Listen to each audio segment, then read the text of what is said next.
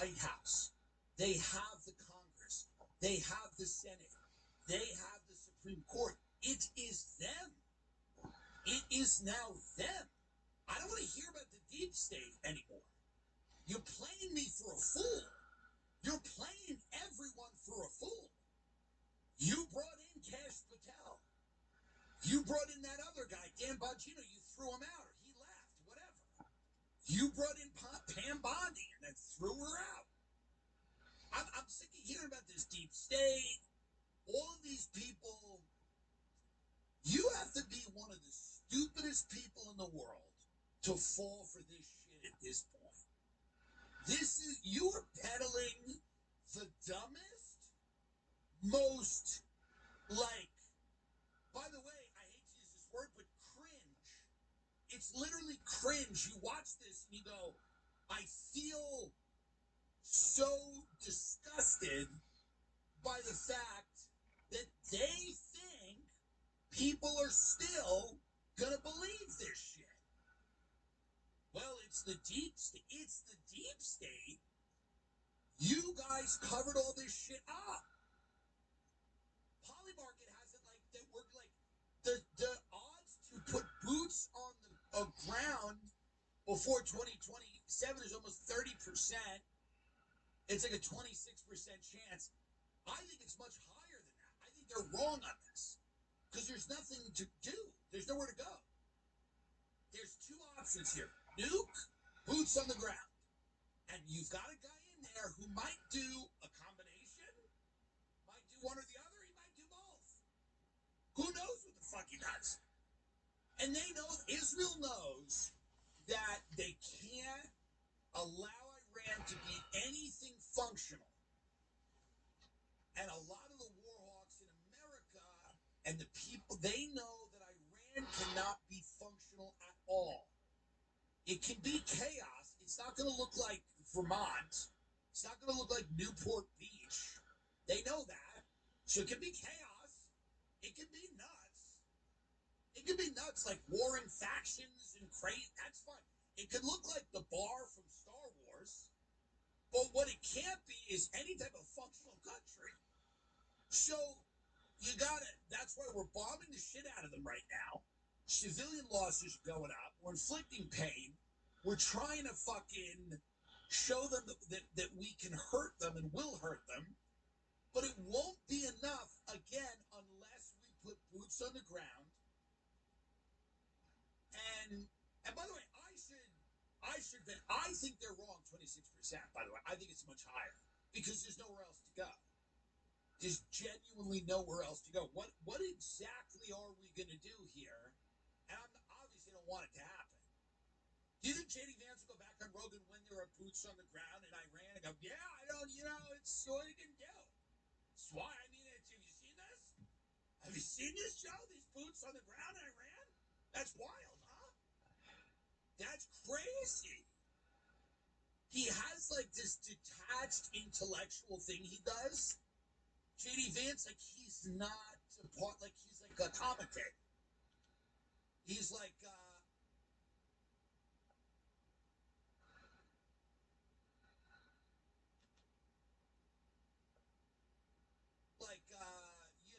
he's like, well, yeah, this is interesting, this Epstein stuff. That's interesting. So I wonder when we have boots on the ground in Iran. These pretzels are making me thirsty.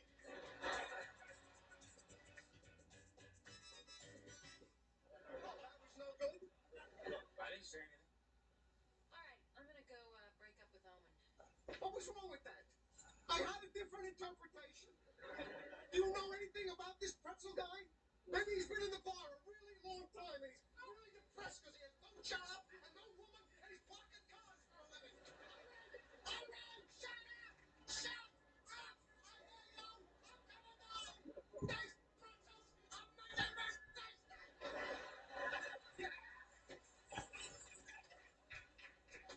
We have 3 o'clock appointments.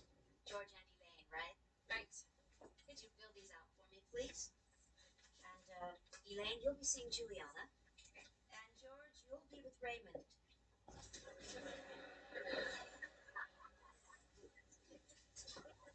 Excuse me, did you say Raymond?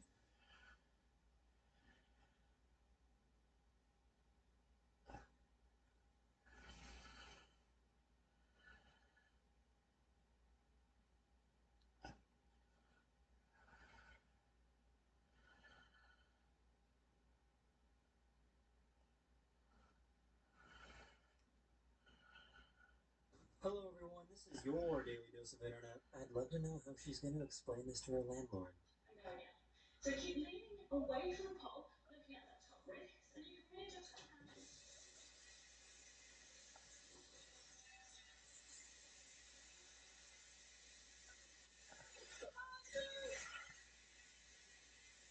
Dude, we're so high. Dude, if we got stuck, there's nothing to get us down. There's no ladder.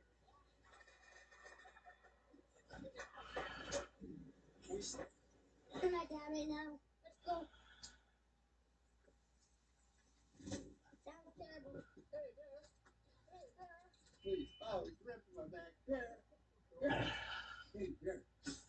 Hey, no. Oh, stop. Oh, my God. You're gonna... Oh, no. Oh, God. Oh, no.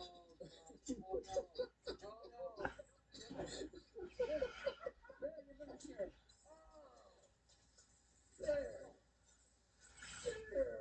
I don't think her best is what she was expecting. Alright, Ever, show me your best throw.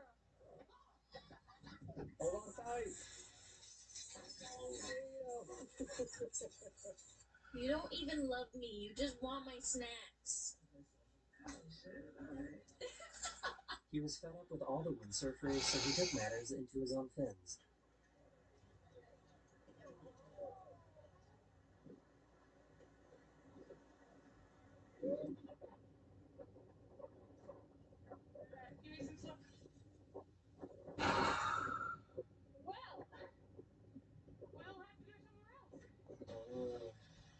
First time ever.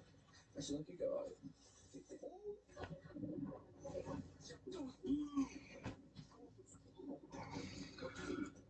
hell? There's no power cross. Dude, there was no power cross. We lost all power.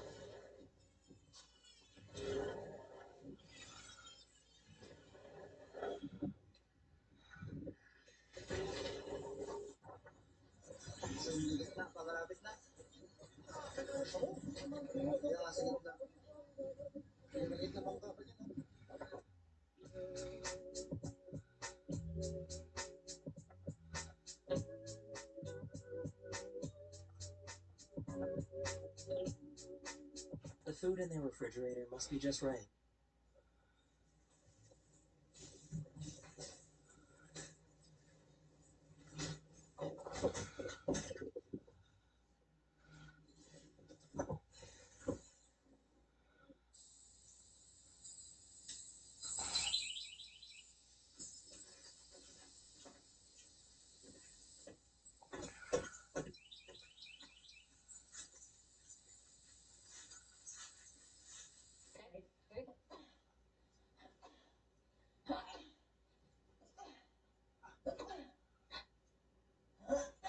I don't think golf is the sport for him.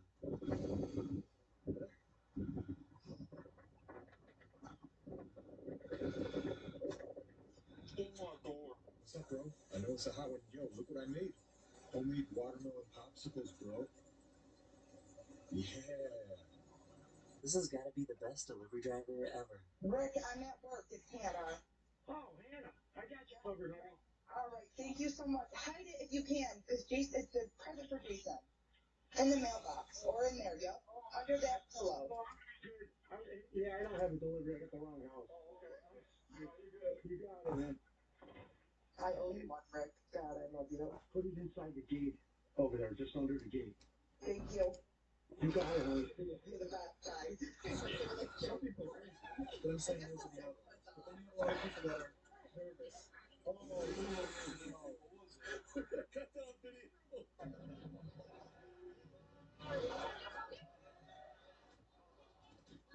Every time he's like impatient or wants attention or gets frustrated, he fakes like he's gonna throw up.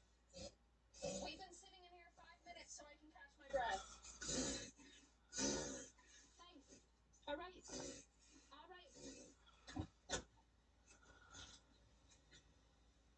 I guess he wanted a really hot pizza.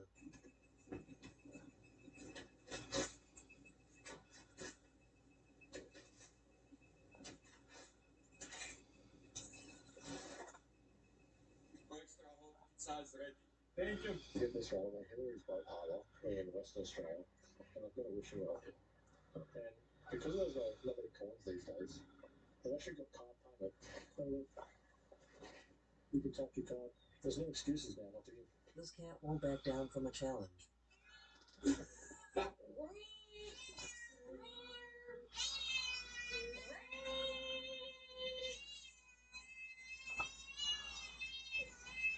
kind of guy get a salad wrap?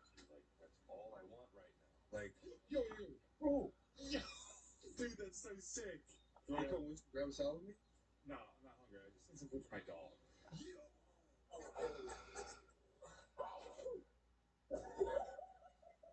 I don't think they wanted her to leave.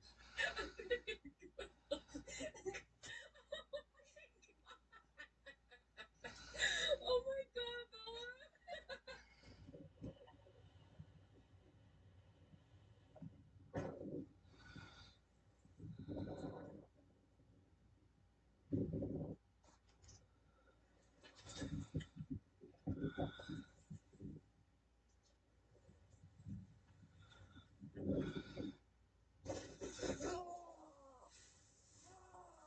This bathroom is missing a pretty important feature. Literally about to pee myself. We're like, yeah, the bathroom's to the right. Yeah, well, there's no toilet in it. There's no toilet. Apparently, there's a mini fridge, but there's no toilet in the bathroom. What's wrong? Guys, I bought ugly. And he wants it with his food. That's the only way he's gonna eat it. You want some seasoning? Okay.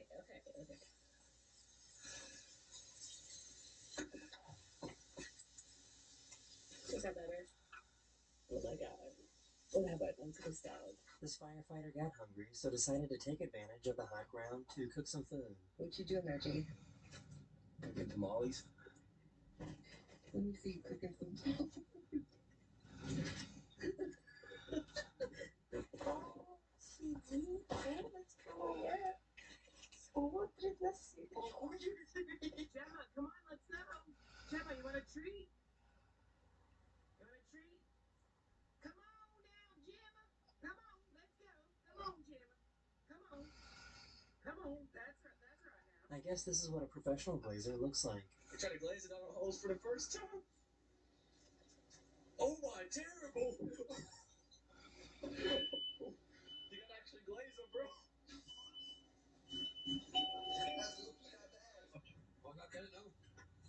No. Keep that to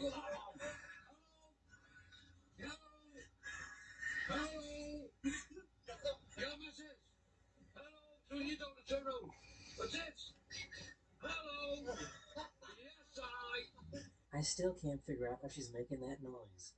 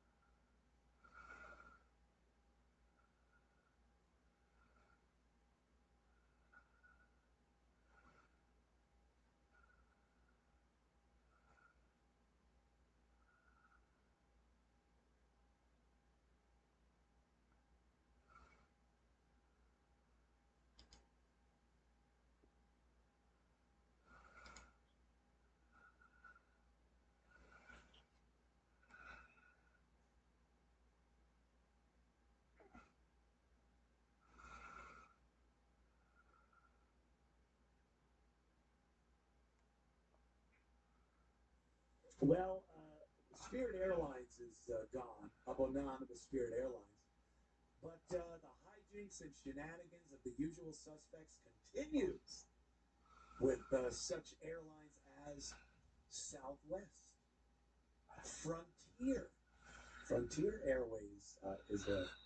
I think that's the next one. Southwest is bad, but I think they just edge out Frontier as the replacement for Spirit. Anytime one of these videos come up, we're going to, of course, play a video. I can look at the back of the seats, and you realize right then and there that this is a cheap, ghetto, discount airline. The back of the seat has a lip on it. It's like a lip that you would see on a cafeteria seat in school. You grab a seat, oh, I'll sit here, and it's plastic, and then it has that lip around the back edge. An airplane should not have that. It should have a television in it.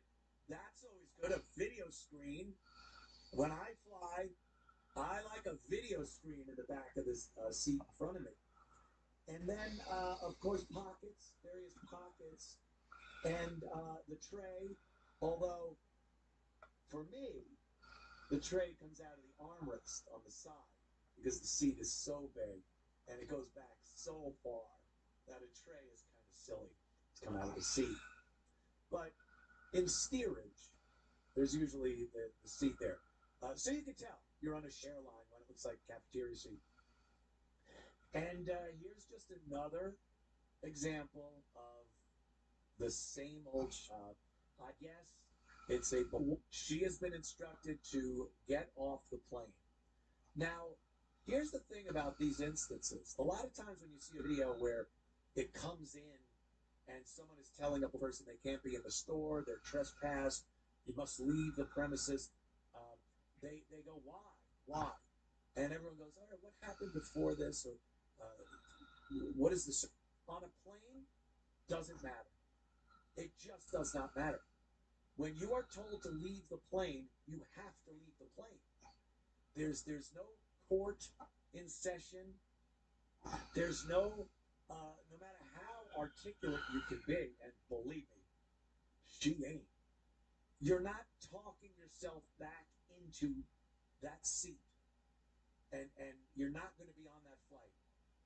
It ain't happening. Once they tell you you have to leave that plane, you have to leave the plane.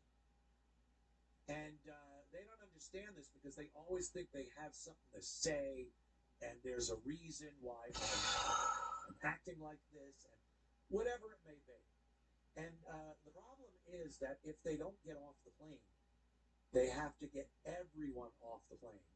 That way they could use a little physical force and pull that out of the seat. And it's amazing how these people don't give a shit else on the flight. Good. Make everyone get off the plane. Everyone on this flight. The lack of courtesy, the lack of awareness is second to none. With that said, let's watch. Home?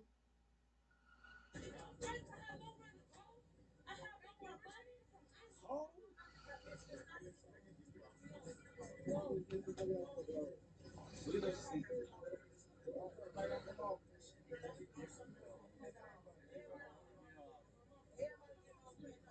No, everybody getting off, bro. I'm not gonna do this, bro. Everybody getting off, bro. I'm not gonna do this. No. And what I'm trying to explain to you, sir, I have on all this garbage. I just waited in the funky ass hallway to the pants was fucked up. I asked for a wheelchair. Pause for a Y'all minute. had nothing to come. Here's another thing they do constantly. When they're told to get off the plane, step out of the vehicle, leave the premises, there's this non sequitur into what they were doing. Like, we played a video the other day. A car was, a cop did a pit maneuver on a vehicle. It rolled over. It's on its roof. A baby comes out of the car. And the cop's like, oh my God, come here, it's okay. and the mother is crawling out of the wreckage. And she seems to have a leg injury or something. And the cop goes, "Get over here, crawl to me. What's your problem? Running from the police with a baby in the car." She goes, "I was just at my mama's house. We was leaving the, like, what? It doesn't matter. Why would you even say like this? I asked you why you ran for the police. You're telling me you were at your mother's house and I'm going to work and I don't know if they think that's going to get him out of trouble. Oh, your mom is out. Okay. Let's flip your car back over, put your baby in there, and you can be on your way." It's astounding. And they're telling her to get off the plane. If you don't leave the plane, it's going to go another way, which means you're getting dragged off and you will be arrested. Right now, she could probably get off the plane, go to another ticket counter, get another flight, whatever. But if she keeps this up, she's going to jail. How do you not know this? And her response is, "I will."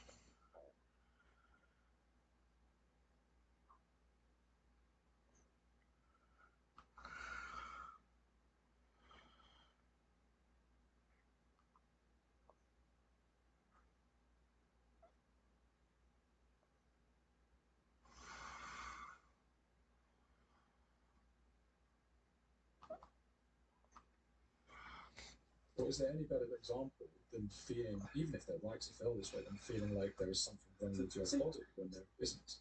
Well, do you think there isn't? But they think because they're mentally ill. And no, they're not mentally ill. And I can't have that one. It's just so offensive to say that transgender people think there's something wrong with their body because they are mentally ill. It's just I think it's offensive to say that there's something wrong with their body. What a thing to tell. It's them. It's either their body or their mind. Which one? There's nothing wrong with them. There's nothing wrong with them. Then why are we fixing it? Why are we cutting off their genitals?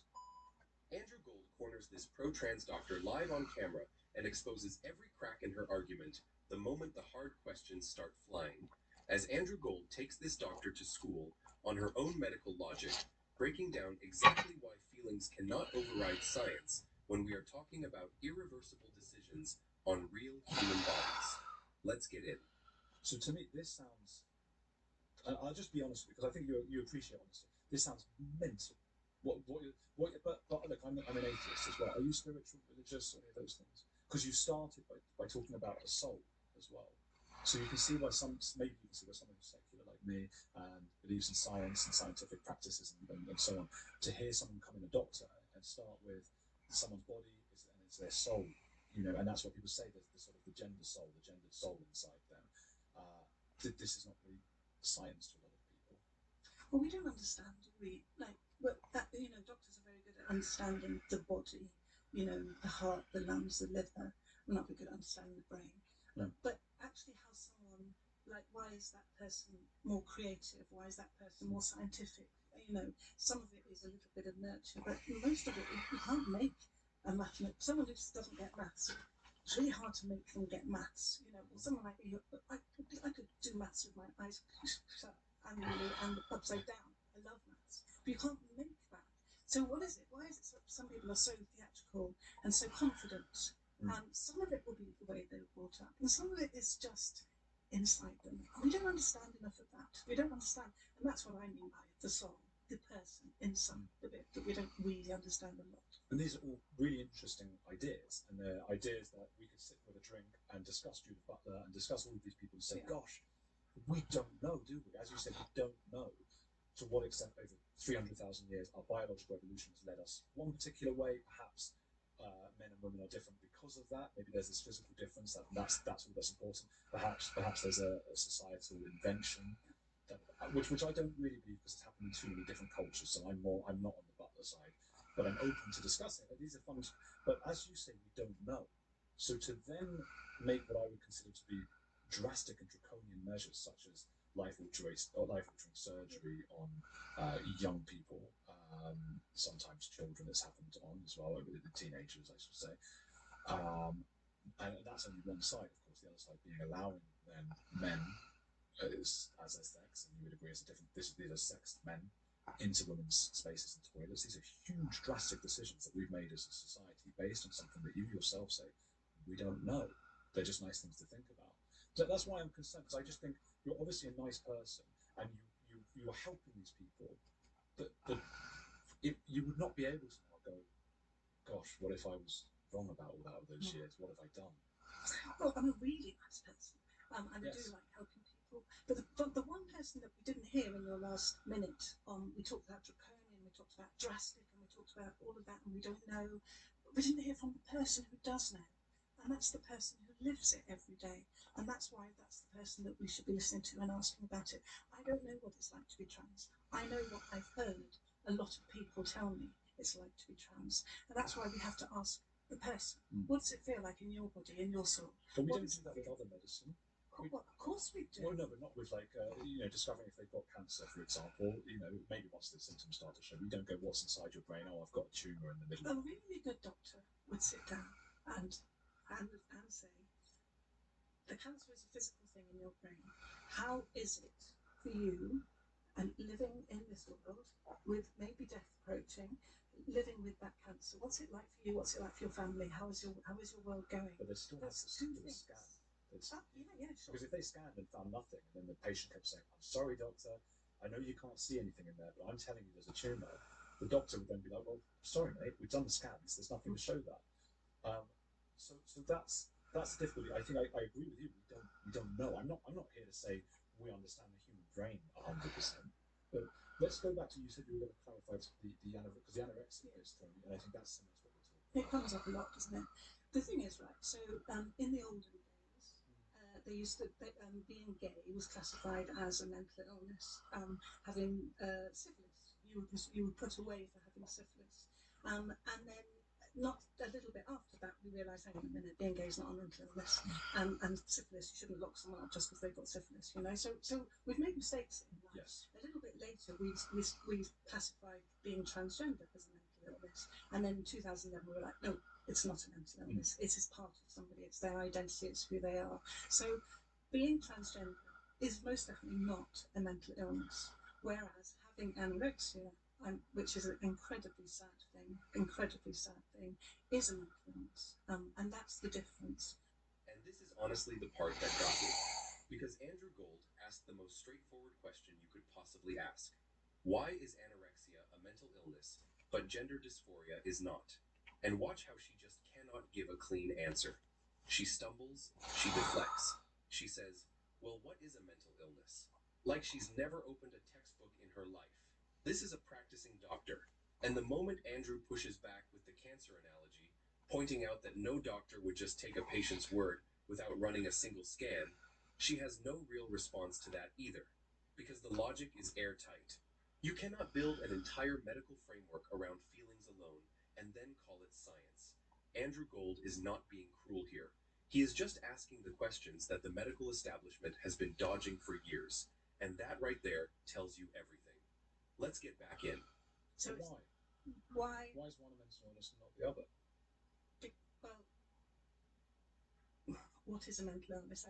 A mental illness is an illness of the, I don't know what the mental health, isn't it? Your mental health is not well and it's a risk to you. Well, is there any better example than feeling, even if they're right to feel this way, than feeling like there is something wrong with your body when there isn't? Well, you think there isn't. They think because they're mentally ill. And no, they're not mentally ill. And I can't have that one. It's just so offensive to say that transgender people think there's something wrong with their body because they are mentally ill. It's just I think it's offensive to say that there's something wrong with their body. What a thing to tell it's people. them. It's either their body or their mind. Which one? There's nothing wrong with them. There's nothing wrong with them. Then why are we fixing it? Why are we cutting off their genitals? Because that's what they want to do, to live their life in a happier way, to match their body with their identity. I think even they should be saying, listen, I'm mentally ill, I want to get this changed to make me feel better. I would really. Why is that offensive? It's very offensive because we have declassified. We made a mistake. Would you call an anorexic person mentally ill? I don't think that's offensive.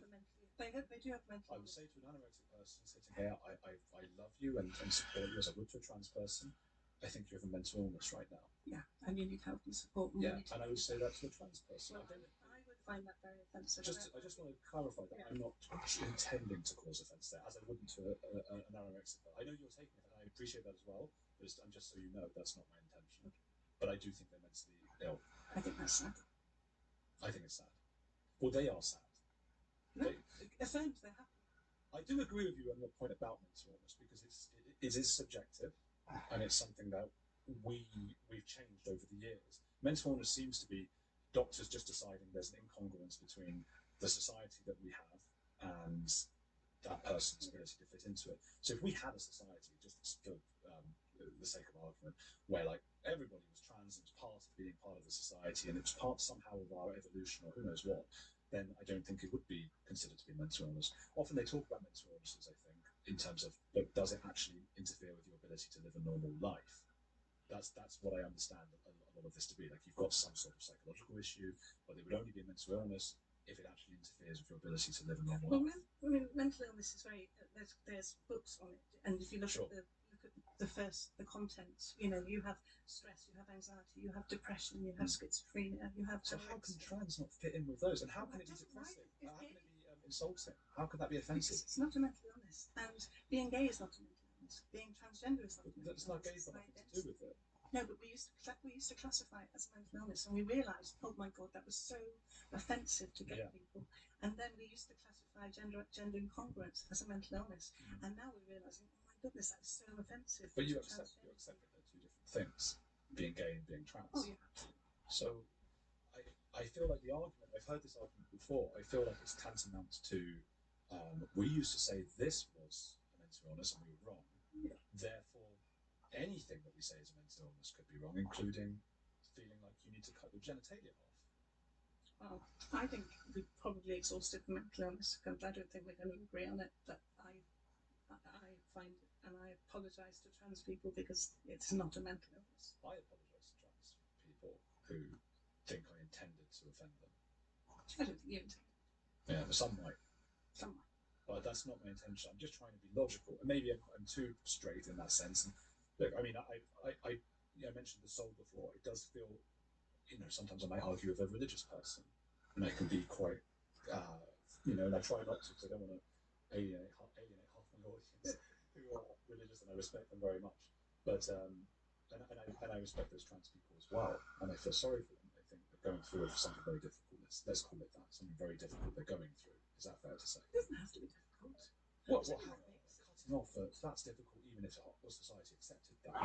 Come on, right? That's a big operation. But you're looking at it from the outside. You're looking at it from your position, from your perception. You would think, and I would think, if I was doing that to me, it was a big operation. But we're missing the person. The person who's saying, please, can you cut this off because this isn't right to me. Please, can you take the middle out and invert it and give me a vagina instead, because that would suit my identity much better. But they don't. I mean, unfortunately, they don't get a vagina, do they? Oh, it's not a vagina. Oh, they have to continue to stretch it out for the rest of their lives. It was described by more often detransitioners. I know you might say they only make up a small number, but they do exist. And detransitioners tend to say they had all sorts of problems, all sorts of issues. It wasn't what they were promised. I think I only came across that view recently on Twitter, X, formerly known as Twitter, and I was really, not much gets me on there because, but when they were mocking someone's vagina, I was like, how cruel do you want to be? So you were XX chromosomes and you were born with a beautiful vagina, whereas that person's vagina had to be made, and now you're mocking it, saying, oh, your vagina's not as nice as my vagina. And I just thought, it's just the cruelest thing I read. I was really, really shocked at that view.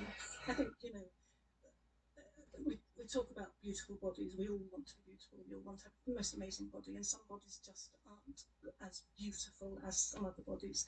But to actually point that out, mock it, make fun of it, I just thought that was the cruelest thing I saw. Well, you won't find me doing that, but I understand what you're saying. And but okay, so for you, it's would you say that a trans woman is a woman? Yeah, well, absolutely. Trans is an adjective. So they are a woman. You can be a tall woman, you can be a big woman, you can be a happy woman, you can be a trans woman. Trans is just an adjective for woman. And there it is. Trans is just an adjective. That is how she wraps up the whole conversation.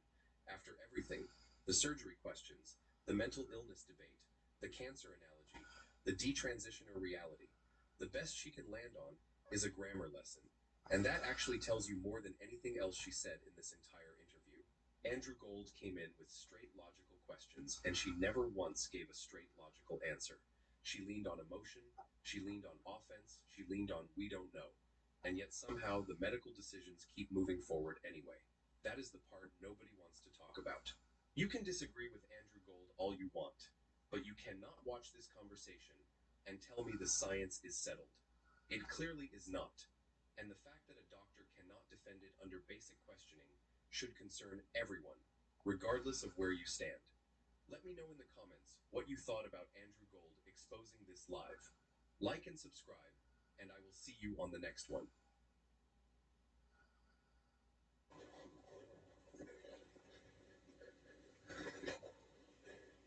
You like the kid, huh? I think you're awfully. Oh, we go. Congrats.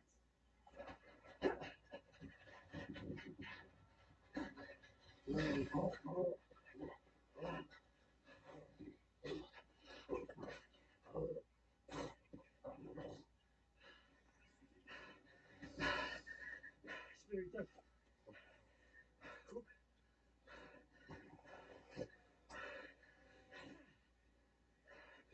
I'm gonna tell you.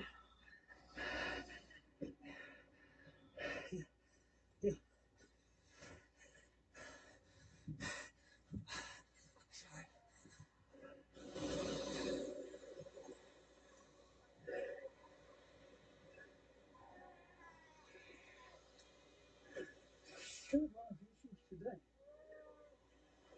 3.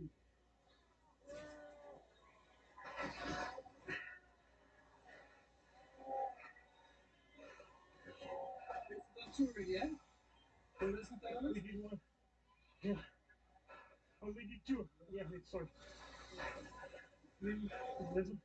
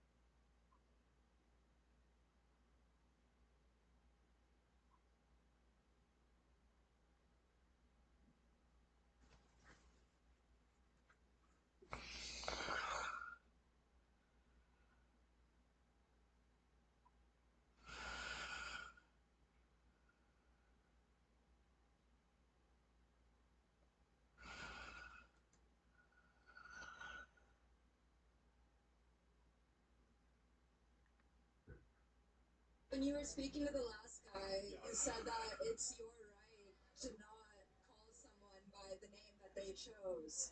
Emily, what makes that your right and not their right to be called Emily? Because this is you assuming power in someone else's life, someone else's identity. It's not your name, it's just the way that you exist in this world, which is something you can control. Yeah.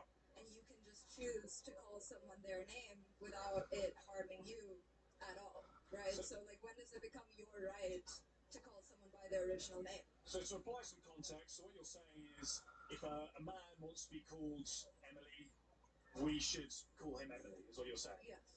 Well, I would argue that you can't force me to say anything. You know, you shouldn't be able to implement any form of law or legislation that says that my speech has to be controlled in some way. However, that's not to say that as an Englishman, you don't have the right to change your name. So if you wanted to call yourself Dave, and we were good friends, and you turned around to me and said, I really want you to call me Dave, I'd probably find it quite hard, to be honest, but that's a personal relationship, and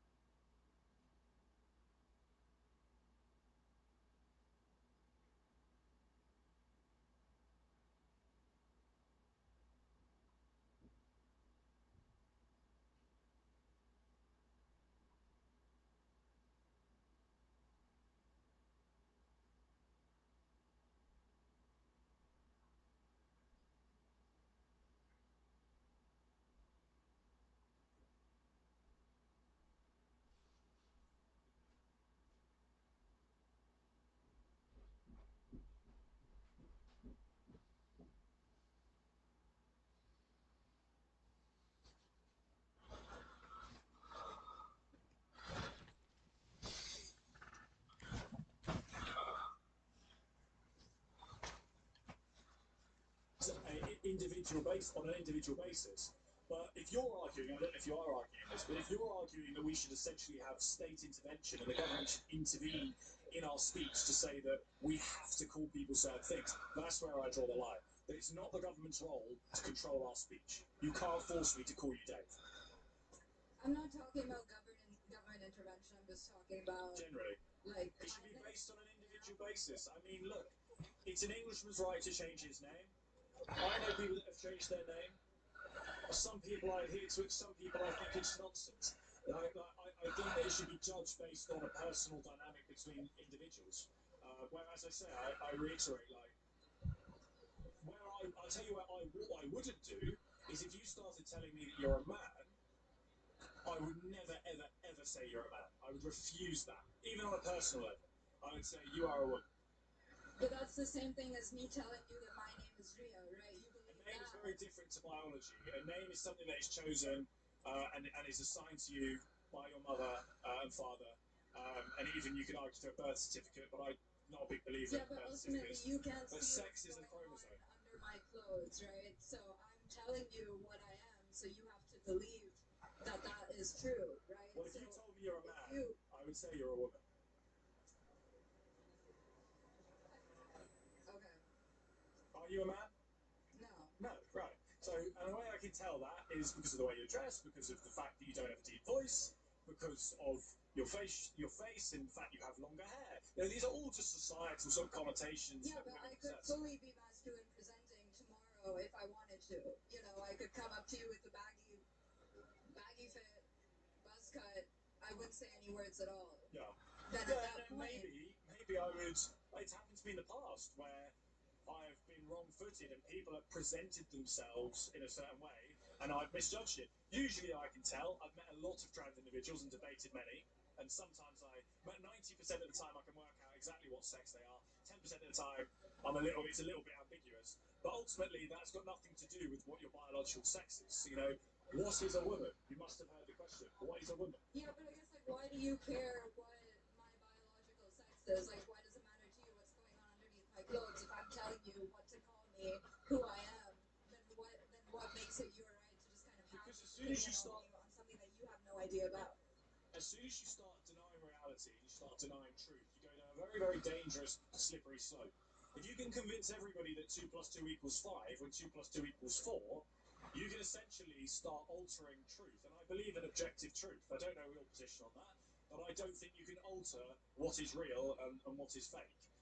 So my position on that is it's a case of principle. There's two cases of principle. Principle number one is you can't tell me to say anything.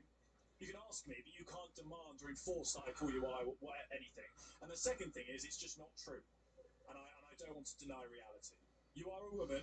You can dress the way you want. You can mutilate yourself in any way you see fit. You can cut your hair off, but you'll always be a woman with XX chromosomes. Okay.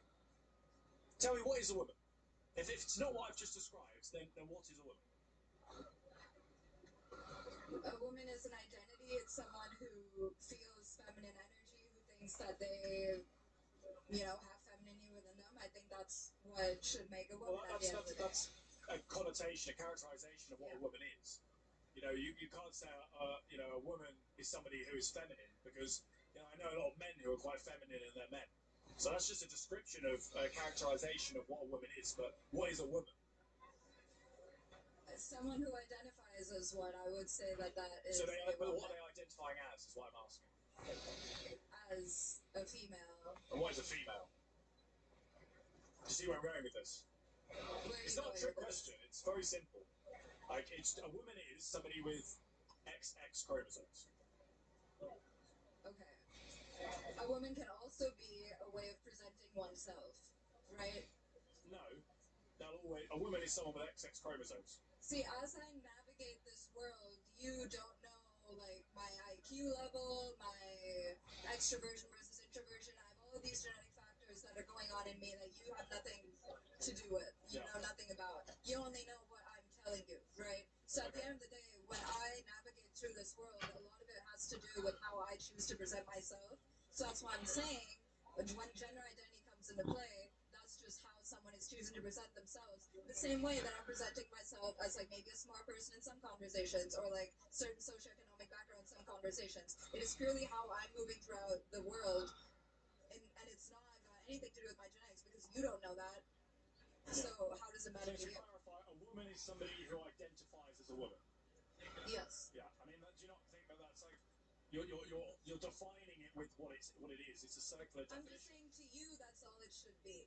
Like it shouldn't be Well, more than that. That's not what definitions are. But you Go in a dictionary. You won't ever find a table is something that is a table.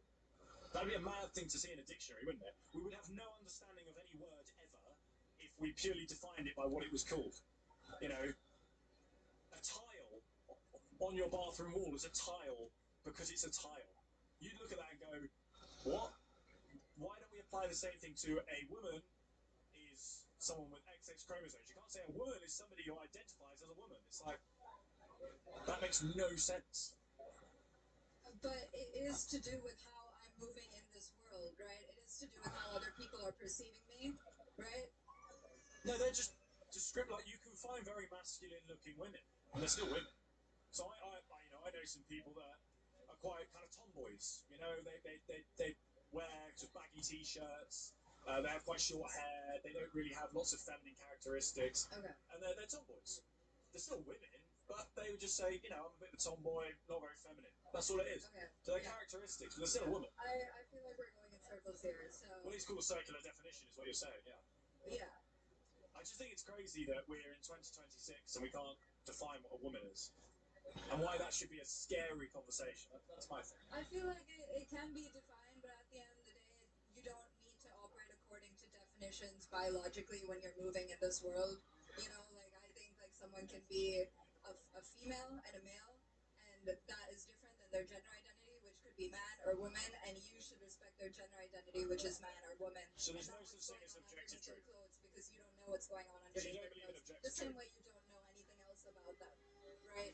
There's a separation there. Okay. So that's all I'm saying. Alright, so Yeah. so do I have one leg? I don't know. I can't see. Well, I've got two. Okay. Just I'm not trying to do a gotcha. I do have two legs. But if I say I've got one leg, do I have one leg? No, because I can tell that you would have two legs. I can tell you're a woman by looking at you. It's pretty obvious. Okay. Here's an example. Let's give a hypothetical.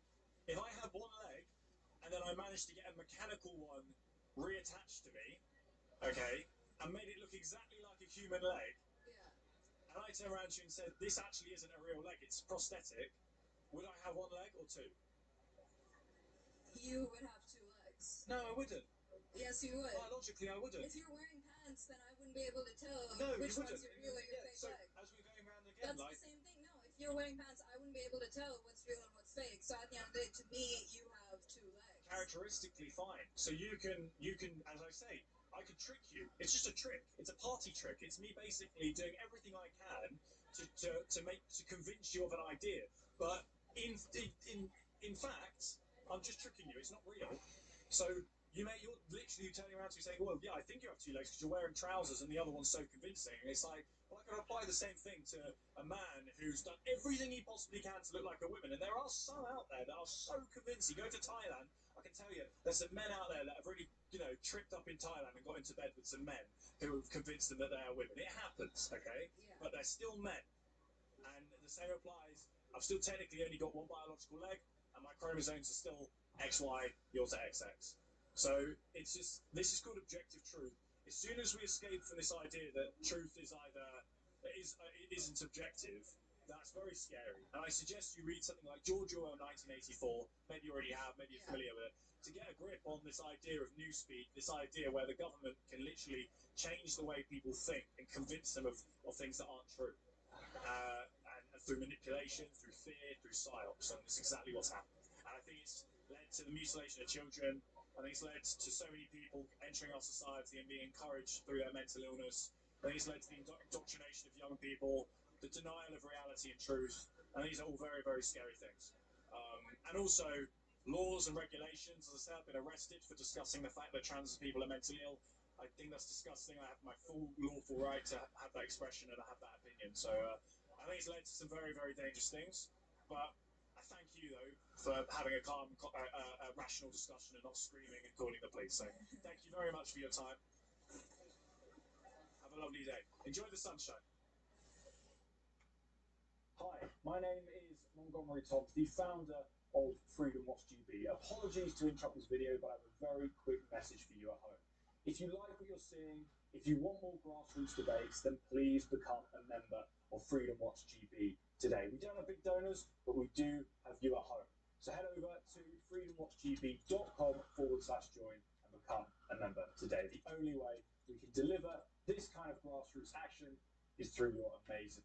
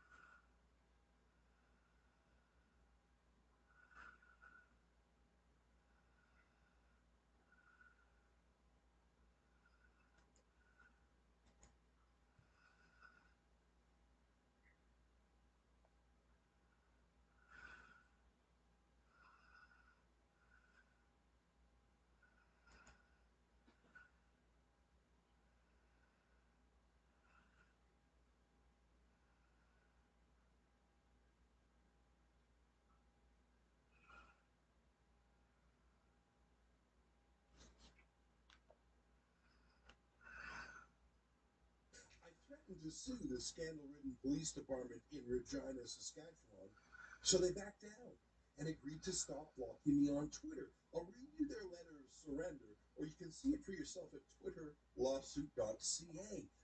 But they're still making weird threats against me. I'll read that part too. See, Regina police blocked me as a passive-aggressive way to get back at me for exposing their bizarre role in promoting the Islamic cult of prayer that a mosque in downtown Regina has started to do using loudspeakers that can be heard for half a mile in every direction.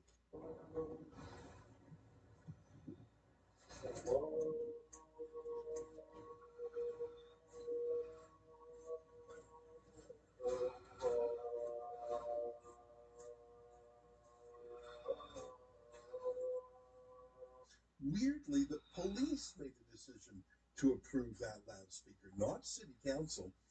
And then the police put out a statement threatening to arrest anyone who protests against it in the wrong way. So gross. So when the mosque had a press conference, I was there. Regina police showed up in force. It was so weird.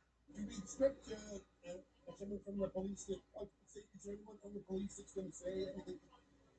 Okay, that's all I'm asking. Is someone going to be speaking here today from the police? So they won't be here in person, or they will be? You're not being very helpful. I mean, I'm not asking a systemic question. I just want to know, will the police folks going to be here or no? Are you here to make hate crime charges against people who question the mosque? You can direct all your questions to him. That's an easy one to say no to if the answer is no. All right. There's Regina's finest. The cops wouldn't talk to me, but they blocked me online. Well, we lawyered up and sent them a demand letter, and they blinked. Here, let me read their letter to you. It's from Katrina Swan, their lawyer, and it's copied to the police chief and the entire police commission, which I think is a good thing. I'll read it to you, and you can see it for yourself if you prefer at twitterlawsuit.ca. I'll put the letter up there. It starts, I'm legal counsel for Chief Lauralee Davies. Your letter dated July 6th has been referred to my office for response. I confirm that Mr. Levant has been unblocked on the Regina Police Service's X platform. The Regina Police Service has no record of Rebel News or any associated account ever having been blocked as of the date of your letter or at all. Yeah, it was probably a ghost that did it or something. I don't know, good one. I'll keep reading. I can advise that none of the current staff in public information and strategic communications blocked Mr. Levant, which means he had been blocked prior to June 30th, the date identified in your letter. Well, that's a bit of a mystery, isn't it? If they didn't block me, who did? Like I say, was it a ghost? Are they telling the truth? I'll keep reading. The Regina Police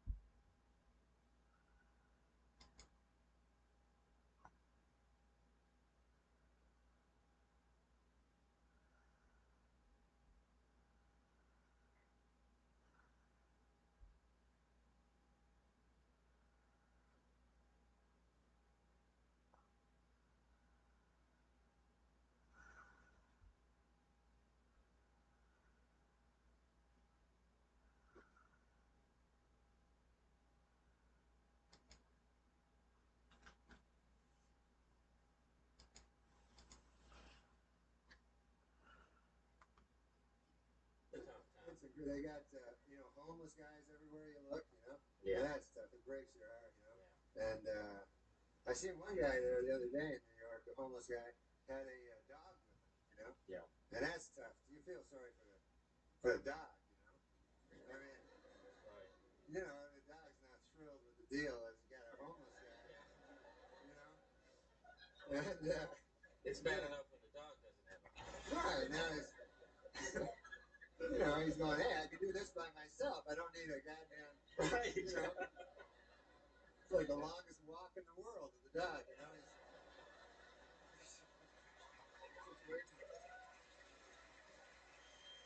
So why don't we take a break and then we'll come back and we'll talk some more. You want to do that? Yeah, that's great. Okay, you're just hilarious. So be right back. No flipping.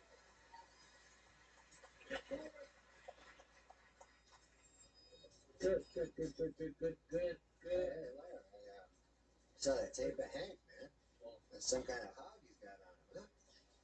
I'm glad the fines are sitting here between us. I feel kind of safe. Really good. Very centered. Life must be good, huh? I'm drunk. Actually, my life is shit. Well, it can't be that bad. I mean, I just heard that you are coming out with some kind of a tape, an exercise tape. Congratulations. What is that, a joke? What are you trying to be funny? You can't just bang a jukebox and go, hey, and all your problems disappear, Fonzie.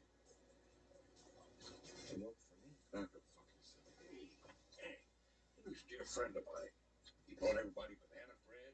He hilarious sweaters. No pick on him. You want to pick on somebody? Pick on Norm McDonald. He didn't bring anything. I'm just kidding, Dave.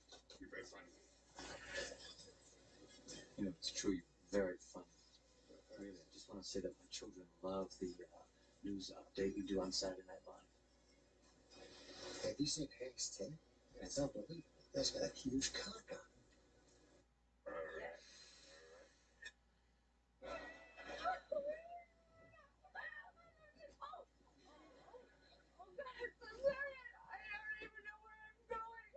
That's the best way to get someplace you've never been.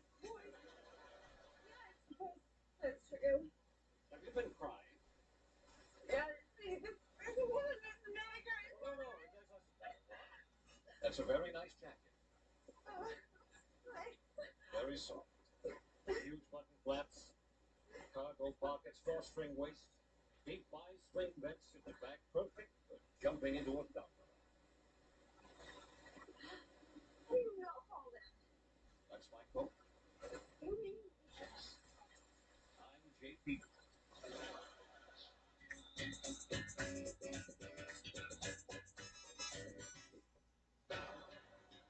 Then in the distance I heard the bullets, and I began running as fast as I could. Fortunately, I was wearing my Italian Capto Oxfords. Sophisticated yet different without making a huge fuss about it. Rich, dark brown calfskin leather, matching linen wrap. Men sold in half sizes, 7 through 13, price $135. Oh, that's not too expensive. I like that shirt. Where did you get it? This innocent-looking shirt has something which isn't innocent at all. Touchability. Heavy, silky Italian cotton, a fine, almost terry cloth-like feeling. 5-button placket, relaxed fit, innocence and mayhem at once. That's not bad. Mr. Peterman, thanks for having me over. Your place isn't quite what I imagined. Oh, it's just a place to flop. Well, what part of your life do you want to start with? Foreign intrigue? Exotic romance? Oh, Elaine, we've covered all of that in the catalog ad nauseum. Oh, I would like this book to be about my day-to-day life. Oh. Oh, damn, they changed the cable stations again just when I finally memorized them. Well, Mr. Peterman, do you want to CBS? get, 3... I don't know what that is. That's my damn preview channel. Well, I gotta tell you, Mr. Peterman, I don't know if I see a whole book here. Well, I'm sure we'll come up with something. What do you say you and I order ourselves a pie? Do you like Lorenzo's? You know, a friend of mine almost got beat up at that place by the Van Buren boys. You don't say. Yeah. The only thing that saved him is that he accidentally flashed their secret gang sign. Well, that's pretty exciting. Let's put that in the book. What didn't happen to you? Well, so we pay off your friend and it becomes a Peterman. No, I really don't think you can do that. Oh, damn, I forgot to buy plant food again. I bet I got a coupon for it. You know what? Maybe I better talk to my friend. And they made it their sign because Van Buren, our 8th president, was the man they most admired.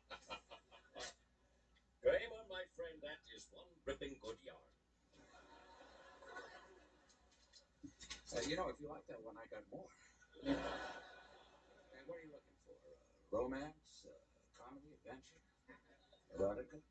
No, Kramer, I don't think. How much would you take for the whole lot?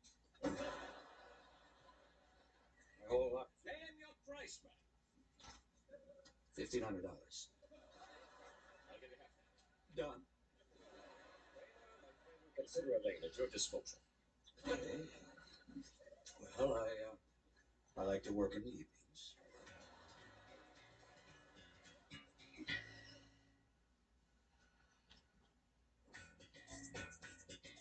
Would you please just get on with the stupid Bob Sacamano story? Well, I'm on the phone with Bob, and I realized right then and there that I need to return this pair of pants. So I'm off to the store. What happened to Bob Sacamano? Well, nothing. His part of the story is done. So I'm waiting for the subway. It's not coming, so I decided to hoof it through the tunnel. All right, well, now that's something. Well, I don't know if I lost track of time or what, but the next thing I knew... A train is bearing down on you? No, I slipped and fell in mud, ruining the very pants I was about to return. I don't understand. You were wearing the pants you were returning? Well, I guess I was. What didn't you like about the first chapter? Well, it started out nicely. I'm returning some pants. A very identifiable product. I set off down the train tunnel. But that's where the story takes a most unappealing turn. Oh, no, that's where it gets interesting. Don't you see that the train is bearing down on you? You dive into a side tunnel, and you run into a whole band of underground tunnel dwellers. It just seems so cliched and obvious. It's not interesting writing. Yeah, I know. How about if instead of diving from the train, you, I don't know, you slip and fall in some mud and ruin your pants? The very pants I was returning. That's perfect irony. Elaine, that is interesting writing. I have a Cosmo Kramer on line 4. Peterman here. Mr. Peterson, you gotta sell me my stories copy. You want to know something?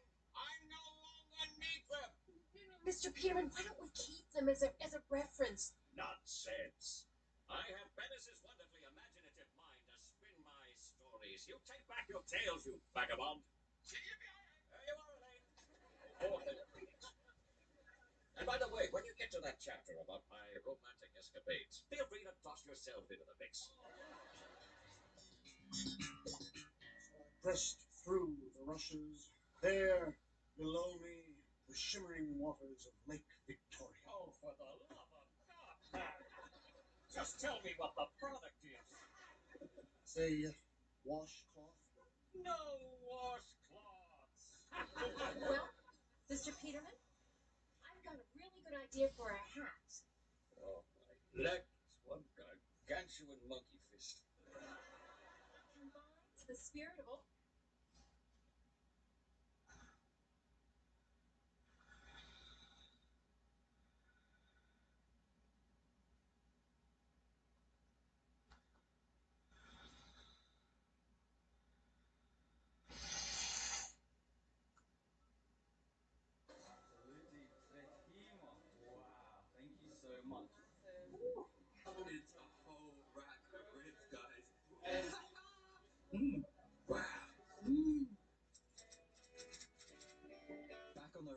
evidently by being in a car, and it is so wet out here. We've gone to Western Supermare, but it's so rainy. Decided to do the intro in the car. We are at Nick's Fish Grill and Desserts. But I'm not having dessert, I'm not having fish, I'm having the biggest burger in the UK. I've heard it's absolutely huge. I don't really know much about it. Let's head inside and see what it's like. Because we're right next to the pier. Here is Nick's. Oh, they do have, they look good.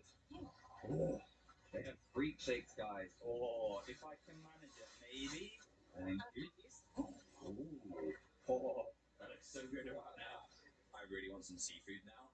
We're getting the burger. We're getting the burger, but I want seafood. I like seafood. Hopefully I'm not going to mess up the timer with this one like this. Is it?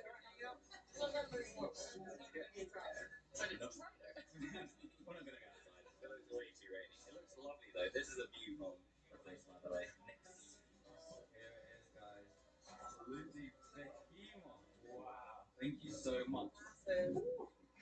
Jeez. Oh, we've got cheese sauce here as well.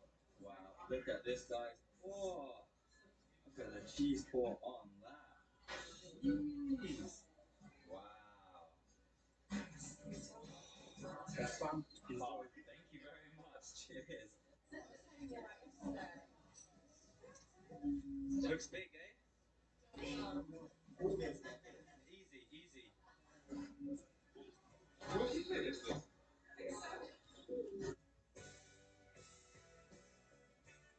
The burger, or the behemoth, to be honest, has come out. This thing, I can't even contemplate how big it is. This is definitely the biggest burger I've ever taken on. But I am at Nick's Fish Grill and Desserts. I don't think I'm going to be able to have any desserts after this. This is Nick's ultimate big boy burger. Boy, this is a big burger. It has literally everything in it as well. I think it's got 3 20-ounce patties, beef patties. It's got so much crispy bacon. It's got loads of burnt ends inside it as well. But not only that, guys, on top we have got a whole rack of pork ribs and fries. But guys, you saw them pour the cheese on top as well. That looks so good. An hour to take this down? I mean, I usually don't do hour-long challenges, but I think I'm going to need an hour here. This is absolutely huge. I am very apprehensive, but I am quite hungry because this has really got my appetite going. This looks so good. So let's get to it. Let's hope so. Ready? 3, 2, 1, go. Alright, let's do it. I had honestly no idea how to tackle that beast. I tried to put my head into it. I was like, that's not going to work. Pulled off a little piece. But guys, welcome to one of the craziest food challenges I have ever filmed. Oh,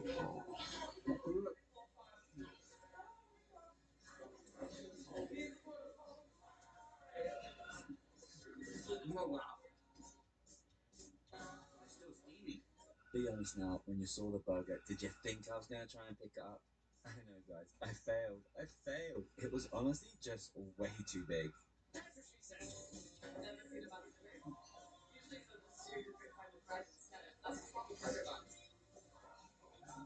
Wow. Really crispy bacon was really good.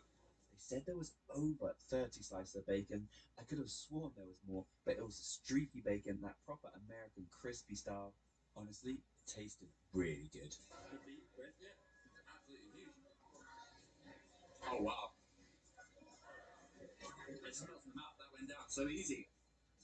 Wow, that's really good. Watching that back makes me cringe a little bit. It sounds so fake. Honestly, guys, the beef brisket was really good. I've had some beef brisket, which is like tough as old boots, really leathery, but that beef was melt in the mouth.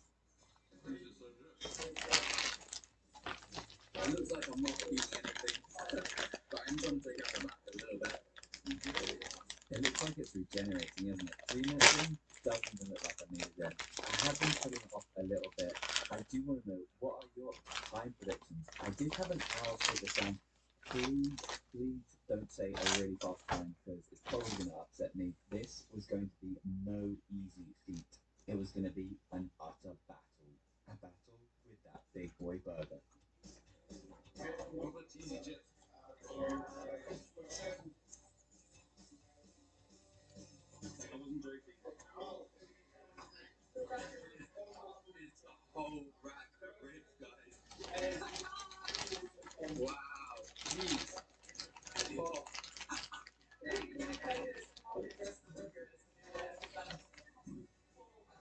a whole rack of ribs, guys.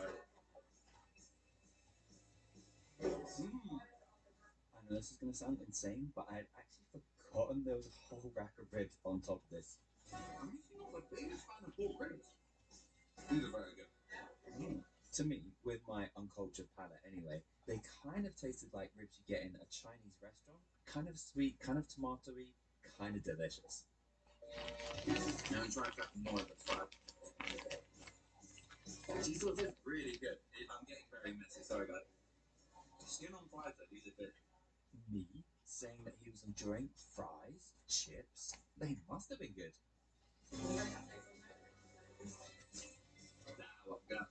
Leave the hour. No joke, 6 minutes in, didn't even feel like I'd eaten much. I thought I was going to need the entire hour.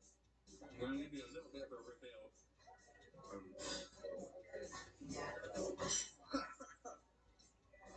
Wow, there's a lot of onions in there. Now are you telling me you weren't a little bit intimidated when you saw what was inside this burger? Because I was. I think I'm going to try and take it so it's like half, or like, that's not half.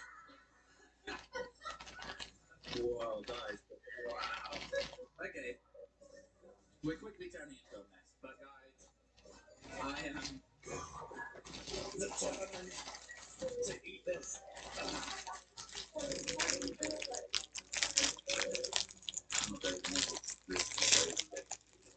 Yes, I actually like to pick it up. Well, probably even just a third. I'm taking that as a win. As you can see, even that was like a dusting leg and was absolutely huge. And that was only like a third. Guys, we're gonna try and... This is ridiculous. This is ridiculous. Watching this back, I'm still kind of speechless. If this is not the biggest burger in the UK, maybe even in Europe, I don't know what is. This is crazy. I think this was one of the times in my life when I was like, what am I doing? This is insane. No way am I ever going to be able to take this down. But guys, I wasn't going to give up that easily. And hey, as you can see, even the sun was coming out to maybe cheer me on. Kind of just blind me, to be honest. Sorry the colour contrast goes a little bit here, but you can still see me eat. And hey, bonus, you can see me get increasingly red in the face. That's always fun to see. I think Laura's being very optimistic. No way it was halfway through. Just over a third, maybe? No. I honestly didn't want to hear any time predictions because I didn't think I was going to be able to take this down. I know it sounds kind of defeatist, but it honestly still felt like so much to go. So I don't want to see any comments of updated time predictions. Instead, what I want you to do right now is comment, "You can do it." Maybe as you type, you can do it in a kind of Arnie accent as well. Because honestly, guys, at this time point, I didn't think I was going to be able to do it.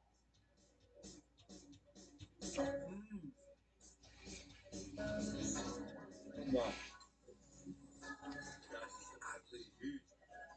Honestly, just looking at the list of what was actually included in this is crazy. So, as a recap, it included 3 massive 20-ounce, yes, beef patties with loads of brisket burnt ends, I think 30 slices of smoky, streaky bacon, over 20 layers of American cheese, crispy onions, barbecue sauce, obviously that colossal bun, and then, yes, a whole rack of pork ribs with fries and, yes, smothered in a lot of cheese sauce. Wow. As I said, these pork ribs were really good. I'm actually usually a fan of beef ribs. I don't know about you. Pork, beef, what do you like? Okay. These fall apart, they're so good. But a full rack of ribs on top. Yeah, I'd never heard anything like it. This challenge or meal was gotta be meant for like 5, 6 people. They actually weighed it and it came to over 5 kilograms. That's over 11 pounds.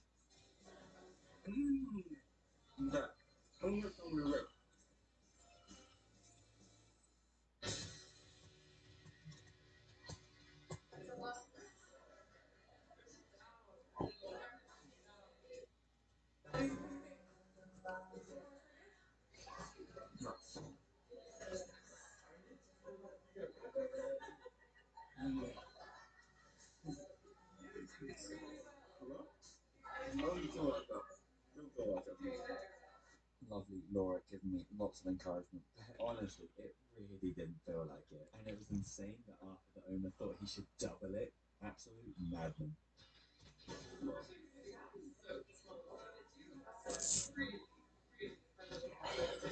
Before I started the challenge, one of the waiters came out with an ice cream sundae for another table, and it looked so good. But I was so upset because I didn't even think I was going to be able to finish this, let alone get a dessert afterwards.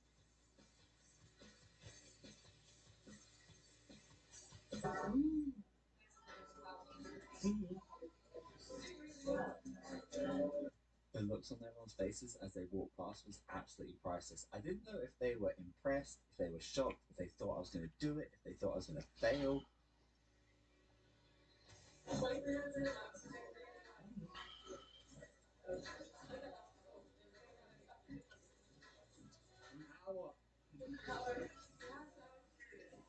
I was still adamant that if I was going to do it, it was going to take me the full hour. I don't know about you guys. Do you have any updated time predictions?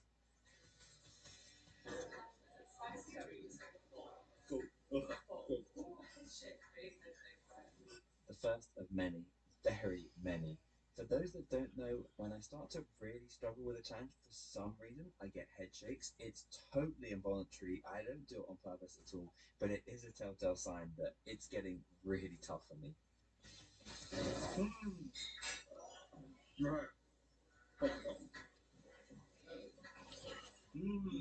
Well, there was progress being made. I was actually able to pick up the last bit of the burger, but the fact that it was still the size of a dustbin lid and I had to have 2 hands to hold it was not a good sign.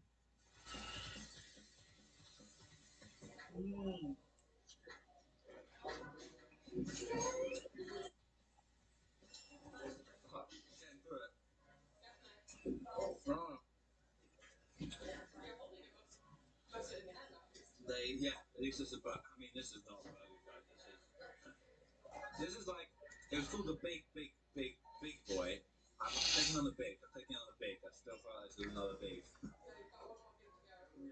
2 bigs down, 1 big to go. I think that's probably about the right time to do. Yes, sorry guys, a shameless plug time. If you could like the video, if you could comment on the video, that would be amazing. If you're watching this video when it posts, Valentine's Day is just around the corner. I'd love to know if I should take on a Valentine's Day challenge, and if so, what should it be? And finally, if you're not already subscribed, please consider doing so. I am almost at 85,000 subscribers. If I could get to 90,000 subscribers by the end of the month, I am definitely going to do a 90,000 subscriber special. And guys, you know I am going to do an epic 100,000 subscriber challenge. If I actually ever get there. Fingers crossed.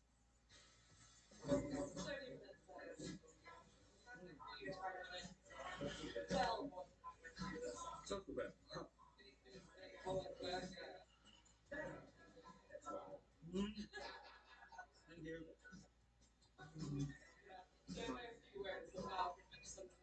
Wow was pretty much about what I could say at this time point, but I do want to say a huge shout out to Angie and her partner who said wow there. You can kind of see Angie in the background. She actually came up to support. Unfortunately, she didn't have the best seats in the house, but thank you so much, Angie. It was fantastic to have you come out and chat a little bit at the end.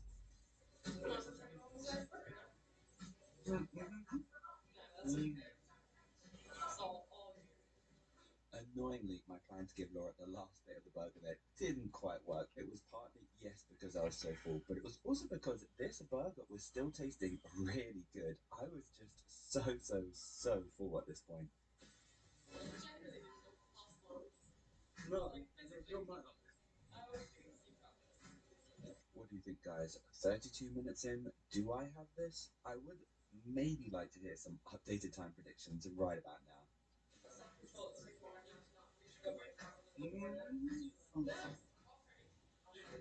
I think I must have been getting really food drunk because I thought that was hilarious trying to offer Laura the burger. I'm not too sure it really was.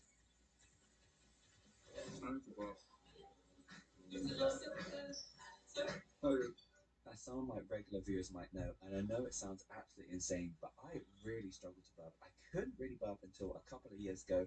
I'm kind of learning to burp now. I know, probably not the best for a competitor, but at this point, when I was feeling really full, I really needed to burp, and it just wasn't happening.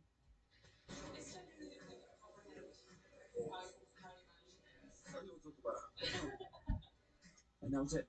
The last of the burger down. Now, it was just cleanup. I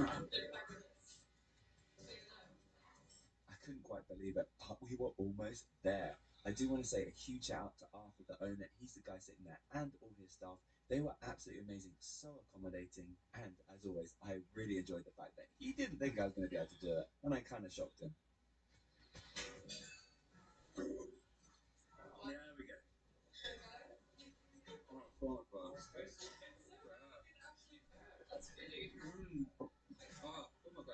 And with that, guys, I'm going to leave the commentary here. Thank you all so much for tuning in. Thursday's video, carrying on the theme of Britain's biggest.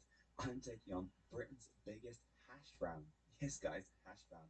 Preview for that at the end of this video. And next Sunday's video with a sequel to this back at Nick's Fish Grill and Desserts to take on the biggest mixed grill in the country. It feeds 8 people, guys. That was insane. And finally, thanks to everyone who gave a time prediction before the video posted. A huge well done to Matt Barsh on Facebook and to Barbara Schmidt, Country Beauty. But the closest time was Eric Dah Red. Well done, mate. I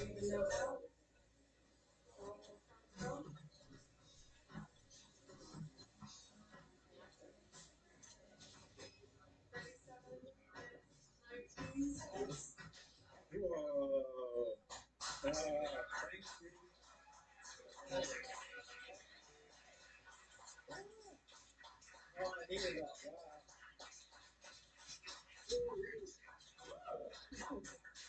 Thank you so much. I needed it. Wow.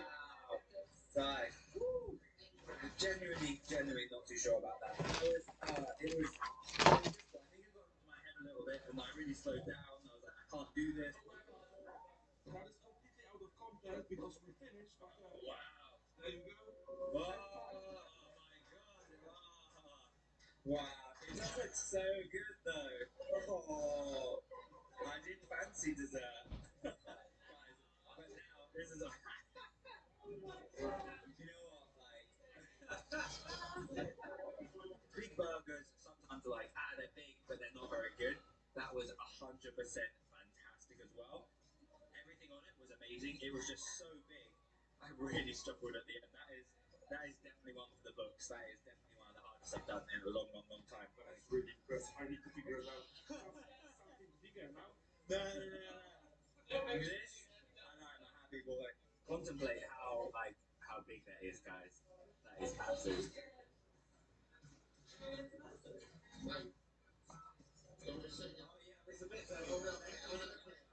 was great. It was big. I'm gonna eat maybe a few bites. We'll see. I'll see if I can get through it all. But yeah, it's another dessert. Oh, thank you. Thank you so much. Oh, thanks. And that was absolutely lovely. Andy and her husband there. But I can't put it off any longer. I'm actually going to put the timer back on, you know, if that's how long it's going to take me, or if I'm going to do it. But I've got a timer just so you can see. I've got to try some actual. Oh, that's good. Well, it's cold compared to the burger. It's got everything. It's got Maltesers, I think. These are huge bits of brownie here. Oh wow, that's rich. I figured out. This is actually a sundae. Because below it it's got ice cream, brownies, M&Ms. This is so good. I'm gonna open. Thank you. They're not just brownies, actually huge pieces of chocolate as well, like chocolate sauce that like hardens. No. There's still a lot of brownies down here. I don't know what's happening, honestly, guys. We've seen Food Truck Max. This is it.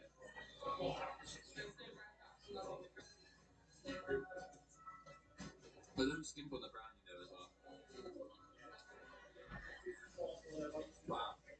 I'm getting sugar high now on top of it.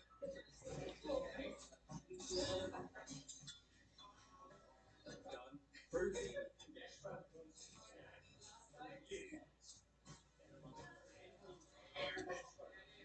90 pigs.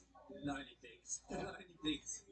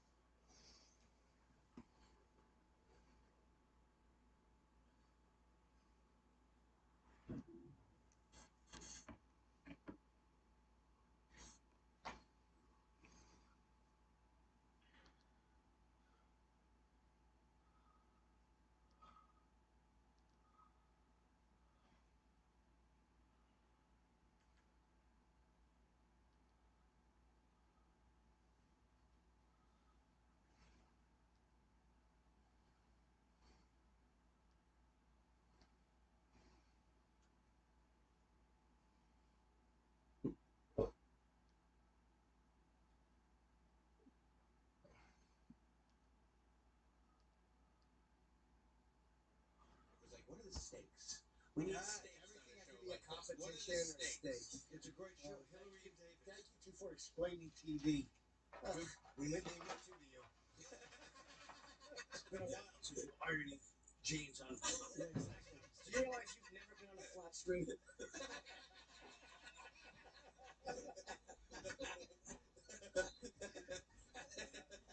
Maybe if you listen to the beginning of your show, I was just on Netflix.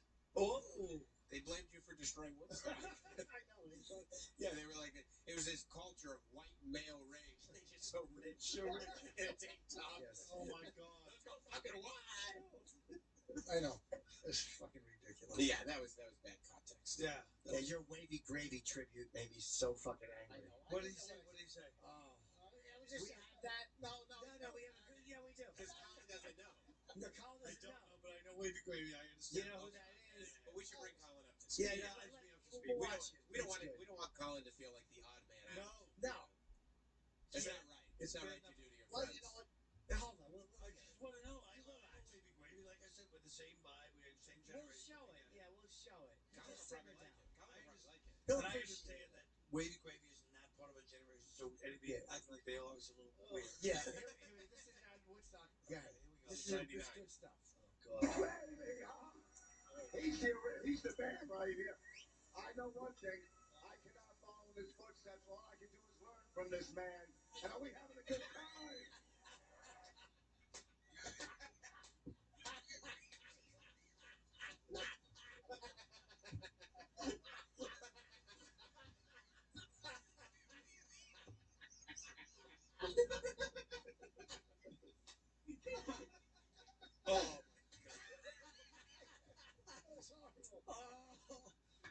Oh, learn from this. And you do. You have the same kind of hat you wear on your headshot. Learn from this. That looks like the same as your fucking headshot. Profile into a microphone with that shitty derby. Yeah, but he also did it with like a cadence of like, I'm talking to the kids. Like, learn from this man. Oh, God, I know. You don't My understand. God. Yeah, let me see it again. Let me just catch that again. Yeah. This the man right here. Wavy Gravy, huh? He's the man right here. I know one thing. I cannot follow in his footsteps. All I can do is learn from this man. And are we having a good time? And are we having a good time? Like this man's imparting. Look what you just said. I can only learn from this man. Look at him. I just want to make it That's sound what he is. a You know what? fat, upstate cat lady of a man. It's decided. First I off, kind of fucking looks like you stupid asshole. what did I do? Pandering fuck. And then, What did I do? I was just home running down. No, it's just we having a good time. I said, are we having a good time? Upstate cat lady. You know what? I'm sorry that I'm being a nice person. Shut up. Oh, God. The best part is the way Wavy Gravy looks right there. It's just such a dope. I like that at the beginning. Boss doesn't know what to say about it. But he's like, this is the original. This is the man right here. If you had just said Wavy Gravy, he's the original, that would be fine. But the way he said, I can only learn from this. Like he's imparting wisdom. Like, learn what? Yes. Woodstock. Yes, but who cares? Don't you go like, I can only learn from. I can never follow in his footsteps. Nobody at Woodstock 99 could give two Nobody shits at about Woodstock the first 69 gave a fuck about it. And plus, you can't follow in anyone's footsteps. You have little tiny feet. I guarantee he was just after 10 minutes of any concert, people were like, "Yeah, who's that fucking douchebag? Get the fuck out of here!" I can only learn from this man. That was the worst part of it. I could not follow in his footsteps. I could only learn from this, and it got what it deserved. Nothing. Nothing. So then you go, "You having a good time?" If one person just said, "What did he do?" You'd be like, "What did he do in his life? Huh? What did he accomplish?" Well, What'd you learn from him? he used to give Tim Gates work. And how could you not follow in his footsteps? And what did he do that was so groundbreaking? What is the king off the top of my head? I don't know the fucking guy. Want me to go and go, hey, look at this fucking fat kangaroo, fucking Captain Kangaroo. Fuck, He I'm is not the gonna Captain attack him. Kangaroo man. I'm not gonna attack him. I said something nice. Put his hands on. I'm sorry that I said something nice about somebody. You're right. It wasn't nice though. It was panic. First of all, and it was lies. It was lies, and also Rich's every fiber, every genetic instinct of his was a guy like that in the audience in his club. He would ruin his life. Oh yeah, 10 minutes. He would make that man crawl out and wash in shame. You know how happy you'd be if you saw a guy looking like that at one of your shows? I'm looking at one now.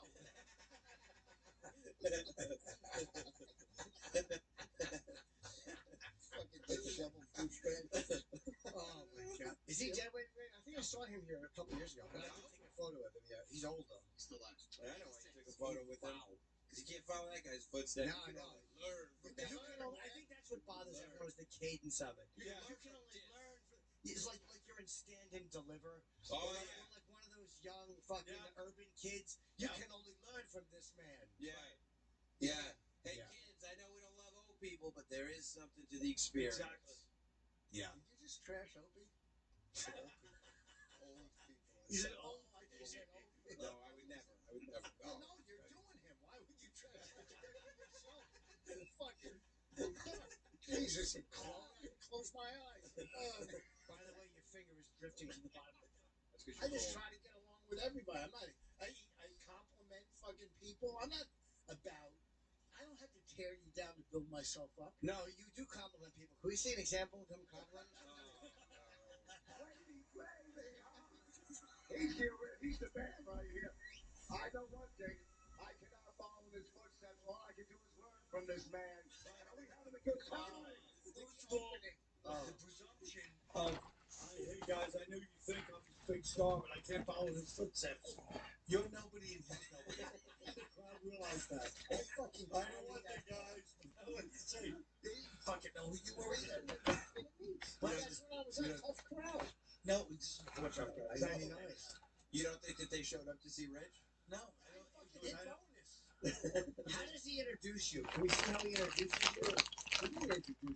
Then why did you say wavy grape? What was he doing? Just standing I there? closed him up. I had to introduce him. Half-ass producer Greg Rich goes, bring up wavy gravy, you fucking coaching monkey. And he goes, wavy gravy.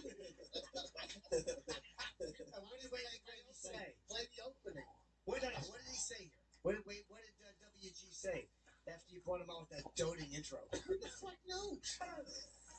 I will not be late again. I will be on time. That's wavy gravy. Guys are setting the place on fire. Eternity now. Say that. Eternity now. Right now, the producer's yelling at Rich on stage, get this fucking this acid adult fool off stage. What do we want? And he's very redundant. You were right. You did What do learn we from him. want? Eternity. When do we want it now? What do we want? When do we want it? No one's talking about the You're the best. all these. Everybody here they just wanted to see. They wanted to see Kid Rock and Korn. Yeah, They didn't want to see Wavy Gravy. He came rolling up in a horseless carriage with his beautiful bride Natasha, and he was wearing a tuxedo and a Scottish kilt. What? And my fist went right up his kilt. We'll talk about this in another Oh, time. these two real corkers. I'm out of here. Wait. My other co-host Also, the here. elephant in the room. This is pre-scored Sam and his friends at this concert. Sam and the Syracuse crew. You guys probably went to the show. Well, I was at the Syracuse crew in '99. Beautiful Oh, paper no. out of No, here. I didn't go to Syracuse until We can make beautiful weeds and clothing out of him. Reed. Do you believe that? And He if we was, get too hot, he we was, can just smoke our he shirt. was 14 when you were doing the show. Yeah. There you go. Sam was 14 years old. Hey, huh?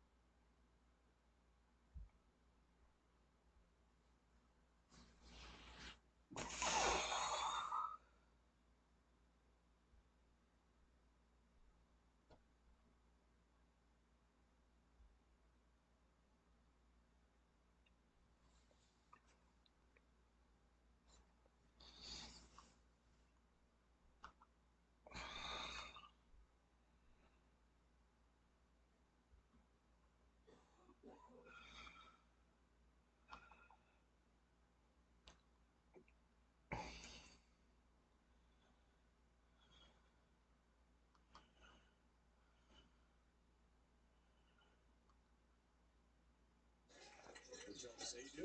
Here is Wilson back on the ball, defended by Matt Cleveland. Wilson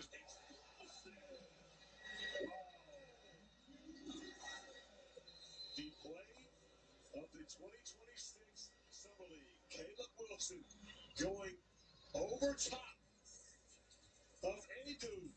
Can't get close to the rim, but high enough to throw it through.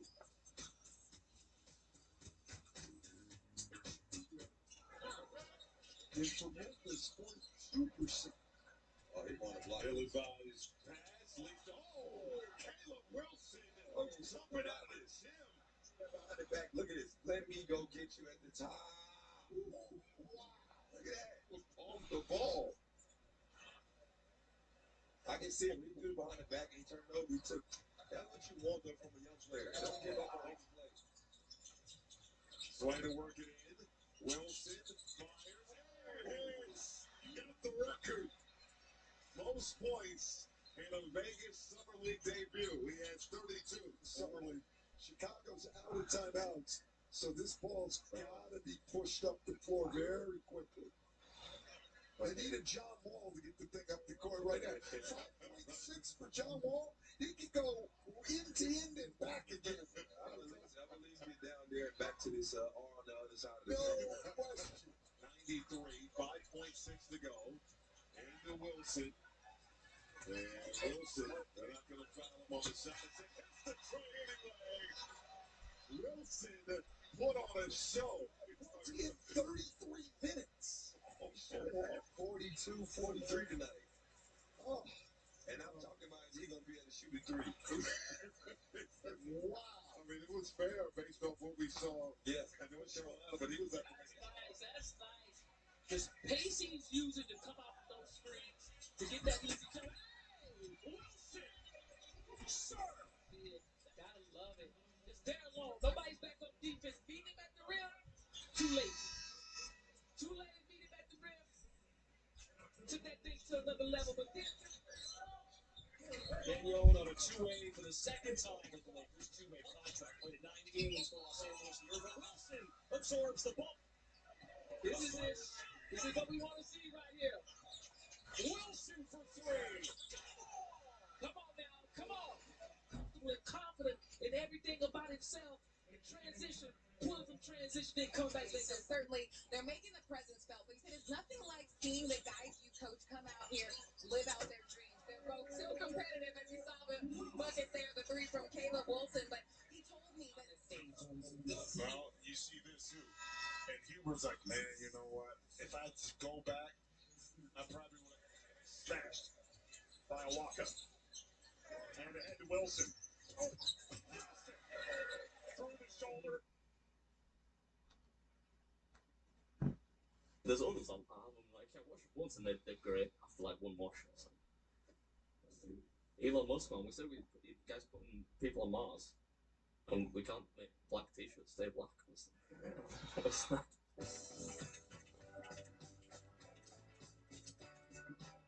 Alright, so this is Baby Spoon and this is answering the web's most asked questions.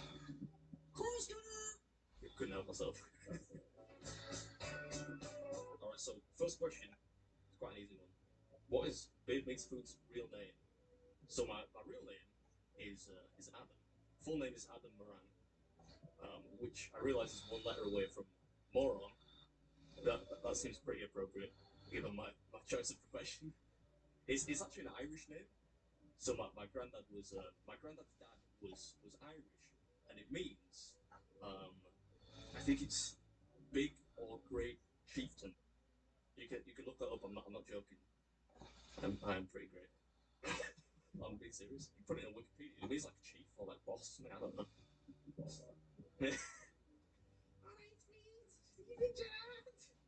How old is Beard Big Spoon? I'm 35 years young, but people say I can pass for like late 20s, even with the beard. So that's just good, clean living right there. How tall is Beard Big Spoon? Why are you laughing? I'm 5'10".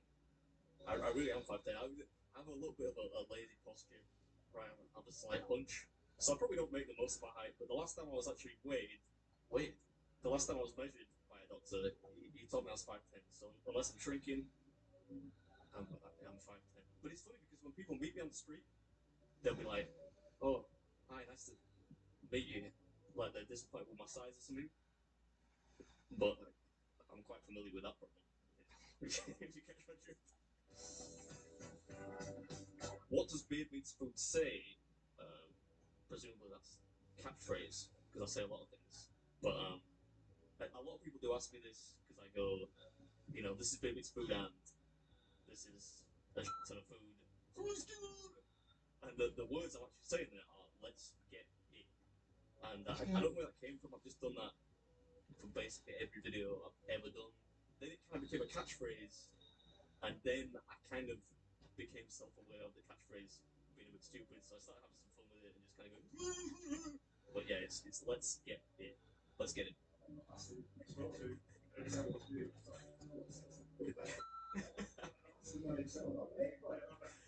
Yeah, people think it's all kinds of weird stuff. It makes me laugh when people type out kind of like a transfigured version of it in text. So they'll be like, let's get it. This is a good one. Where is Beard Meets Food from? So I'm actually from the great city on earth, Leeds, which is in the north of England, famous for wool. I think in the late 18th, 19th century, we're pretty big in the textiles game. Also, Malcolm McDowell, he was in A Clockwork Orange, Stanley Kubrick, Leeds United. They're now in the Premier League, and Mel B, the Spice Girls. What is the Beard Meets Food Five Guys shake? That's is there somebody locked in there? It should be on commission from Five Guys now. The Beard Meets Food Five Guys shake, which I've affectionately dubbed the Beard Shake, is peanut butter, Oreos, and bacon. Can't forget the bacon. All right, the next one is what is Beard Meets Food's net worth?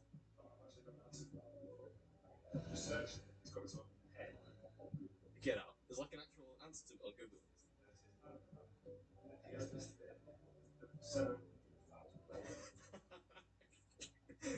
That one, I can tell you for sure that's definitely not right. Formerly working in the banking industry, net worth I understand is total value of assets minus any debts or liabilities. So my car's worth like 3,000 quid at a push. We just bought a new house, but that's on mortgage, so I can't count that. My camera gear's worth, I don't know, maybe 12 grand or something like that. And I don't have much in the way of savings. It all goes on Mrs. Beard's garlic bread, pretty much. So I don't know. It's probably not even 10 of that. Is Beard Meets Food married? This is a good one. I think actually I have misled people here because I'm engaged. I'm not married. But my fiance Lindsay, who a lot of people will know as Mrs. Beard, I call her Mrs. Beard when I should really call her Miss Beard, given that we're not married. But she's got like a whole Instagram username now, so I'm not really. She has like 20,000 followers or something. All she does is post pictures of garlic bread. That's it. She's not really that bothered about getting married, to tell you the truth. She's more bothered about having kids, and I'm more interested in not having kids. Doing anything I can to not have kids. The vasectomy's hurt. This last question, this is the best one. Does Beard Meets Food have a real job? No. Alright, so this is Beard Meets Food, and that was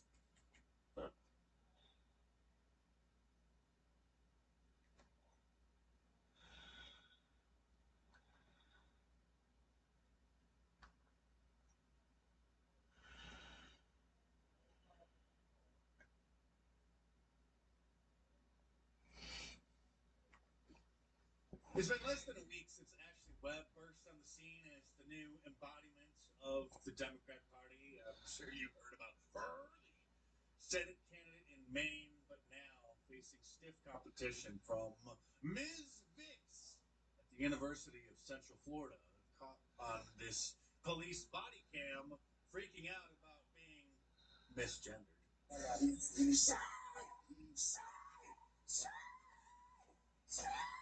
The officer was saying he needs to, get help, needs to calm down, and needs to stop shouting.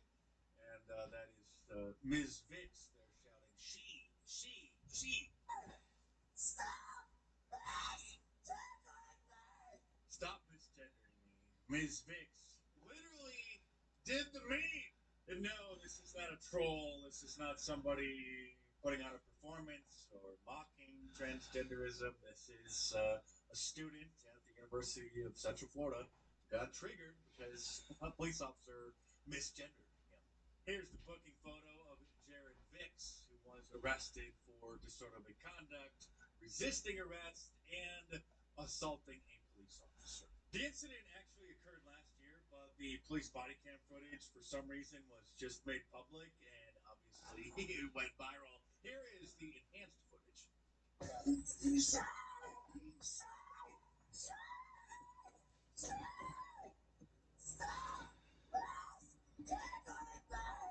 One of the problems our country has been facing over the last 10 years is a lack of transphobia.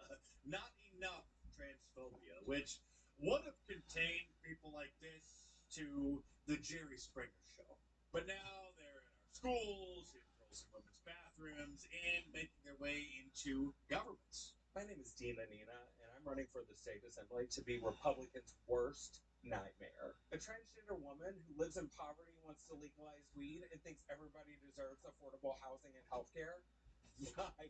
I'm the exact opposite of what you typically get in that building. You belong in the Arkham Asylum, not a state legislature, sir. But here's a recent scene from New York City, now run by the communist Muslim immigrant Zoran Mamdani. Our city is turning the corner on tenant power. When we organize, we win results. The Mamdani administration is emboldening us so that we no longer tolerate the violence of evictions as a matter of business as usual. They're trying to stop people from kicking out tenants who just don't pay the rent. And of course, just like misgendering a transgender person is dangerous violence. Evicting someone who's not paying rent now is violence.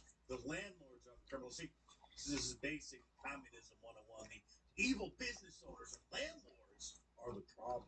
Meanwhile, in Michigan, the immigrant invasion has resulted in Abdul al-Assid running for Senate. A country that was built on the accommodation of slavery.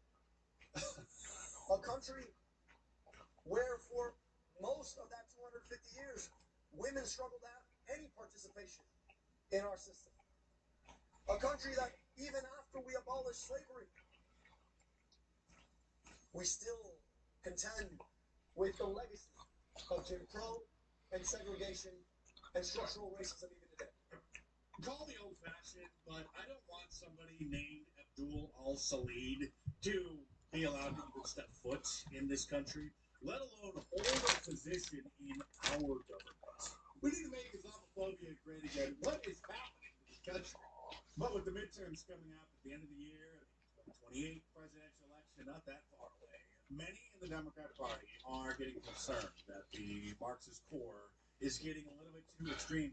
The same reason they lost the 2024 election, you may recall, because the majority of Americans realized how insane the Democrat Party had become and voted for President Trump. So Van Jones now being the voice of reason once again. I am tired of a set of people on the very far left in the Democratic Party. Ideas that are literally insane, nutty, moronic, dangerous, bigoted, are not progressive, they're regressive, and they should not be in our party. I'm not living in communist America. I mean, I know that the talking point is, it's not communism, it's socialism. Okay, I've read the quote from the DSA platform from their own mouths. Don't tell me I'm not seeing what I am seeing. They say things like, takeover of key industries, government. That's communism. He's talking about people like Hassan Piker who love Mao Zedong and just redecorated his studio where he does his live streams. Also, you might have noticed some changes behind me. finally framed the Cutie Cinderella, a newspaper from 9/11, the morning of 9/12, the newspaper right there. That's this article, by the way, and the reason why he framed it, of course, because for many years he has said that America deserved what happened. America deserved 9/11, dude. I'm saying it. Here's another Marxist nut, Peggy Flanagan, who's running for Senate in the Somali-occupied territory of Minnesota. And it is why I support ripping ICE apart and holding them accountable. To flood our country with even more brown people, so they can have more people like Ilhan Omar and Jasmine Crockett in political office. The World Cup that captured the imaginations of the entire world when they saw all of these people of color that was playing for all these teams. And ultimately, if you recall, the last two teams, it was Argentina and Spain. And it seemed like the vast majority of the world was rooting for Argentina, or actually against Argentina, right? And why was that? Just give me an explanation if you could guess. If you'll just let them finish the answer. Spain had the best team. Maybe that's why they were good for you. There's also a racist history that exists. Mr. Meyer, you're recognized. Thank you, Jeff. Racist history. Shut up, bitch.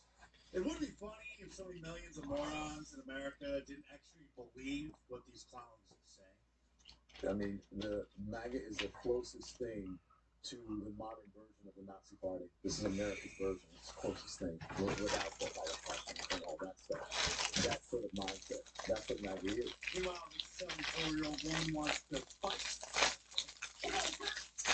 I'm still waiting. This 74-year-old woman is still waiting for you to accept my challenge to a cage fight.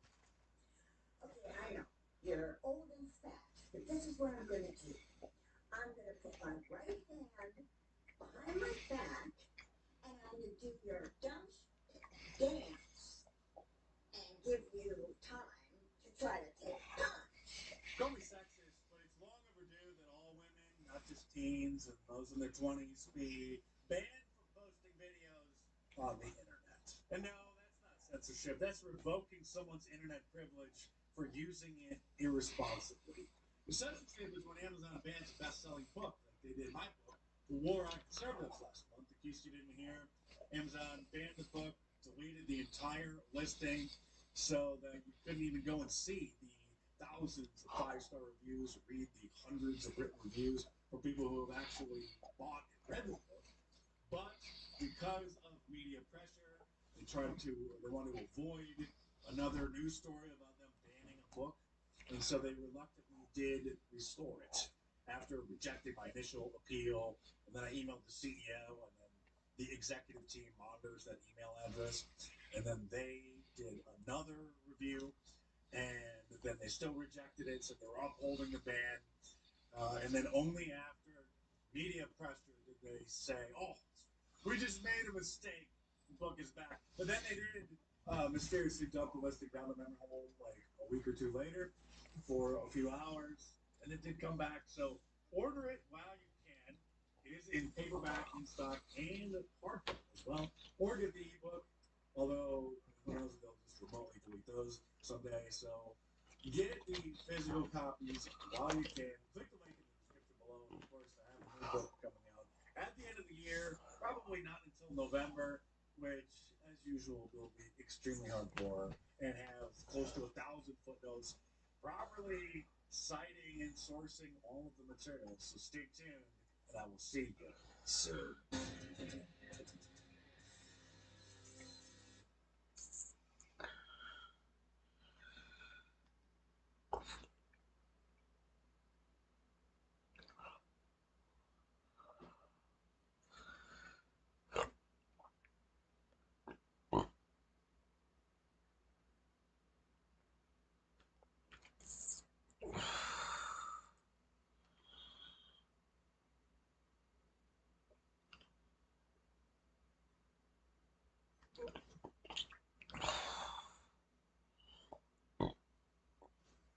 On Monday, January 6, 2025, a state trooper initiates a traffic stop on the driver of a tractor-trailer on eastbound Interstate 40 in Holbrook, Arizona, for civil traffic violation. violations. Oh, the reason for my stop is an inspection. So you're driving down the road with your hazards on, and then you turn them off, and you keep your blinker on. Oh yeah, I don't know there is a maybe like such issue. So it's I don't know why it's not offing. So I'm going to the lowstakes mechanic. Or you pass the LUDs and you just pass the TA. Like there is a one like Indian mechanic. Okay. So he said I can I can try it, but I don't know why it's not like. Okay. Let me get your driver's license and registration information. Like it's on, is not getting Okay. off. Is it just you? Do you have a co-driver? No. Just you. I did try it myself, but it's not. Okay. Yeah, I did try. Now let me get okay, let me get your bill of lading. Is that your whole trip pack and everything for your delivery as well? Is that your delivery as well when you came out here? Let me look at those as well. How about those ones? What are they for? That's an old one? Okay. Now, the delivery? No, that's Way you take it. Yep. Okay, let me get your logbook.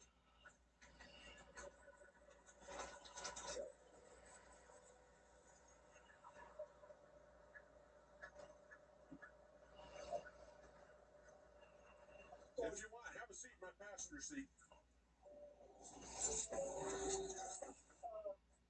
my company called to Loves. He said we have 4 hour duty. Okay.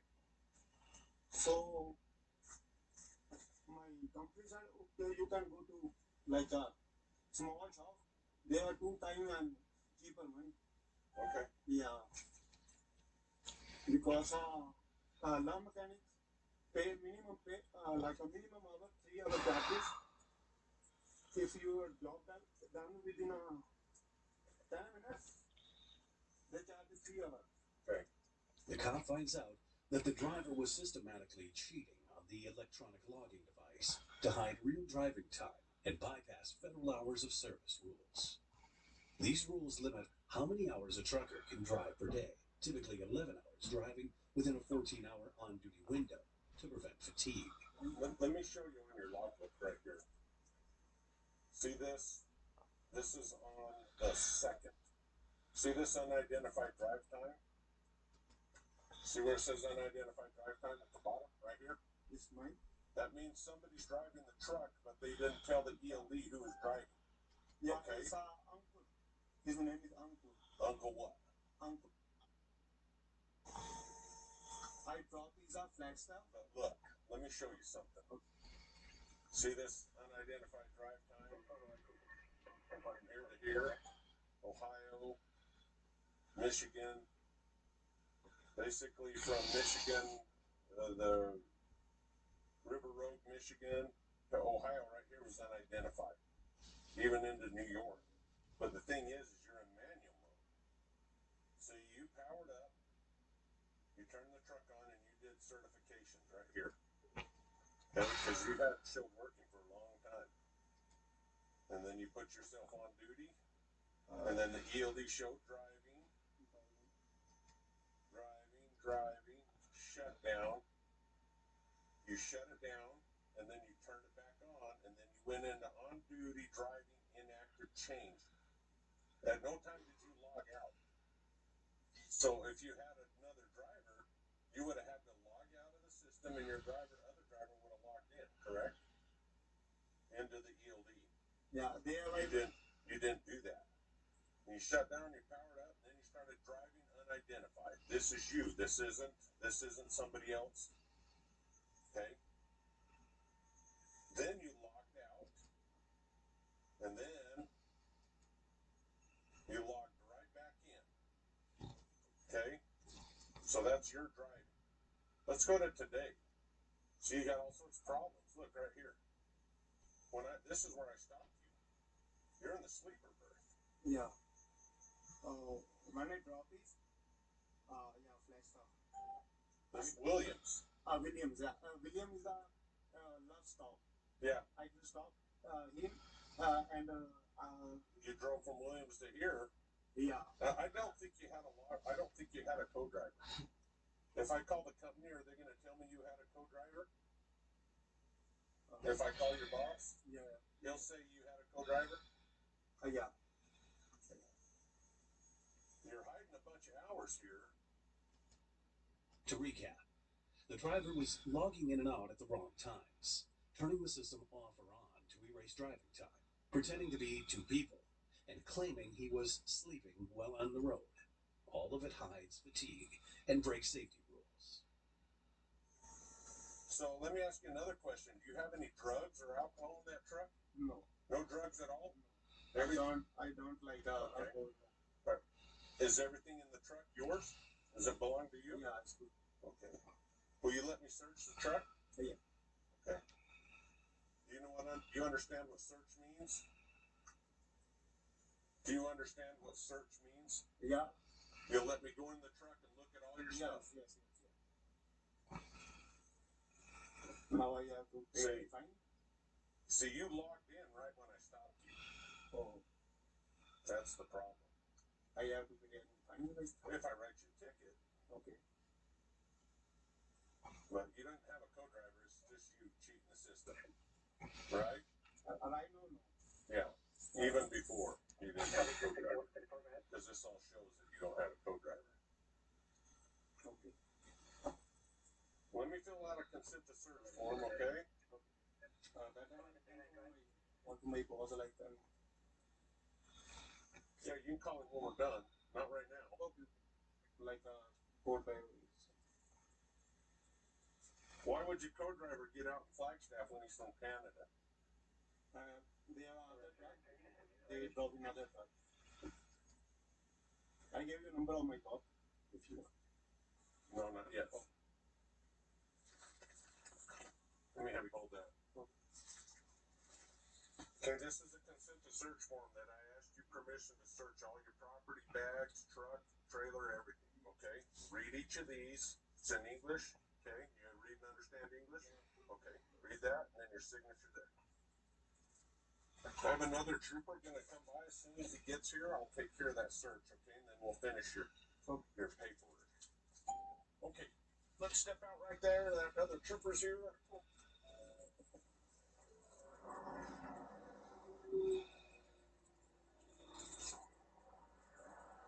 They're going to be just stay right there by my front tire. And everything in there is yours, okay? Okay, yes? Yeah. Okay. I'll be good. All right.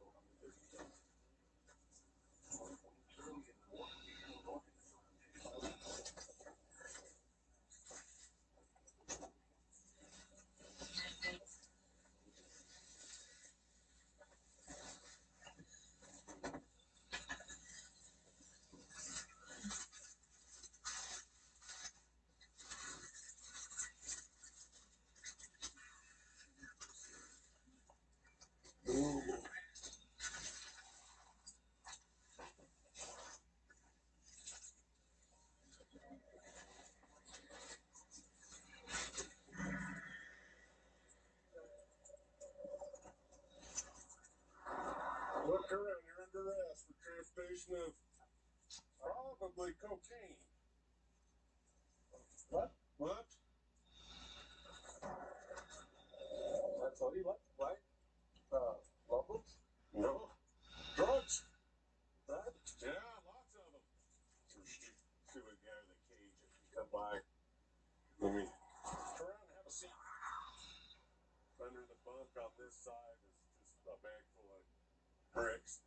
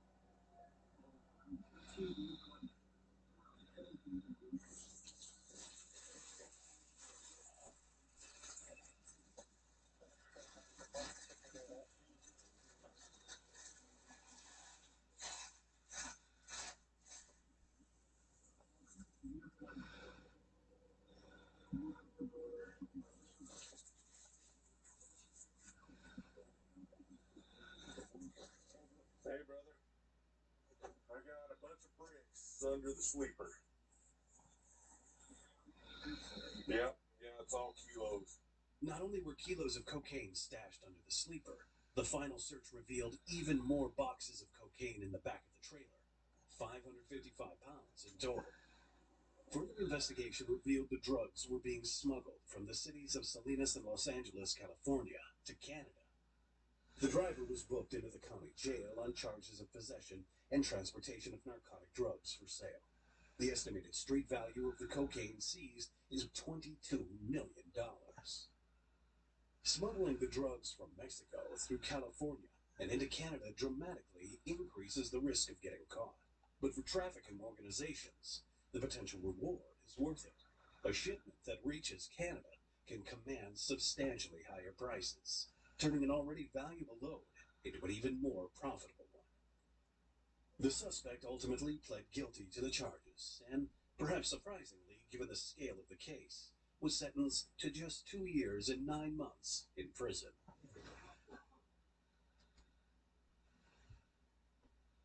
You know what else is playing here? Rochelle. Oh, I wouldn't mind seeing that. yeah. You know, men can sit through the most pointless, boring movie if there's even the slightest possibility that a woman will take her top off. So what's your point? Oh, by the way, you owe me $7.50. Oh, all right. Can you break a 20? No, I don't.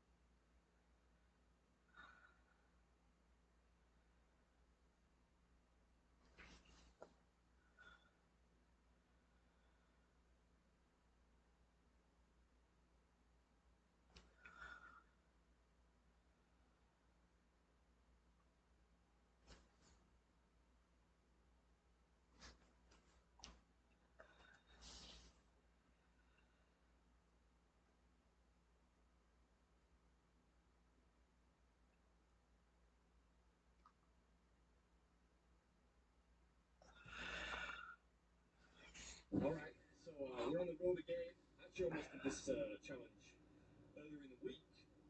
Packed up all the gear into the car and everything, and then I realised you stay like in the appropriate lane, don't want to die or anything. Then I realised that this challenge actually contains alcohol, booze, which, grog, whatever you want to call it, and quite a substantial amount. So I can't really be driving home after a food challenge, partially drunk, inebriated, intoxicated. Not a Premier League footballer, probably not going to get away with it. So yeah, I thought I'd wait for more wingman here. So that's what we're doing today. Well, what, like an hour away? Let's do it.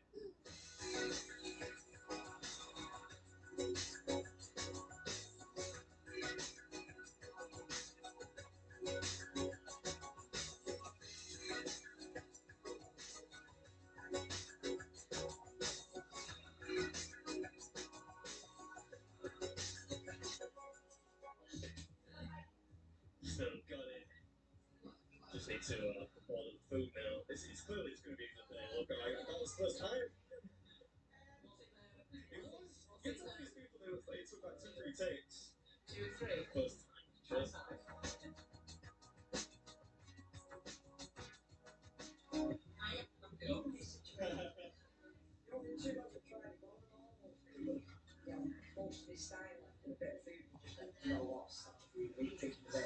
He chose one.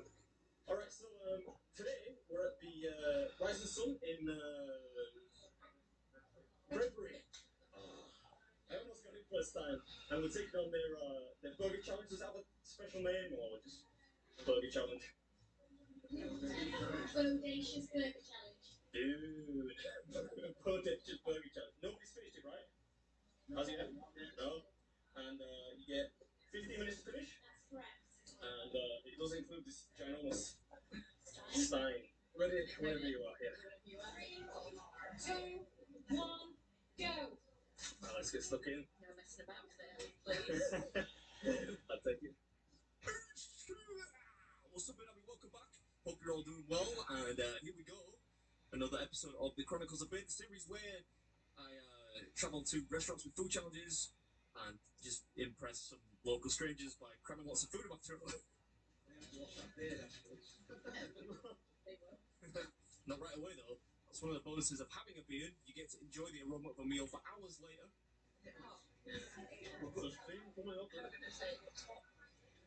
Yeah, piping hot. But yeah, that came in handy because these things were thick.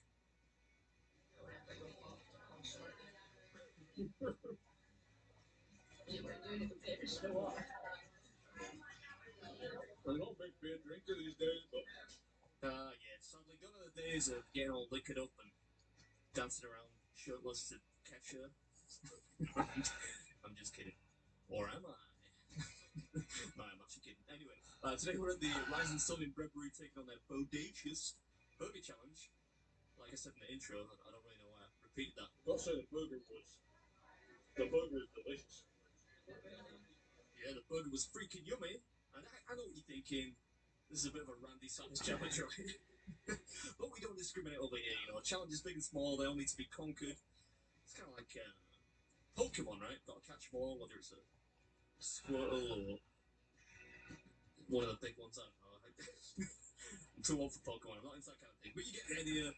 It's not the biggest thing I've ever eaten by any stretch of the imagination, but it was still a lot of fun to film, and beer, right? Bonus. I don't know if you can see it, but this kind lady over here, she's filming this for Facebook, so I don't want to be a total mess. Yeah, that boat has sailed, Sonny Jim. Anyway, let's get professional for a few seconds. A few words on the challenge. It's reasonably new, but it has been attempted a few times by these fine gentlemen here. It consists of a rather large burger, some fries, coleslaw, and of course this stein.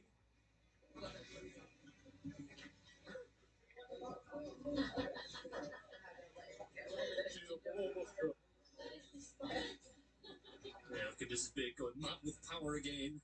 Anyway, yeah, if you finish it inside 15 minutes, you don't get a free t-shirt or anything cool like that, but you do win the meal free, which is pretty key. I think it's 15 quid to attempt. And yeah, you do have to finish the stein of beer, which is pretty key. I think that's why most people will fail this. Are you enjoying your nachos, darling? You do love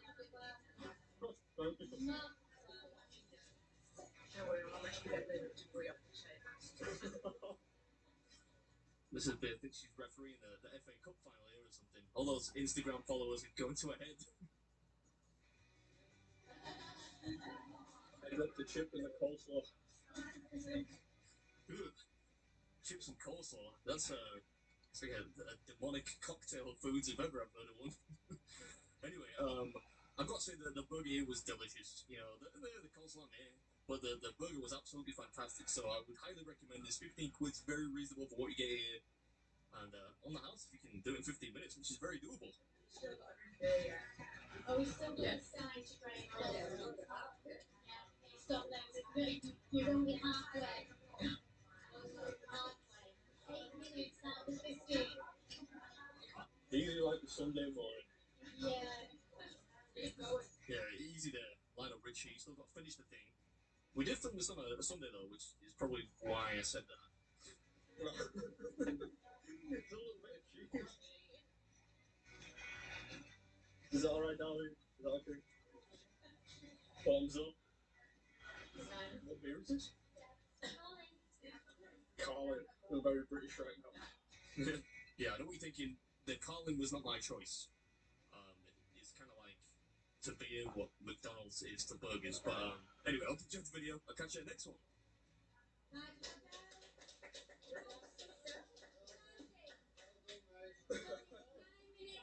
47 seconds. That's remarkable. Thank you very much. Well done.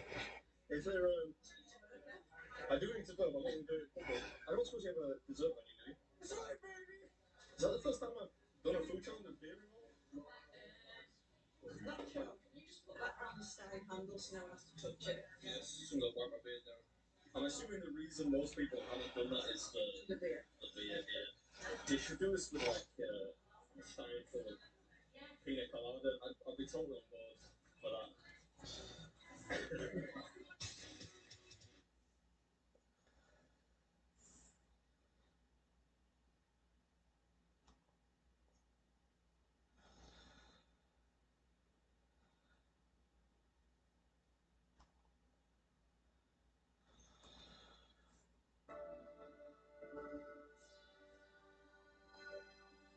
Hey guys, welcome to the Liberal Limelight, a channel solely focused on exposing the abundant hypocrisy of the left. And here's the meme of the day, brought to you by 5vine.com. You know, for me, how you react to these anti-ice doorknobs, basically fafoing in real time, it kind of tells me a lot about you. It tells me, first of all, your IQ level, and secondly, your emotional maturity and your ability to analyze things in more of a matter-of-fact manner rather than being blinded by your emotions. And for me these days, I mean, that's really the distinction between right and left. It's whether or not you're a properly developed adult or not. And that's what I think speaks most to the leftist strategy here. It's obviously dependent on keeping people emotionally susceptible, keeping people just dumb enough to control with these ridiculous emotional manipulation campaigns and tactics. And I think I have the perfect clip to show you guys exactly what I'm talking about here. The latest in anti-ice Karen Fafo. We got some stuff to get into, so let's roll the tape. Alright folks, so I guess right here, watching a video like this, how you react, that's the leftist litmus test of sorts. Take a look.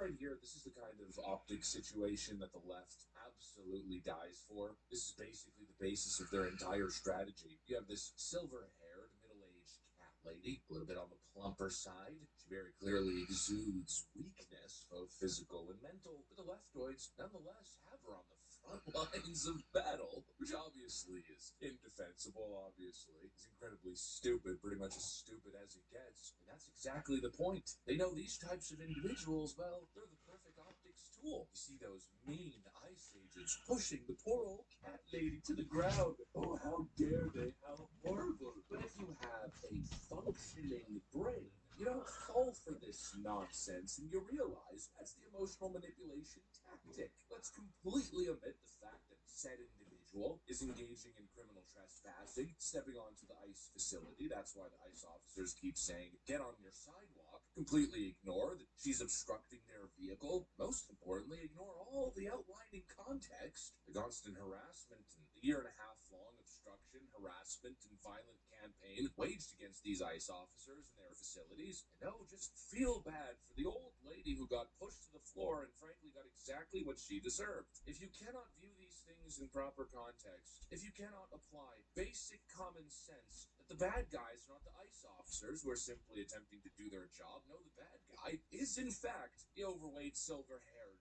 cat lady. If you're so shallow in your perspective that you automatically default to feeling bad for the mentally ill old lady, well, frankly, you're either dumb or you need to grow up. Maybe more accurately, you need to grow a pair. Again, I always take it back to this meme over here. Outraged female rights. Oh no, look, a crying child. We must throw away civilization. It's the same thing here. Oh no, look, a fat lady's been pushed on the ground. We must throw away civilization and basic social order. Throw away American sovereignty while you're at it. We've descended into fascism. No, the lady faffoed and got exactly what she deserved. Let these federal officers do their jobs. You don't like the laws? How about you win an election and change the laws democratically? Get a supermajority in Congress. Pass a constitutional referendum, why don't you? No, of course not. Instead, it appears these people would prefer terrorism. And look, many people might say that that's an exaggeration. What do you mean, terrorism? Yes, that's exactly what this is. Not all terrorism involves jihadis blowing up cars, killing innocent people, flying a plane into a building. Those are the worst forms of terrorism. By definition, is described as achieving political ends by means of violence or intimidation. And that's exactly what the left is doing, whether it's this small petty stuff or some of the worst forms. And when you turn a blind eye to the lower forms, you're essentially saying that it's okay. It's okay to cause mayhem and disorder. Oh, well, you special little snowflake, you didn't get the election results that you wanted. We might as well allow you to just declare open season on ICE agents. I mean, come on. That's exactly what's going on, and obviously that's the greater problem. In respect to an old plump pumpkin getting pushed on her ass, you gotta be able to put things into perspective and differentiate. And again, important is the surrounding context here. Again, it's not just the disorderly conduct from this little plump pumpkin. No, it's a non-stop daily assault on ICE agents and ICE facilities. A little Antifa clown was just caught in an arson attack on an ICE office in New York City. Around 9 o'clock this morning, a man with an incendiary device in some liquid, I don't know what the liquid was, put the liquid down, set some fireworks on top of it. It caused a little bit of a little fire. He was armed with a pellet gun. 2 people were injured. Our Joint Terrorism Task Force is investing this as an anti-government attack on a federal facility. Chaos outside a federal building in New York City today. Thick smoke erupting outside the lower Manhattan complex as agents confront a suspect with their guns drawn. Right now, the FBI says they have a suspect in custody. No word on what caused the smoke we saw on scene earlier, but investigators say an incendiary device was used outside the building. As law enforcement sources telling Fox News Digital the suspect's name is Andrew Arabica and that he had, quote, anti-ice stuff on him. Take a live look at the scene in downtown Manhattan, the federal building. You can see investigators here picking up evidence right now. This building houses New York City's immigration court, ICE offices, and FBI field office. You can see that things are more calm now. Take a look at this next video. At about 9 a.m. Eastern time, things looked very different. This was right after that man set off fireworks outside the building, Arabica. Federal agents took him into custody. They also found a pellet gun The FBI's assistant director in charge, James Barnacle, provided an update on those injured in the attack. 2 people were injured, 1 federal employee and 1 civilian. Minor injuries. They are both treated and released. And that's just one small incident to stack on the thousands of others. And how you react to these cases, it tells me all that I need to know. Speaking of which, look what the lamestream media's writing. Fireworks set off outside 26 Federal Plaza, sources say, sending smoke billowing. Ooh, just fireworks at a random address in New York City. No, it was an arson attack targeting an ICE facility. But instead they write this. Again, it tells me all that I need to know. You can pretend to be the good guy all you want, but when you're shedding tears for the plump pumpkin,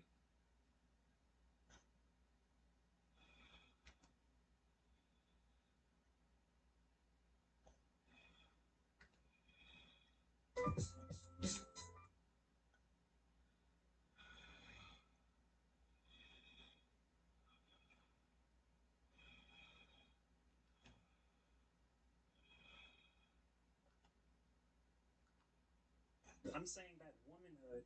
You have not defined even woman. You said a set of characteristics that applies to females, and then you're applying it to males. So clearly, this is nonsensical. I'm sorry that doesn't. I'm sorry that you're. Okay, let me be honest with you. When I first saw this clip, I thought the student might actually have something. The student came in calm, composed, and wasn't being aggressive, wasn't shouting, wasn't emotional. The student walked up to Ben Shapiro with what looked like a real argument, and for the first few seconds, I genuinely thought this might go somewhere interesting.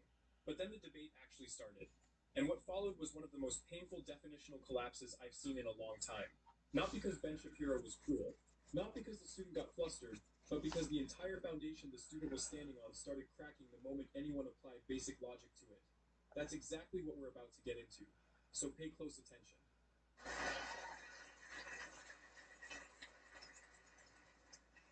In one of your more infamous debates, you said, "I'm not going to modify basic biology because it threatens your subjective sense of what you are." Yes. My argument is not that terms like biological female or biological male are necessarily offensive. My argument is that you are saying that referring to a trans woman as a woman or a trans man as a man or et cetera, is like inherently offensive or threatens biology. And I'm curious why it's so threatened when there's clear precedent for changing the language. Again, the term mother does not include father. Every category has to have boundaries. The boundary of female starts at male. And when you start including male in the category of female, you are threatening biological definitions as well as basic truth. Well, you could say the category of mother starts at conception or, a biological relation to an offspring. But as we know, but again, the idea that you are, the idea of motherhood being the act of mothering, right? And that is a female. A female does the act of mothering. You can say that a female who does the act of mothering is a mother, but you also have a special category called biological motherhood. I'm not going to say that an adopted mom and a biological mom precisely the same definition. They don't. They're underneath a subset of category called motherhood. That motherhood sometimes involves birth, sometimes it does not, but it certainly involves being a female. What do you think about the distinction between cis women and trans women? Explain. Well, you're saying that a more inclusive usage of the word mother isn't particularly offensive because we also have biological mother. Yes. We've offered the term cis woman, and even biological woman or assigned female at birth. We've offered a variety of terms that properly categorize people. Again, you cannot extend the term woman to apply to a biological male. Every category has an endpoint. If there are only 2 categories, male and female, and you say that female now is in this category, there are no definitions. There are no definitions. And to paraphrase my friend Matt Wells, I'm going to need you to explain what sunshine, shining down, going to go walk around the woods, don't care what we do, as long as I'm with you, every little thing gonna be alright. And on the surface, that sounds like it could work. It sounds philosophical. It sounds thoughtful. But Ben Shapiro immediately touches what most people watching probably missed in real time. That's a circular definition. Think about it like this. If I asked you what a circle is, and you told me a circle is something that exhibits circleness, you haven't actually told me anything. You've just dressed up the same I way can't get enough, I'll wait you up, only have you for dinner left over for lunch, don't go. And then used womanhood to define woman. And when Ben pointed that out, the student didn't correct it. The student just I don't spend those money. I don't feel that money. I don't have that money on me. but I don't care about those money. Very interesting, very interesting. I think we can jump. Oh, 03 I jump. No, like I jump with super, super low frequency. Yeah, I have notes on him and everything. Yes, yes, yes, but like against the randomizer, I can't.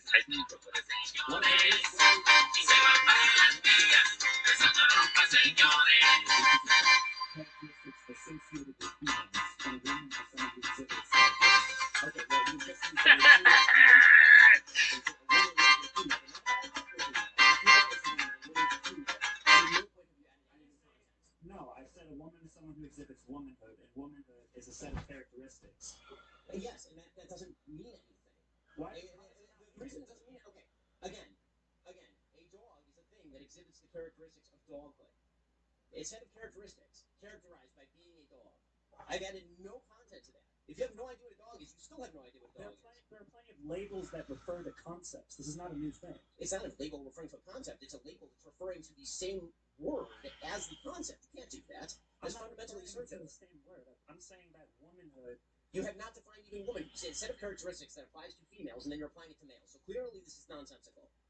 I'm sorry that it doesn't. I'm sorry that your attempts to worm a definition into nonsense are not succeeding. But like, I can't make that fit into logic because it doesn't. I mean, I'm sorry. At the end of the day, I want to be clear about something. This video isn't about mocking the student. The student came in respectful. The student wasn't there to cause a scene. And honestly, the fact that the student was willing to stand in front of Ben Shapiro and make a case in public takes a certain kind of courage that most people sitting behind a keyboard never will. So credit where it's due. But courage and correctness are two different things. What Ben did here wasn't complicated. He didn't use obscure philosophy. He simply asked the student to define the terms. And when the student couldn't do that without using the same words being used to define them, the argument fell apart on its own. Ben just stood there and let it happen. If you got value from this breakdown, like the video, subscribe, and hit the notification bell so you never miss the next one. America's small businesses rely on TikTok to succeed, helping them attract more customers and drive more growth.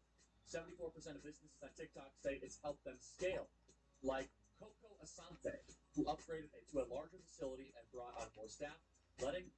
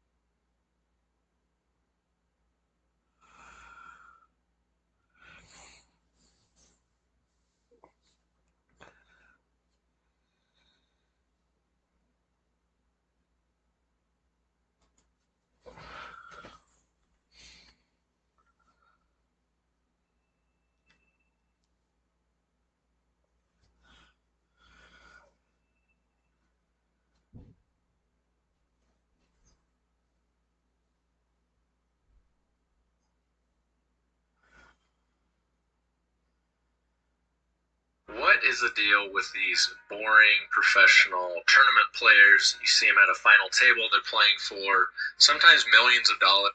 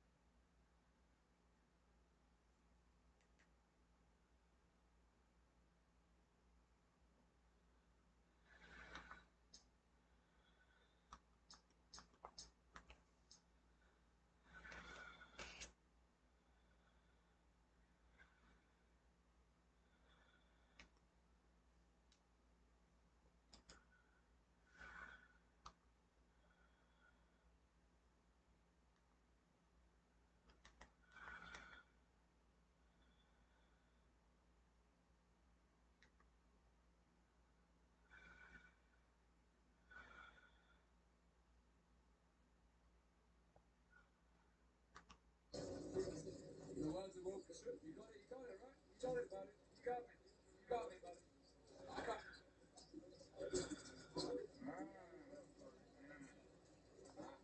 The money. The bingo, 9 ball, kind of pocket. 9 ball, I was going to fuck with 9 now, Dad. The money goes.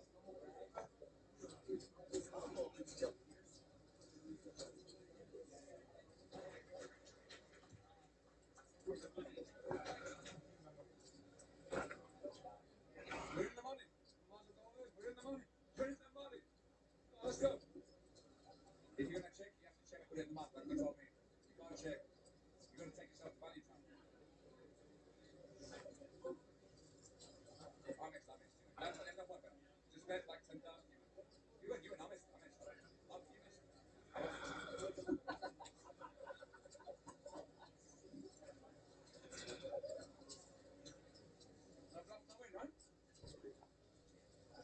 This will be a 6 one. This is one for the cameras. If I call here, I have the best side. But you don't have a sick feeling. I might call you there, and you're bluffing with the best side. So now I'm thinking 10 hands up top, so you can call the best side. All I want to hear is 2 words. If I call this back, you say good call. That's all I want to hear. It's good call. Can you do that for me? Can you do that for me, buddy? One time. Just if I call this back, you say good call. Or you win. Good call or you win.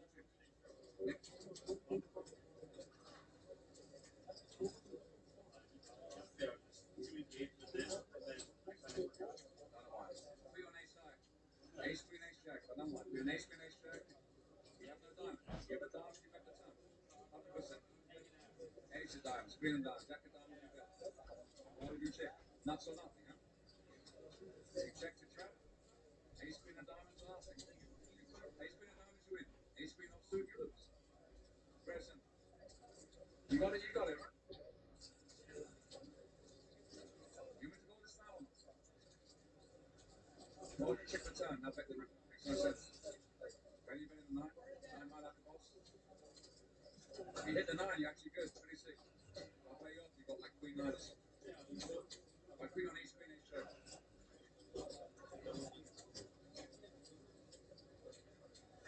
Just see your hand. Ace, queen, right?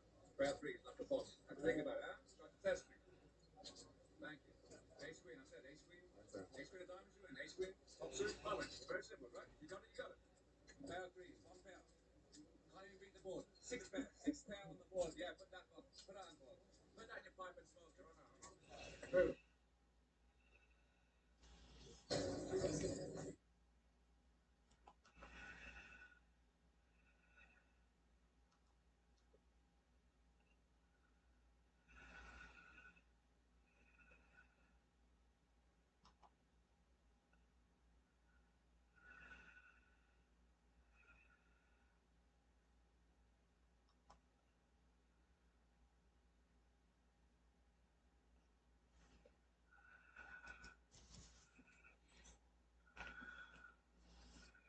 He's up to number 9.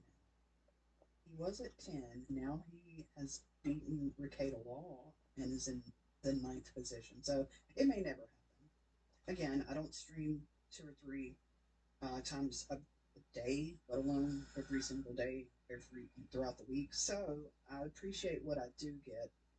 Thank you. If and when you decide to, Super Tip is always the one to go for because I'm trying to knock Karmic off of the all-time leaderboard. But look, when you can do $5 karaoke requests over there with Karmic, and you can't do that over here with me, I get it. I get that it's more fun to call him, every name in the book and watch him spurg out. I get it.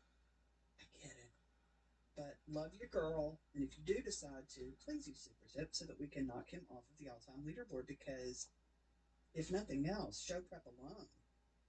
So anyway, here he is, saying that he knocked me off of the leaderboard, which I guess that day he did, but I think I'm doing pretty good if I'm streaming once a week, and at least rise up to the leaderboard for a certain amount of time. And then I have one more. Let me see, what's this one? Oh.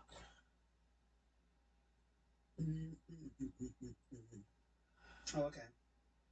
You gotta hear it for yourself. You're gonna have to hear it for yourself. Let me push this button, and then this button, and then that button. Pat Sawyer with the one eyebrow. That's actually really funny.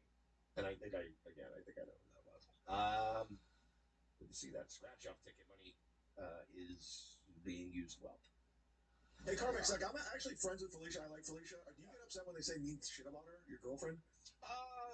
Yeah, I get upset. Yeah, I don't like doing business with people who think shit about my girlfriend. So, and by the way, Karmic today was saying on his show, like, I don't appreciate people that make fun of you. Don't make fun of my girlfriend. Sorry, bud. She's a public figure.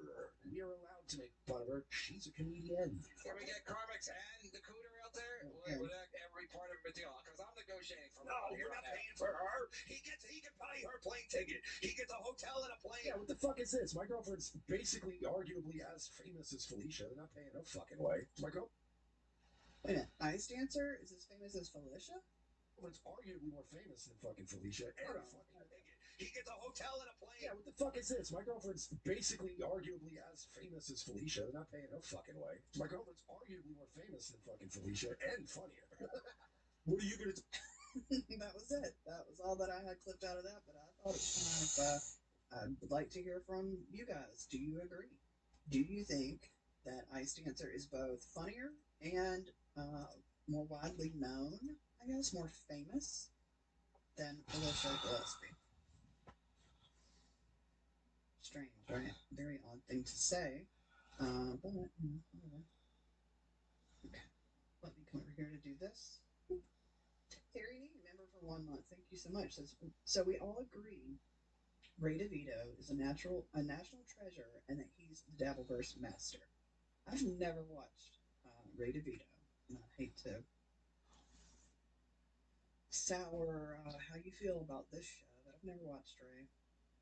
I didn't even watch the clip that came up. I guess KB whenever they screamed at him or something. I don't even know. Not for me. He seems like a fine fella. I don't know. Chris is here. Welcome. Alright, so, I wasn't going to do it this quickly, but maybe we go ahead and move on into this.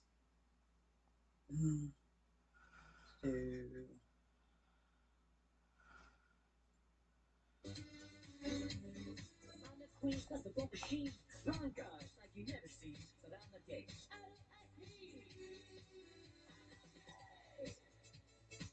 Don't ever say I'm gay. I'll away.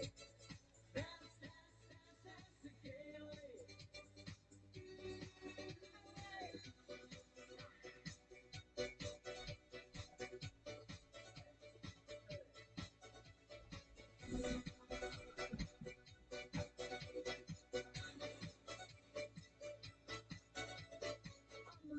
Stand tall, with the strength to let God go. Rugged and policy, running it for the rule. be looking at that Dixon screen. I'm not gay. Don't ever say I'm gay. I dance the gay way. Dance, dance, dance, dance the gay way. I'll stay here in my tights. With my drawers to get to the fights. Rubbing green with a steady hand.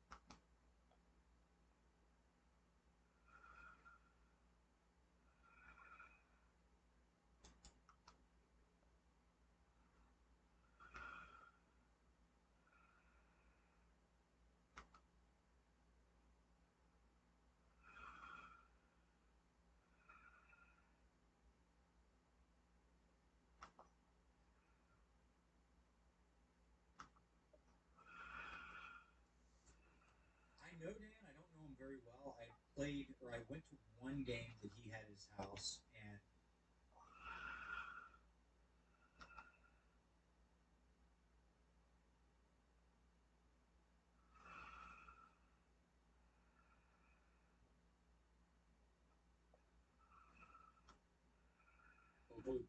which channel?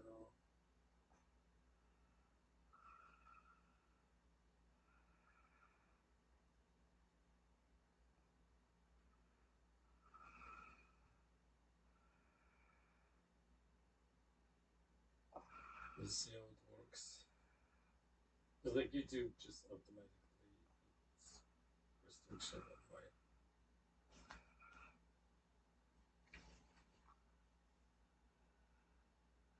And my stream. So let's try Twitch.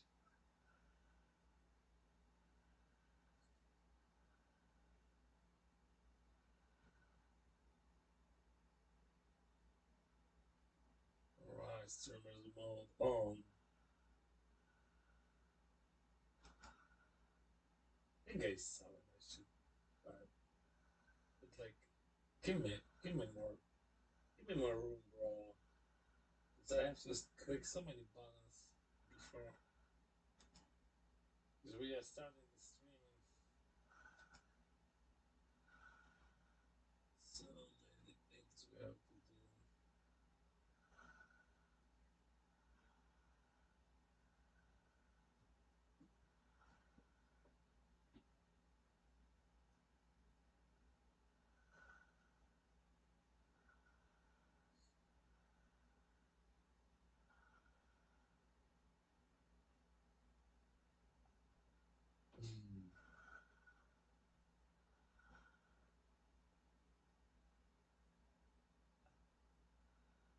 Oh, what a flip.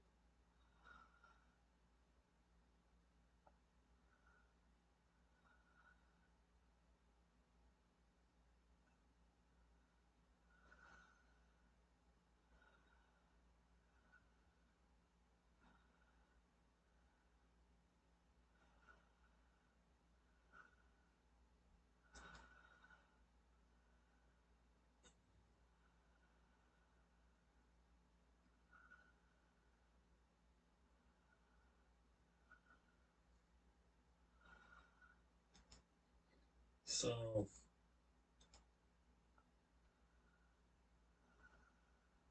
up.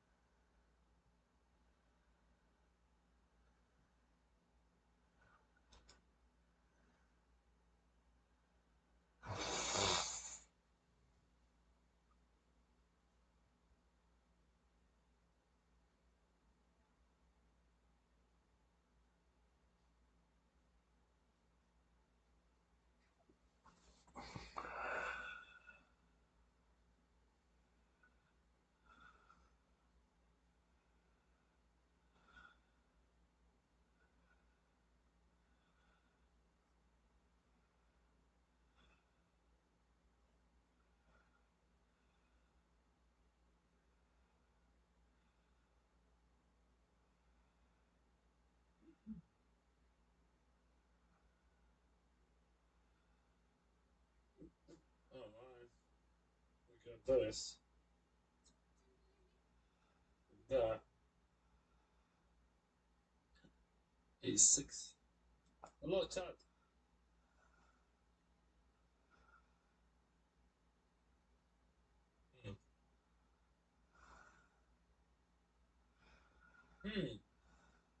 Okay. I see.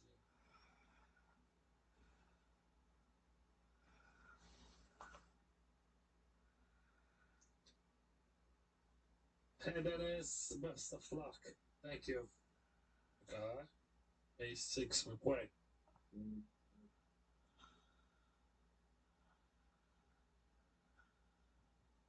Ooh. Yeah, I will react. I see chat is not flying, but texting. Thank you guys. We have to play this 3-bet pot against Roman. Okay, he chats. Yeah, that's interesting actually. If I bet here, he's now voting any ace. But he's still voting something. What is voting? What is 3-betting? No, I'm not gonna bet. Because like he's never voted ace sides. And let's just check. And now we cannot bet. So he's not voting pocket pair, he's not voting ace sets, like why I would bet that. This is the 840 bounty. And that's a good spot like to raise.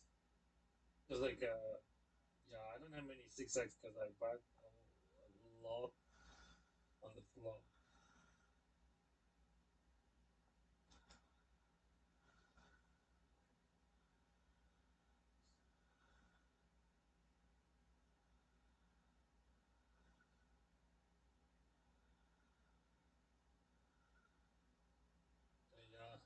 Yeah, so sad.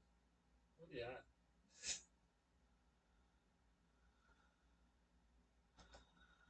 Alright, back to chat. Why it says 250? I changed that title.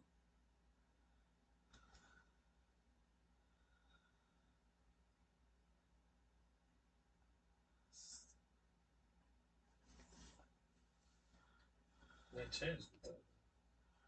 Yeah. Captain, hello. Good luck, my friend. I've been a bit less active lately. I got a lot on my plate with work. Yeah, no worries. Happy to see you here. How is your life?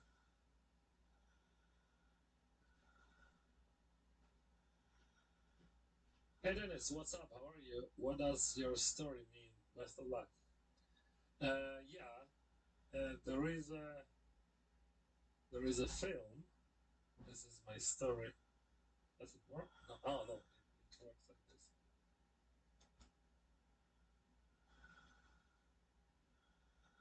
Yeah, I see. So like, I will put it here as well. This is documentary film, and premiere of this film will be today in 1 hour and 20 minutes actually.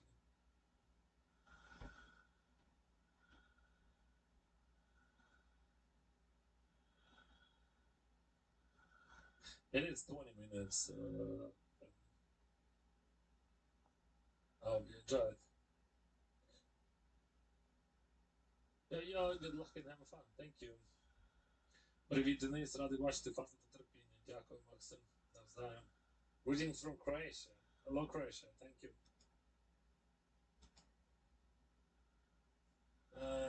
King 10.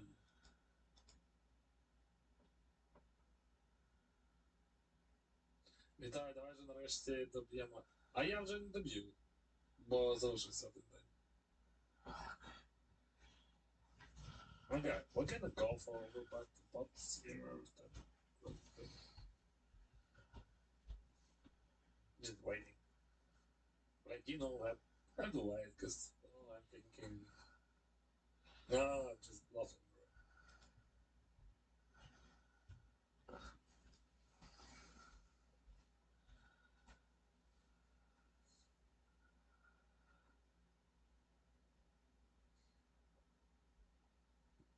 So my plan is just like to promote Twitch now, bro. Because like YouTube just ignoring me.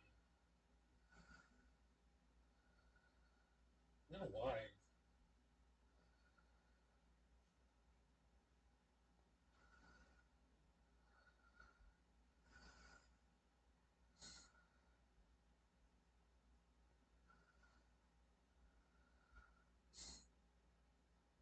Oh, God.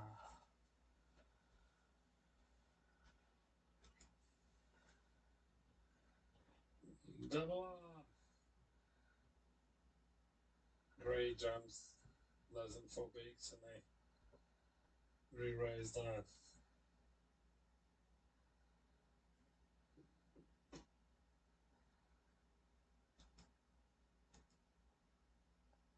Alright. Let's go back to this 0.5 I get a 3-bet first. So like I 3-bet the pocket pairs and 5s as well, but just 5s, so that's gonna be super low for Queensland.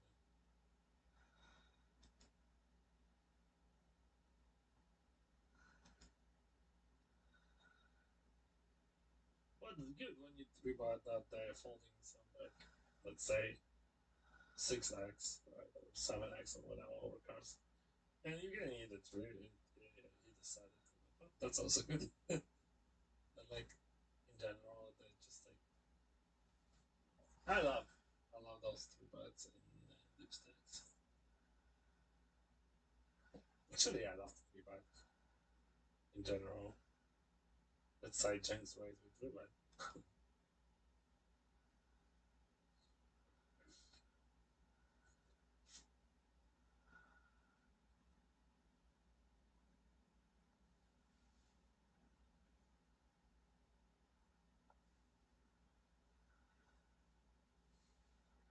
Alright.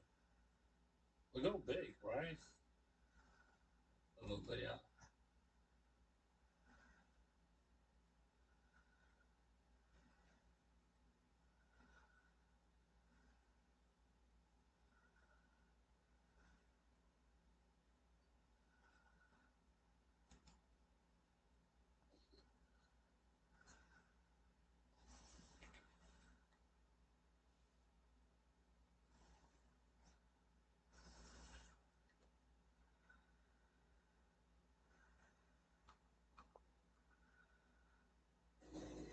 If you don't want to be made a fool of, don't play. He's obviously reading something right now too, so he's distracted. But what does that mean? What does that mean? Like, if you're not willing to take the criticism, because the criticism's gonna come. You gotta be like cool enough in your own skin to be able to take it. Not everybody's gonna like you, and that's okay. You don't want everyone to like you because that's psychotic. All my internet problems stem from Big Dub getting Pat Dixon on Clown Town.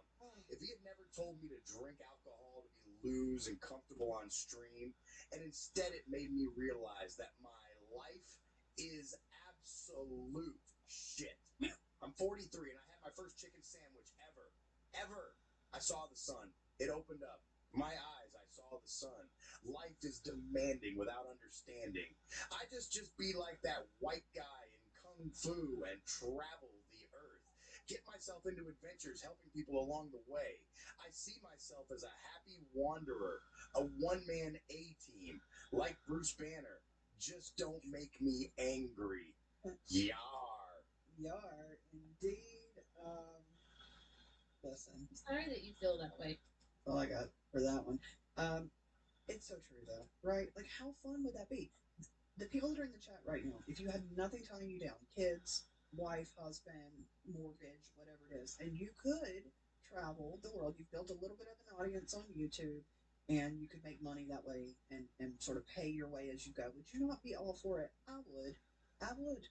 Okay? There's already a billion other travel vlog channels. I get it. But I would do it. I'd be like, I've never been to such and such. Join me. I don't know. Like, there's something there that could be curated, I feel like. And also, was that Big W that told him to start drinking? I hope not. I don't know who told him that was the key, but boy, did it make for some fun and interesting content over the last year. Yeah. I don't know. I can't help but to root for the underdog. I can't help to be like, come on, do this. And I get so much shit for it, and I understand. But in the heart of the matter, everybody deserves to be happy. He does seem miserable, but he's his worst enemy. He's lazy. That's why, I could show you a spreadsheet of all the times he's lazy, but it's true. He's so lazy. And I think he's really stuck on this dream. He actually said this like last week or something where So I asked him about like karaoke and singing and stuff like that. He was like, "Yeah, I used to go into my bedroom with a cassette player, and I would pretend like I was on stage." And I'm like, "That's it. That's what I've been saying since jump. That this entire program that he does feels like someone who has sat in their room and like done choreography or something to a video, and they're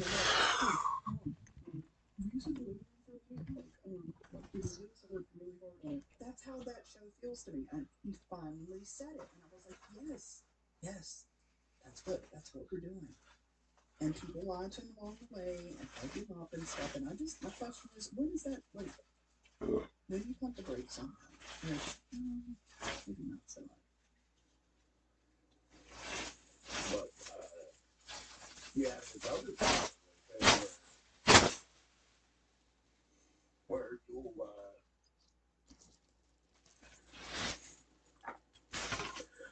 deal with it because you are so fucking lonely. I have to handle some other kids now. We're gonna get there one day. Until then, I will live like seriously it'll be my life. But my home is here. I have other responsibilities. But same Go deal with it. I think it's great putting all that. Because you just want somebody in your life. Oh yeah. So you don't know how to untangle the issue without. Yeah, Victoria's like, "Oh, hey, it's like nothing else." I know it's hard with kids. Yeah, man. It's I love my life. I love my family.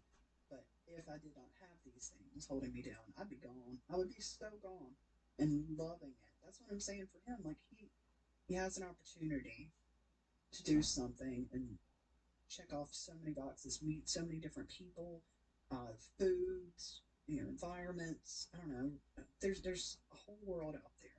Anyway, I'll move on. But yes, maybe one day. Bob Levy is here and says he needs to audition for American Idol. Great show last night with Dixon. It was a lot of fun to watch with Big Dub, yeah. And Doug Nelson. It kept me up actually later than I should have been, but it was a lot of fun to watch. Feeling hatred. Probably because my respect for somebody there. I'm sorry. Let me really put my heart into it. Hold on. Let me listen. Know how to untangle the issue without feeling hatred. Untangle the issue. Probably because my respect for somebody there.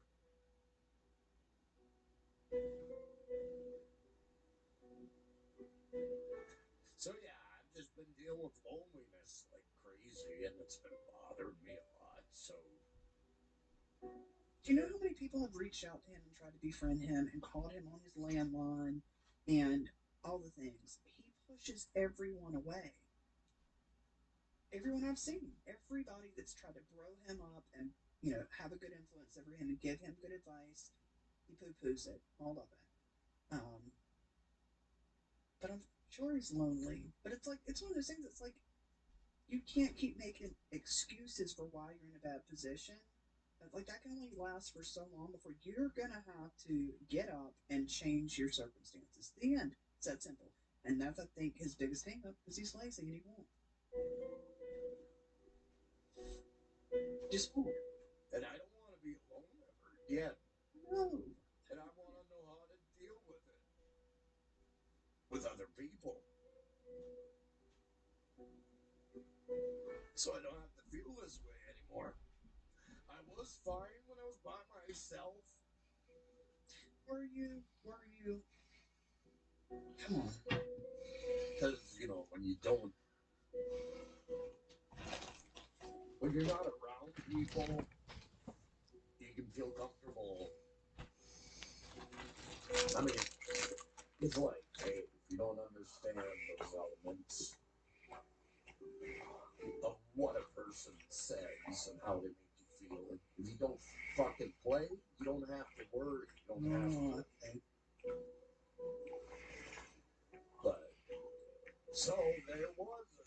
amount of peace I was attaining in the past, being alone. Then you get old, and you realize that your whole life is wasted away. Oh, you're 42. Or what, 43 at the most? What are you talking about? And men can reproduce until they're like 90 or 100 or something. Right, Bob? And you're just doing everything to do what's right. So, when you do get older, you're not going to be alone.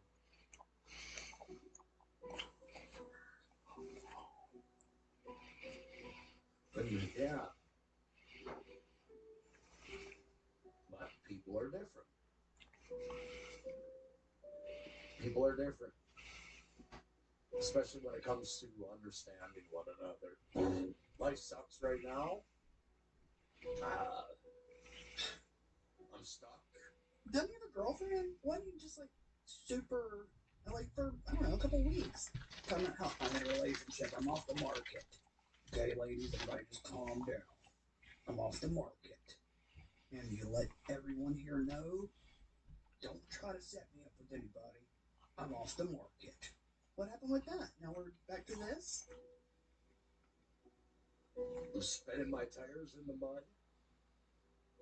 hoping for the best, but I don't know if it's ever going to happen. You start going back over all. Are you waiting for it to fall into your lap? Because if that's what you're waiting for, sorry, you know, things don't just happen. They don't just. All the instances where I wish I could go back in time and approach it differently. But, like I said, sometimes I'm in the hot seat and it's hard for me to be happy. Hard for me to be good. Okay, now hold on. Yeah, I was with you through the it's hard for me to be happy. But look at the crazy eyes when he says this. Hard for me to be happy. Hard for me to be good. Oh! Hard for me to be respectful. Then you start telling yourself things like, I don't deserve this. Or like, I don't deserve to be happy. I deserve to be alone. Then you start to tell yourself, you deserve this. He's had 2 girlfriends ever. And the first one, when he tells the story about the one-armed waitress from the bar that was apparently she had some kind of hit and run down in Florida and she was running from the cops, whatever. He says that relationship only lasted a month. So technically, in the 42, 43 years he's been alive, the longest relationship he's ever had has been with Felicia. And that was, I mean, you can count on your hands how many months that was. You know, it doesn't think I'm very interesting and between the breakups and all that. But either way, the relationship is with her. And the only thing that she knows from that is there are all these guardrails and there are all these different, like, expectations that are not normal. They're just not normal. It's not normal in a relationship to be drug testing your significant other and or taking them to do lie detector tests and like none of that's normal. So that's all that he knows is that those 2 relationships, the 1-month lady, the runaway chick, and her and Felicia, and it's like, man, just get out in the world a little bit. Like somebody really needs to take him on the town. I don't know. He needs to get out and experience more than 1 month with this Florida one-armed lady and Felicia. Sorry. It's just those 2 women do not represent the majority of the females that are available. They just don't. Ryan A says, what are your thoughts on Bob's Amazon Prime show? I have not seen it. I have heard reviews, and I heard that he was in it for like 5 minutes. And other than that if you're watching it as an adult, you're wrong. Something, I don't know, that it's for kids? I genuinely don't know. Have you seen it, Ryan? If so, tell me more. Yar. If Felicia gave me a second change, I would fuck her where she shits. Yar.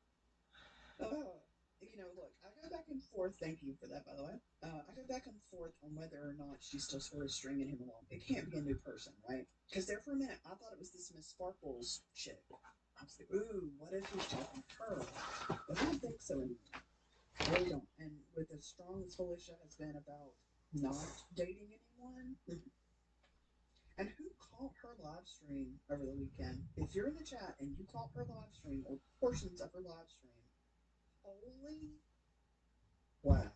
She immediately, like, privated it, took it down, whatever. But a couple people grabbed it. Good God. Whoa. But I'm under the impression that she's just set up these different goals for him to hit. And if you do this, and if you do that, and if you do this, because he's super frustrated. The last I heard, he was dating someone, so, you know. I don't know. It's torture. It's torture feeling this way. Like, I can't fucking wrap my head around it. Been a masterclass of avoidant behavior, and I'm used to that pattern my whole life. Gets too difficult, leave. Gets too difficult, ignore. And I can't do that anymore. It's always feeling like I'm just being knocked down. I'm trying so hard to be a better man, and then it's like I'm knocked down, and then I climb the mountain again, knocked down, climb again, knocked down. So that's what it feels like. It feels like whenever I do something, I do something, and it's not right for that person, and they vehemently show dislike. It's like it's torture for me.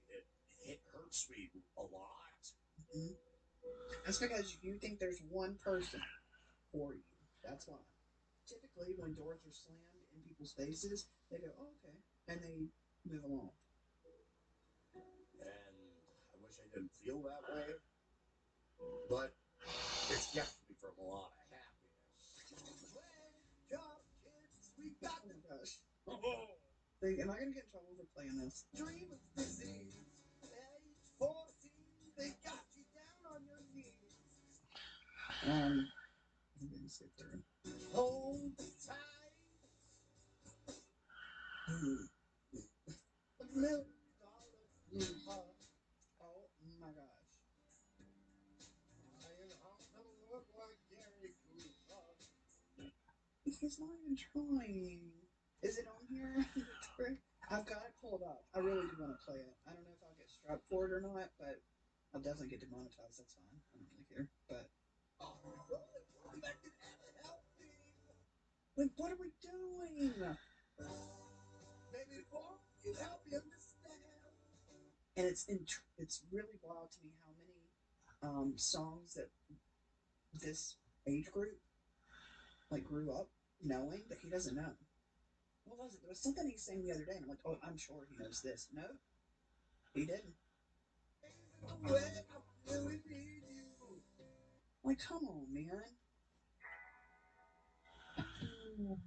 Sheets of empty canvas, untouched sheets of clay. He doesn't. Okay. I don't want to be an ass, but he's tone deaf and he can't stay on rhythm. Like, it's Pearl Jam. Like, we're at the point where you hear it in an elevator. Like, you can hear it in passing and don't even want to hear it. And you know the rhythm and the cadence that you're supposed to have with this song. What are we doing? Play it. While they spread out before me as a body runs the oh my gosh, hold on. as a body runs the okay, I need that little tiny clip like body runs the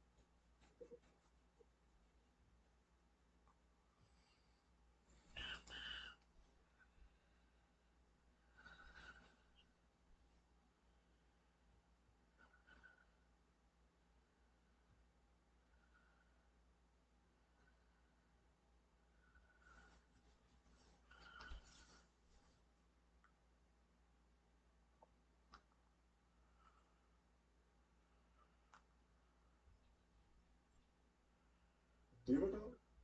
Do I have a dog? Yeah. Well, you know what they say. Nature abhors a vacuum. I think that was Newton. Nature abhors a vacuum. But so does my dog. Yeah, I have a dog. Dance like no one is watching. Sing like no one is listening. Love like you've never been hurt. And fuck like a goddamn retard. I said it was retard.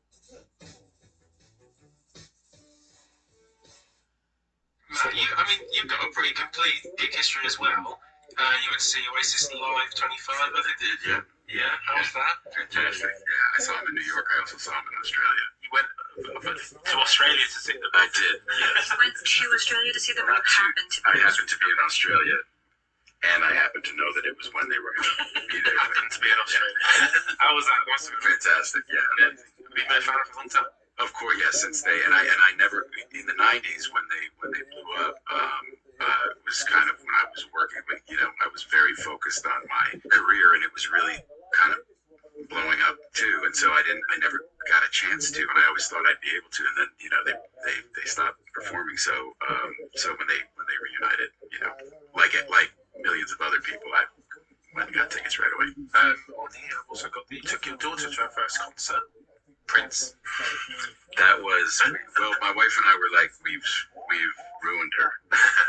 Because we actually had, it was when it was at the O2, and the way he did that show was he did it in the round, and he just had two backup dancers, and he played, and it was, again, one of the most amazing things I've ever seen.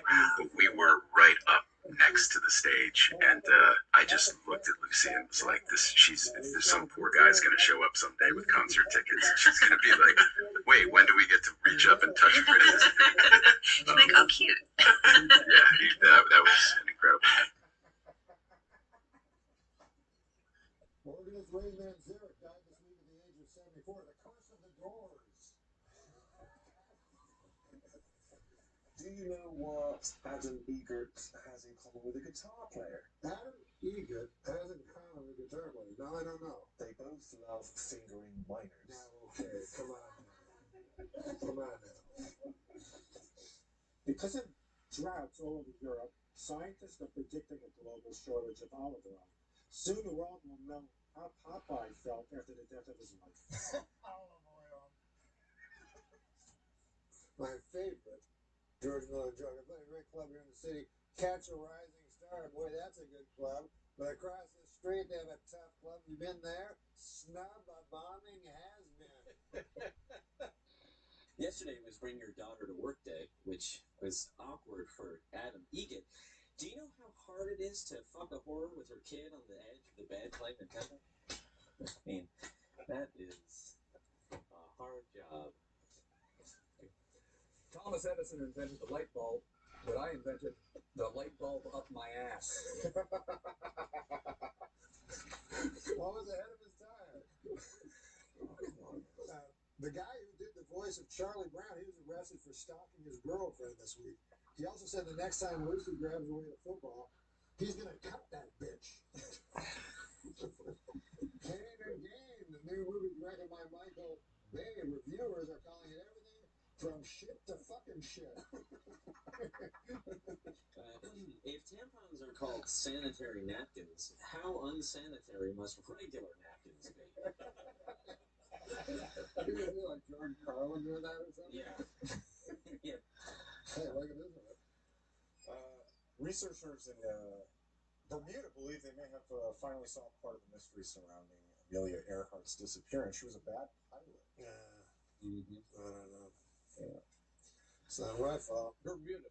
She didn't go down anywhere near Bermuda. What do you call a gay boxer? Huh? What do you call a gay boxer? Madonna. No. The Blue Man Group has been forced by the federal government to hire an orange man and a purple woman. Oh, my God. I was raised in a broken home. My father was a drunk carpenter.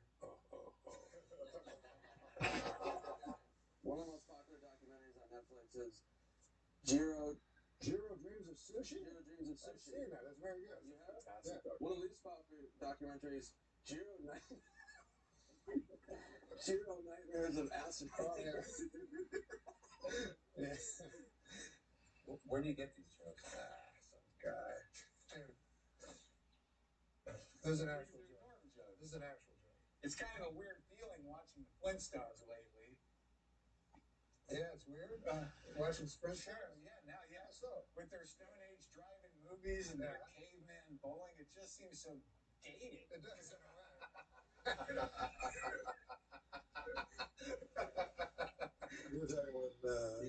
Easy as pie. You know it's not easy as pie. Baking a fucking actual pie.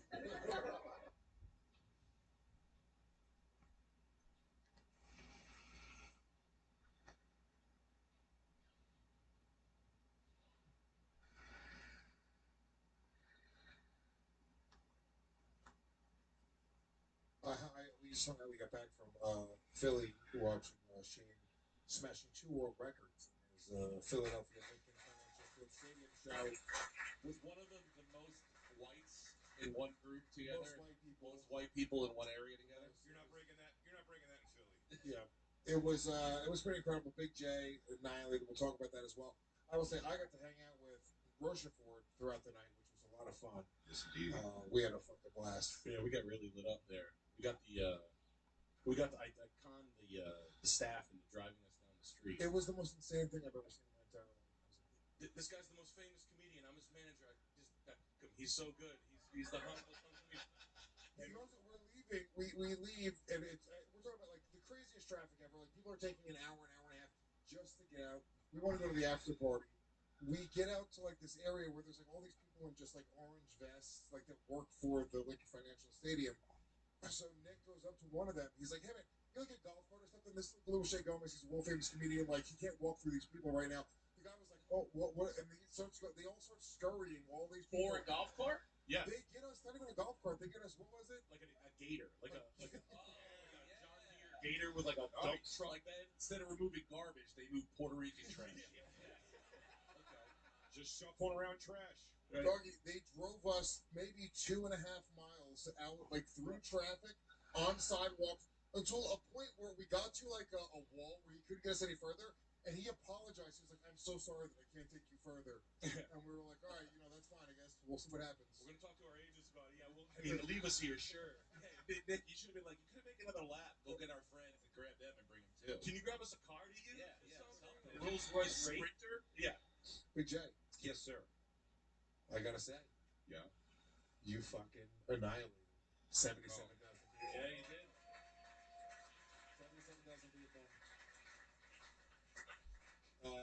You open up the whole crowd. That's not an envious position. Matt McCusker had to go up and go first in terms of the comedy section right after. Well, yeah. So Jason Kelsey went up, gave like like a satirical version of his famous. To be fair, I thought he was Big J for 2 minutes, and I was like, "Holy shit!" That doesn't. I wish, dude. Yeah.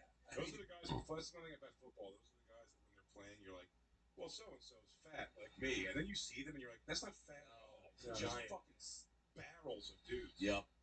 But Jason Kelsey up and did like a kind of a mock version of his famous speech after they won the Super Bowl, where he's dressed like the Mummers Parade thing.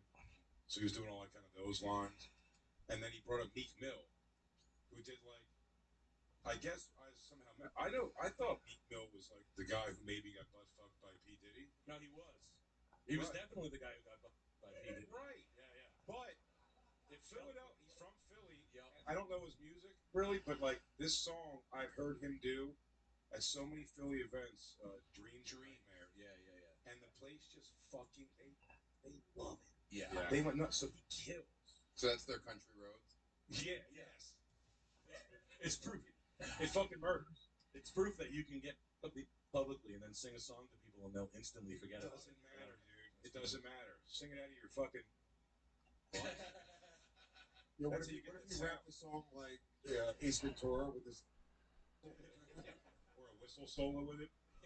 Were people like going like concert bonkers, like dancing crazy? No. He only did the one song, so no, they were more just his phones out right away, like holy shit, this is happening.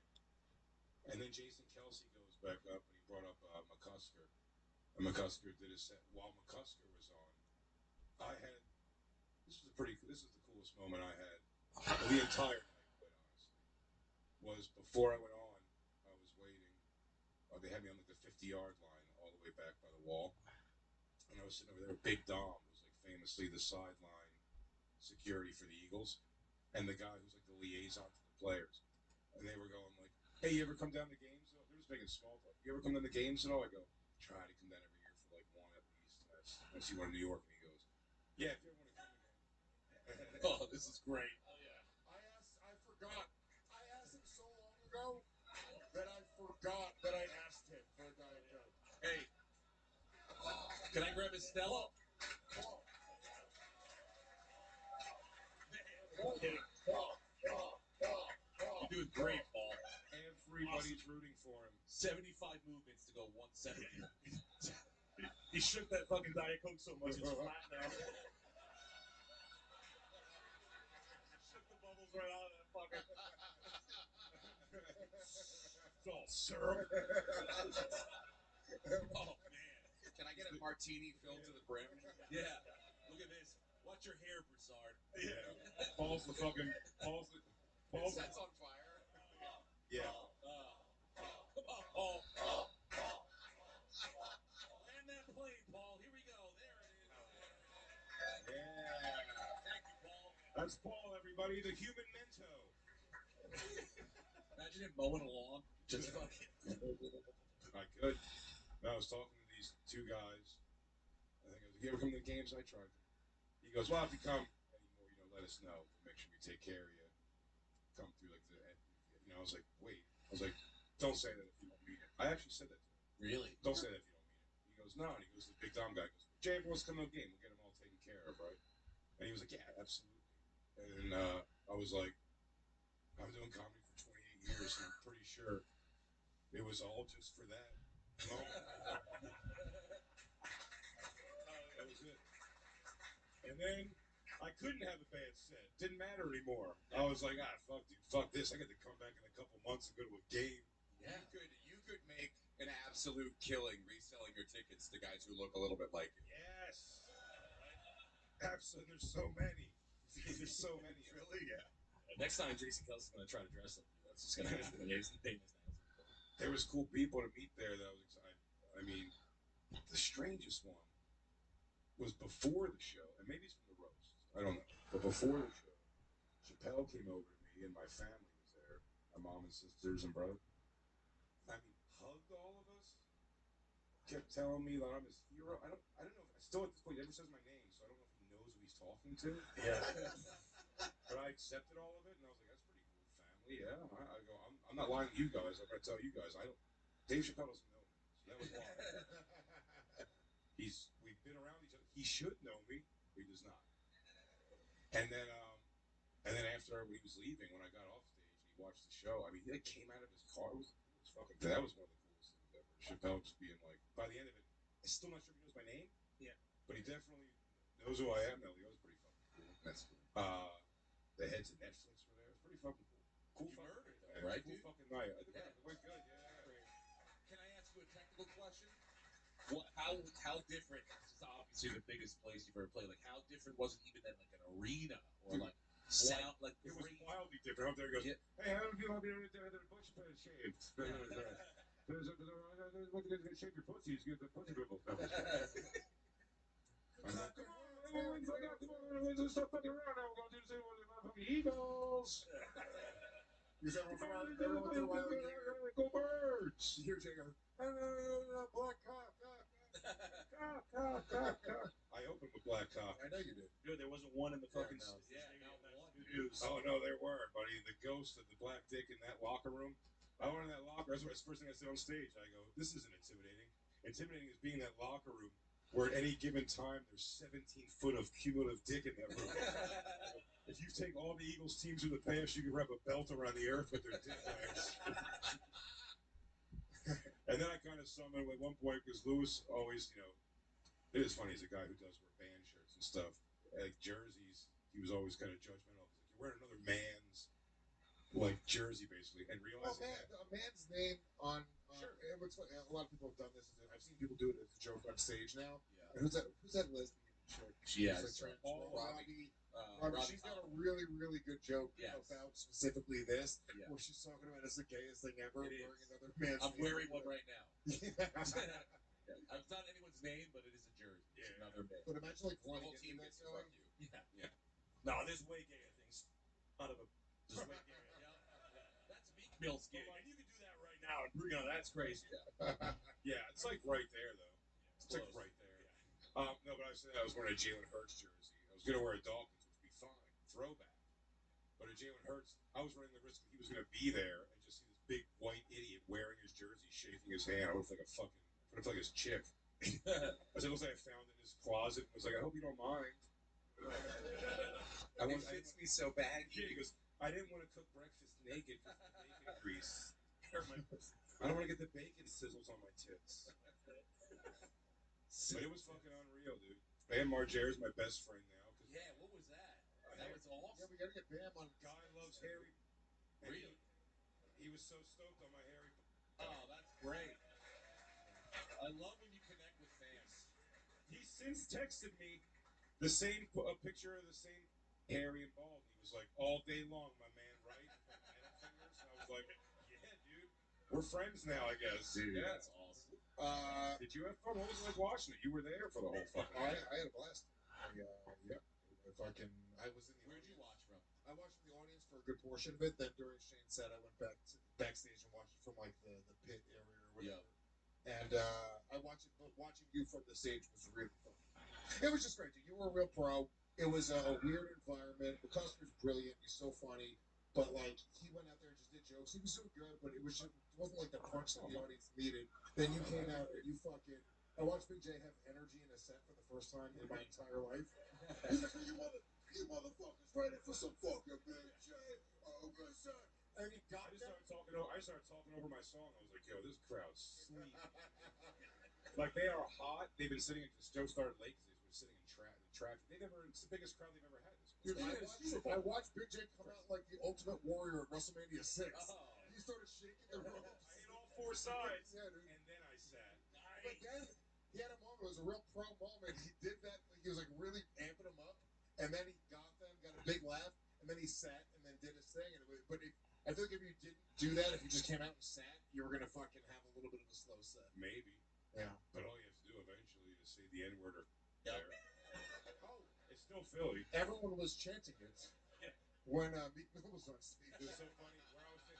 Where He hit both. I will say that was such a hilariously white event, sans security, that like it was pretty interesting. Just where I was watching McCusker from like that 50-yard line wall, I just panned the crowd, and for some reason the only person I locked eyes on in 77,000 people, his black wife like walking through the aisles. I was like, oh shit, there's Brittany. It was such a white event. I was like, Meek Mill doesn't have a wife. No. Is that someone's wife? Something funny I said. Is Matt McCusker married to Meek Mill?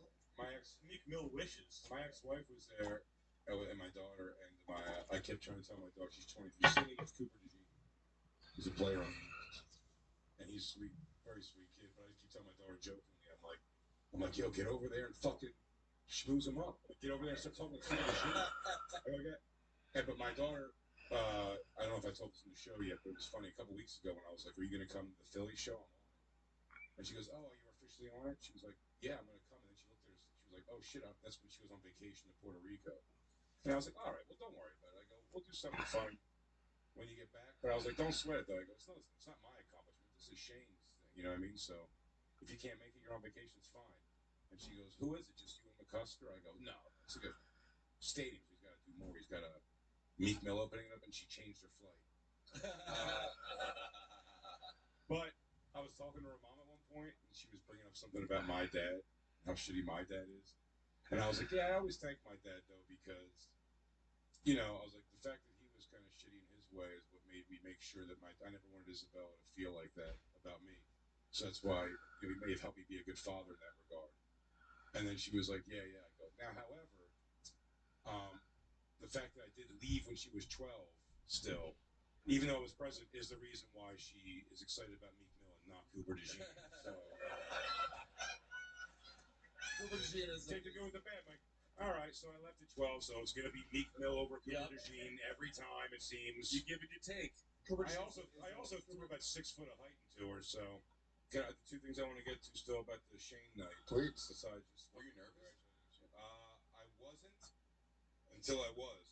Right before I went in, because like the size of the room I saw when Matt was up there was like a thing.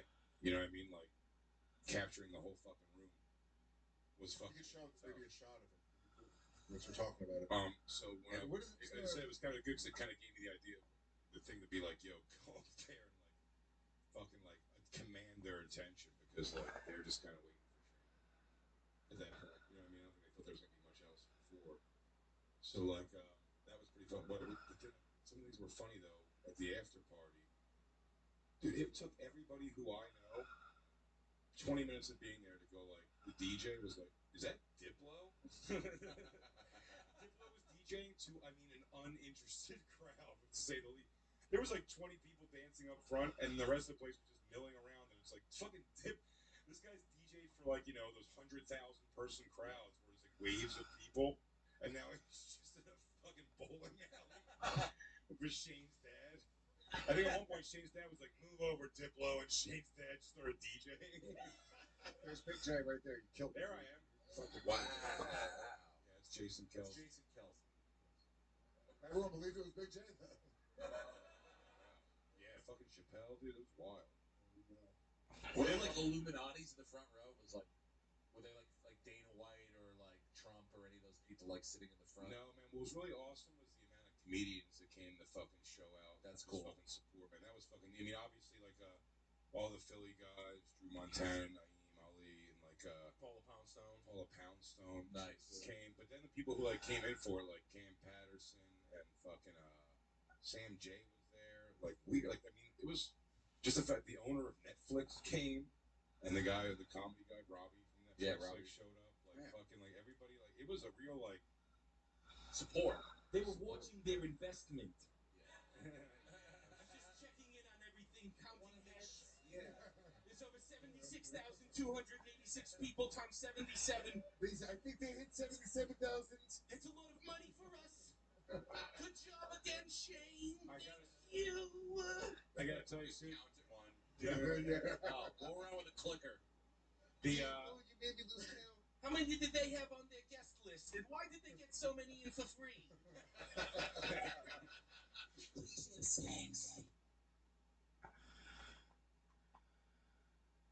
Let me come over here for 2 seconds while I get my life together. I'm over here now. What's my hair doing? Y'all gonna tell me. And when I'm on Dixon, I can't see myself, and I'm not like vain like that, but I'd like to know if I look retarded. So anyway, I can't see myself. It's always a guessing game. Actually, let me pull this up over here instead. Hang on. Come off that. Ryan A says, can you get into the people emailing you all crazy? Can you get into the people emailing you all crazy? Oh, you want to hear more about that? Somebody's into the drama and the sass. Basically, someone reached out to me with some month-old like gripe, and I was very kind to them in response and very what's the word I need here? Willing to get along, and I don't know. I was very tactful in the words that I chose to use, and that person ended their email. I didn't see it till the very last minute, but the very last line was very passive aggressive. And I'm the type of chick where just say it. If you have some beef with me, if you don't like me, whatever it is, just say it. Because the passive aggressiveness, and it felt personal too. I don't want to come right out and read it all or anything, but so I read it back, and then they wrote me back again. They responded to that, and it was even more sassy and hateful, really. And anyways, I responded to that one. Okay, gotcha, whatever. And then there was a third email that came through, and I just said, why are you still contacting me? And then I told them not to contact me on any platform or in any capacity. So now they've taken to passive aggressiveness and different chat rooms. Saw them over the weekend. So, I mean, I don't know. Like, what I do? Block them all? I was trying to be kind. No, it was not. It was not. It's not Jackie. Nope. This is someone else. So anyway, I tried to fulfill what they wanted, I guess. What their gripe was. I was totally cool with it. And next to like having to make a public retraction, which I would have done that. I would have done whatever. I like to get along with people. Okay, believe it or not, I'm sassy, but I like to get along with people. I'm not trying to like piss anybody off.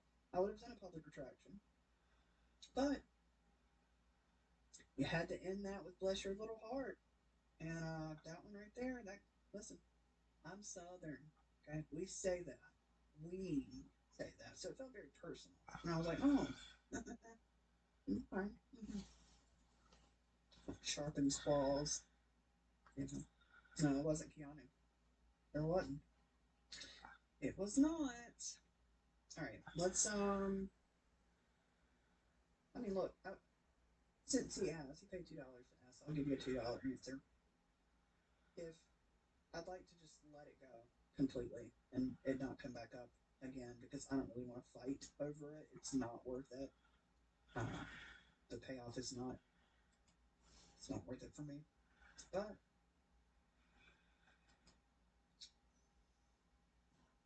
whatever. I really would like to get along with people. I really do. But I'm also the type where I'm not gonna let you run all over me and be hateful. But so far, like I told him to stay away, and why are you still contacting me? And other than a couple of things in random chats, they have for the most part. But anyway, I'll just move on. It wasn't Peggy. It was not Peggy. No, Peggy hasn't said a word to me directly. It wasn't Keanu. It wasn't her. All I know is this. Months have gone by, and a lot of people have talked. A lot. Just stay over there in your lane, and I'll stay in mine. Okay? Okay. Good morning, Haley, says Cash with $10. Good morning. What a nice smile. Look at that baby. Is that your cat, Cash?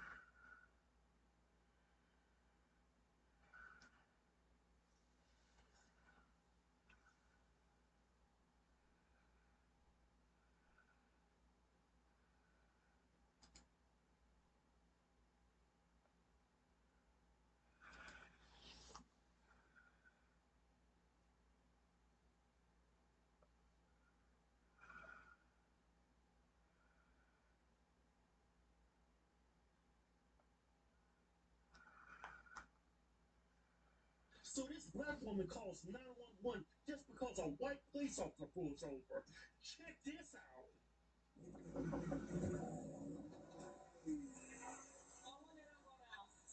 Hey, no, ma'am. Officer Hernandez, the police department. Do you have your license registration? I'm gonna let you know. Get your license or registration. Let me call 911. Okay, because I seen you behind me for a while. Ma'am, this is not an emergency. I'm a police officer. I pulled you over. Okay. I want to know why you took it over because I seen you. Okay. Your license is on suspended. No, my license are not suspended. That's a lie. I did see you. I went only because. Why would a cop lie about that? Shit. Oh, I know. Why couldn't you black? Because I seen you. Okay. Your license is on suspended. No, my license are not suspended. That's a lie. I did see you. I went only because. Ma'am, you have your license with you. I don't know. I don't know. Ma'am, why are you calling 911? I am a police officer. You are safe. This is a traffic stop. Okay, listen. Okay, listen to me. Ma'am, you need to hang up. I don't have to hang up. I'm on the call. This is not an emergency. I am a police officer. I just can't. I'm not going to I can't get my friend on the ride. This cop has black fatigue all over his face. Look at his partner in the background. He said, yep, it's them again. Need an officer behind you. All right, ma'am. Ma'am, you need to hang up. You're about to go to jail for misuse 911. Okay, this is not an emergency. Hernandez, okay? His name is Hernandez. You need to hang up. Okay, hey, step out of the vehicle. You're about to go to jail for misuse of 911. Step out of the vehicle. Okay. He said my license is suspended. Why are you calling 911? I don't trust y'all. That's the reason why. You don't trust the cops, but you trust their friends on the phone? I mean, who do you think you're calling right now? You're calling his buddies. Hey, y'all will stay on the phone, please? I only came to pick my friend girl up. I don't understand why we're going through all these extra steps. I don't either. Thank you. I'm on the phone still. No, don't take my phone. He's taking my phone, man. Right now. Now you're being detained. Okay, now I am. That's crazy. I'm only giving my friend a ride. And I called 911 because, don't turn me around. Don't tell me. Hey, why y'all spinning that fool around like she's some kind of topper? She's already dazed and confused. And I called 911 because, don't turn me around. Don't tell me. Hey. I'm right here. Listen. I'm on the phone with 911. Knock it off. You need to relax. Wait a minute, he was rude. This woman is fitting all types of stereotypes. He's rude. Offended by everything, ashamed of nothing. Get off. You need to relax. I'm telling you, because I'm allowed to pull you over. I just told you, like, suspended. Exactly. Showing suspended. My license are not suspended. So how many licenses you got? My license are not suspended. My license is not suspended. Yeah. My license are not suspended. Verify that. But it's showing. But y'all cannot be mad because I called 911. I only came right down here to get my friend around home. Let me see me real quick. I'm not. Hold on. What's your first name? I'm Kira. I'm on the phone, ma'am. I'm on the phone. She's calling 911. It's not an emergency. Why don't y'all just hang the phone up? It'll make your job a lot easier. Jesus Christ. I'm on the phone, ma'am. I'm on the phone. She's calling 911. It's not an emergency. Yes, ma'am. He told me he pulled me up because my license is suspended, and that's a lie. That's a lie. But my license is suspended, and that's a lie. I had to get my friend around home way back to Brandy. He lied on me. My license ain't suspended. Lying on me. Lying on me. My license ain't suspended. Drove a whole hour and 40 minutes to get my friend. I don't understand why we have to go through all this. She asked me a question, and she called my name. She pulled my license. She told me that you can put me in. Hey, it's still over golf to 8. You can hang up. You should have did that shit a long time ago. What the hell were you waiting on? Let's get my friend in, please. Is she going to ever shut up? I drove an hour and 40 minutes to get a stranded pig. Yeah, you get that. I'm very searchable. I'm very searchable. I got nothing on me. I don't have no package. I drove an hour and 40 minutes to get my friend. Can we talk for 5 seconds? Look, I need you to be down here. Look. I'm down here. I'm even going to show you. Hold on. legs. We're gonna see. You need to calm down. You ran your license. It says license not valid. Like, I don't know why. That's what we're trying to tell you. Like, you started getting all up in you. Because my license should be suspended. Okay, okay, all right. We don't have to even do this. We're suspended license. We're really being nice to be like, hey, listen, you might not even know your license. You were not. She still won't shut up. Nice was.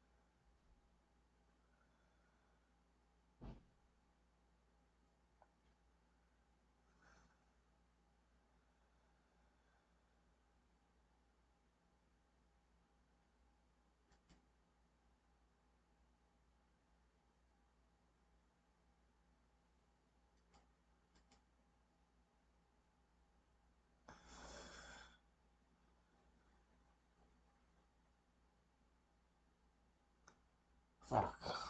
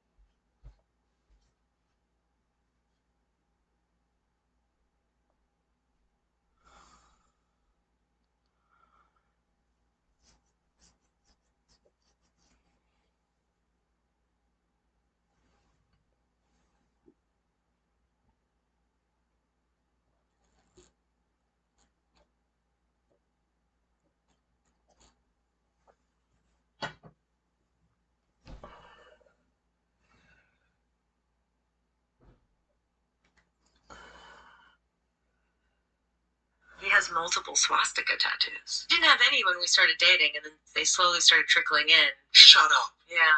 People know Marilyn Manson, you dated him, we're going to talk about narcissism. You're still being followed by cars.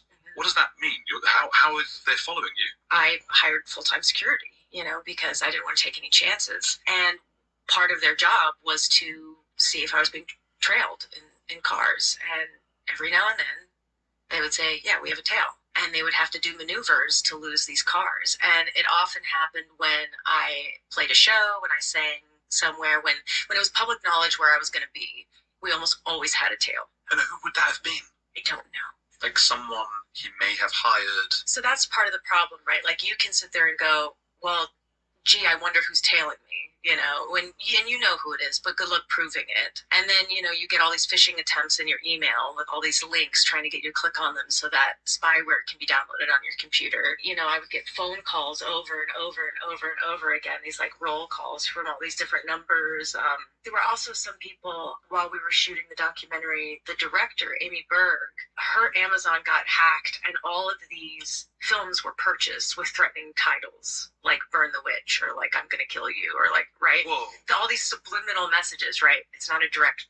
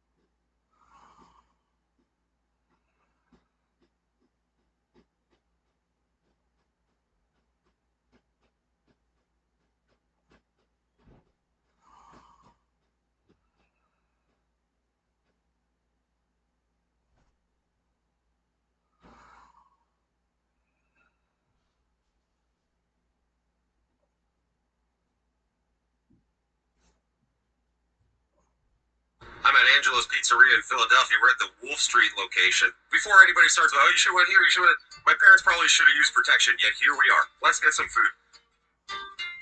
We are in I think their meeting room currently.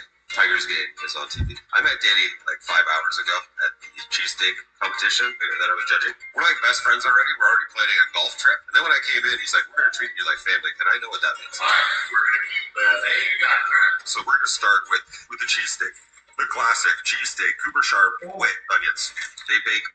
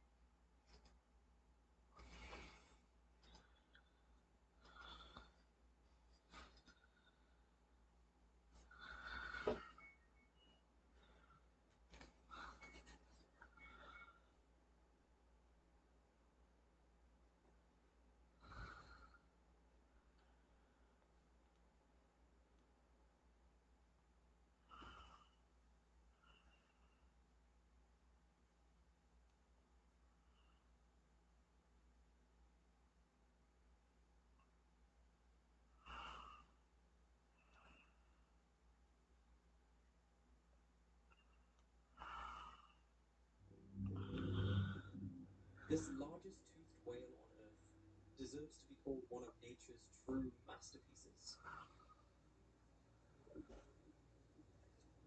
Their range stretches from sun-drenched tropical waters to the frigid depths, thousands of meters below the surface.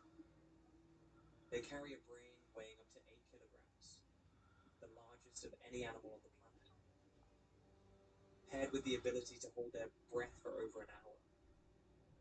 Features that serve as the key to one of the strangest hunting operations the ocean has ever witnessed.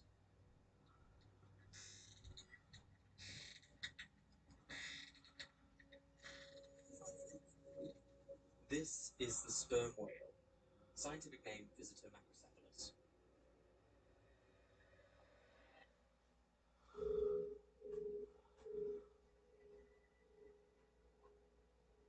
Within the suborder of toothed whales, Odontoceti, the sperm whale sits at the absolute peak in size, the largest toothed predator alive on Earth today. Unlike the blue whale, a filter-feeding baleen whale that strains small biomass from the water, the sperm whale is an active hunter, one that relies on a powerful set of teeth and a sound-based targeting system to track prey through the pitch-black, low-visibility depths. But the title of largest is only the starting point. What truly draws the attention of scientists is the sheer scale of this animal's ecological footprint. According to the Food and Agriculture Organization of the United Nations, FAO, if you add up the total catch of every commercial fishing fleet on Earth, from Japanese trawlers to tuna fleets in the South Pacific, the annual figure comes to roughly 90 million tons of seafood. Sperm whales, driven by nothing more than natural instinct, consume an estimated 100 million tons of seafood every year.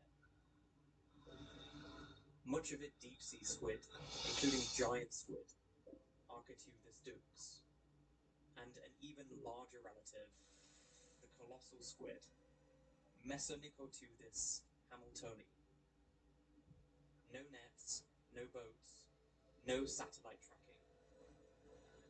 And yet they're running a biological fishing operation on a scale that outstrips the entire industrialized effort of humankind combined. That number isn't just there to impress.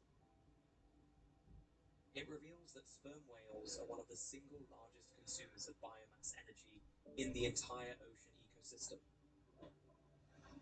A biological pump that continuously converts the hardest to reach organic matter on Earth, the invertebrate populations living thousands of meters down, into energy that sustains not just themselves, but indirectly the entire food web above them, through the nutrient-rich waste they leave behind.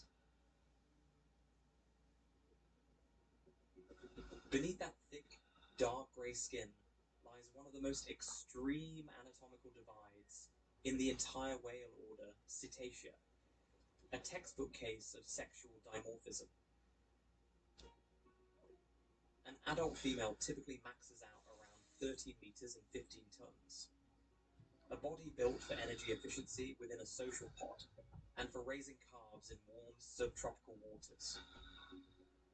Males, on the other hand, go through a prolonged secondary growth phase, reaching 18 to 20 meters and up to 45 tons, 3 times the mass of a female. This gap shapes the species' entire survival strategy. Solitary adult males roaming the frigid polar seas have virtually no natural predators left to fear. At 3 times the length and 6 times the mass of a single orca, their sheer momentum is enough that even the most cunning orcapods actively avoid a direct confrontation. The risk of a fatal blow is simply too high. That size turns them into a kind of mobile fortress, free to exploit the harshest, coldest waters on the planet without fear.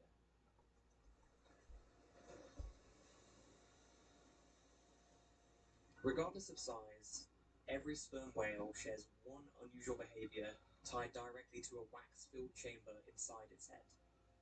One that takes up nearly a third of its total body length, called spermaceti. At normal body temperature, this substance exists as a liquid with strong positive buoyancy relative to seawater, which keeps the head consistently lighter than the rest of the body. The result is striking. When a sperm whale stops swimming to rest, in a behavior known as vertical drift, its body doesn't lie flat like most other whales. Instead, it rotates and hangs perfectly vertical in the water, head pointed up, tail dangling below. When an entire pod rests this way at once, the scene looks like a forest of massive grey pillars, motionless, drifting with the current. This upright posture helps the group maintain stable positioning, preserve social bonds while resting, and stay ready to surface quickly for air. Remarkably, sperm whales are among the least sleep-dependent mammals on Earth, spending only about 7% of their lives asleep. That sleep isn't continuous either. It comes in short bursts of just 10 to 15 minutes near the surface. As lung-breathing animals, extended deep sleep underwater would carry a real risk of drowning or losing control of body temperature. With a brain weighing up to 8 kilograms, scientists believe sperm whales may maintain a form of partial wakefulness while resting, though the precise neural mechanism behind this remains unconfirmed. What can be said with more confidence is that staying in a near-constant state of alertness serves a more urgent survival need. Continuously hunting down enough food to fuel one of the largest bodies on the planet. Massive size, extreme sexual dimorphism, and an unusual sleep pattern aren't isolated traits. They are interconnected pieces of a deep-sea survival puzzle. But to truly master such a hostile environment, the sperm whale's body must overcome a far more terrifying physical barrier. How do you drop 45 tons of mass, thousands of meters down into a crushing vacuum without wasting a single breath of oxygen? The answer to that complex biological riddle lies inside their extraordinary head.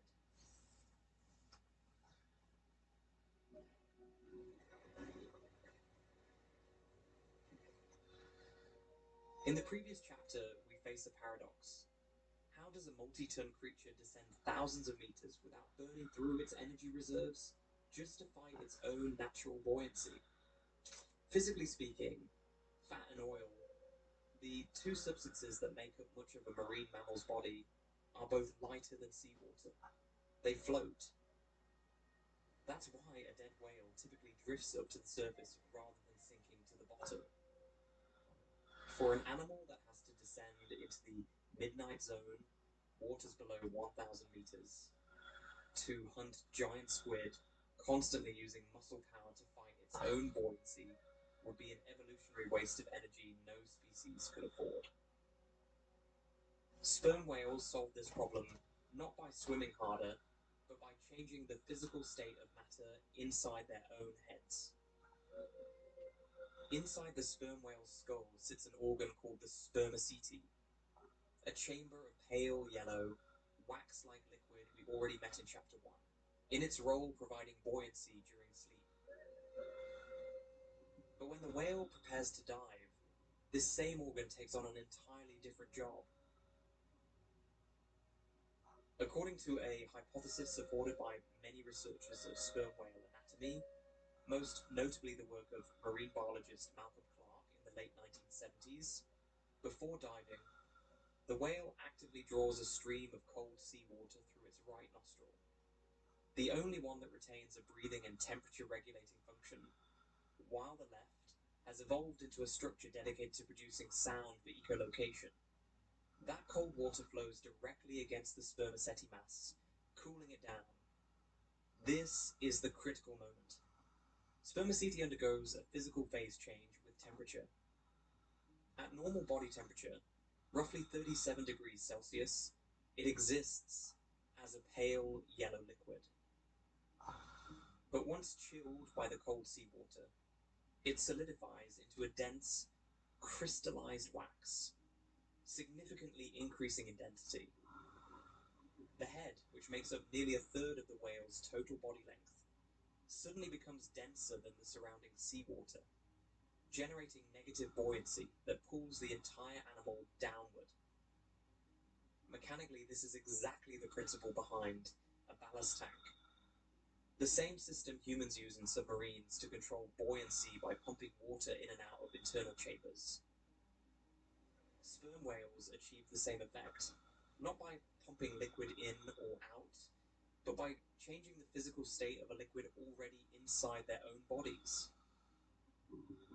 This mechanism lets the whale enter freefall, letting gravity and the now solid wax pull its 45-ton body straight down toward the depths. It's a decisive energy-saving strategy, because during a descent to depths of 2,000, sometimes nearly 3,000 meters, every unit of oxygen stored in its muscles matters for the confrontation waiting below. Once the hunt is over, warm blood from the whale's core flows back through the wax, melting it back into liquid form, restoring positive buoyancy, and letting the whale rise back to the surface again, with almost no effort required to swim. But solving the buoyancy problem is only half the challenge. At depths of thousands of meters, sperm whales face a quieter but far more dangerous enemy: pressure. For every 10...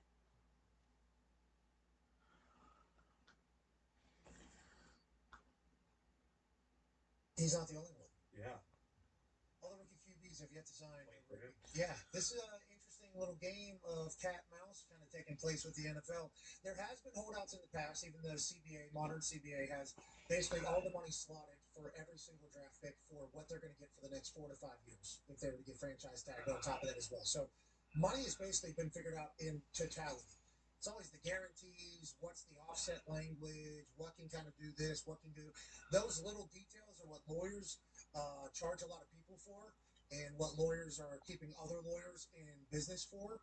And I assume that's what Fernando's doing. I don't think I fully expected all the quarterbacks to kind of be holding out, kind of. But is that what's happening here? Is this time for us to say, I guess they haven't missed anything yet, so it's not a holdout yet, but they haven't done a deal. This is fascinating little development. It is, but we assume this already worked out. All these guys will be on their teams day one when it comes to it. I know, like you said, there's always different language. I remember when I signed my contract, one of the things we're going back and forth about was getting some deferred payment, because I didn't want all the money up front. I wanted to wait kind of to that next March to get a large chunk of money, just because I was 22. I would take we live this first season, go to the off season and get a different chunk, and then my people kind of like, hey, you want your money to be growing, interest and all the other shit. But I was like, wait, so it's back and forth probably with his team, but probably back and forth with their team, but all different quarterbacks. So I'm sure they'll get this figured out in all. I would assume you're one of the first guys that ever wanted to defer payment as opposed to wanting the money right now. I respect you thinking about you at that age. Yeah. For me, that money was already gone before I even got it.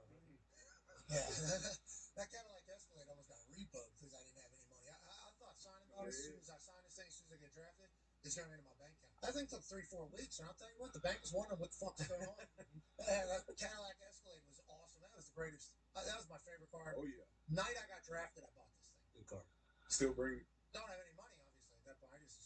I had to show the news, like a news thing, to the bank person that was trying to repo the car. Like, hey, this money's coming. Bro, this is the NFL deal. To be nobody around me really knew when this was getting here.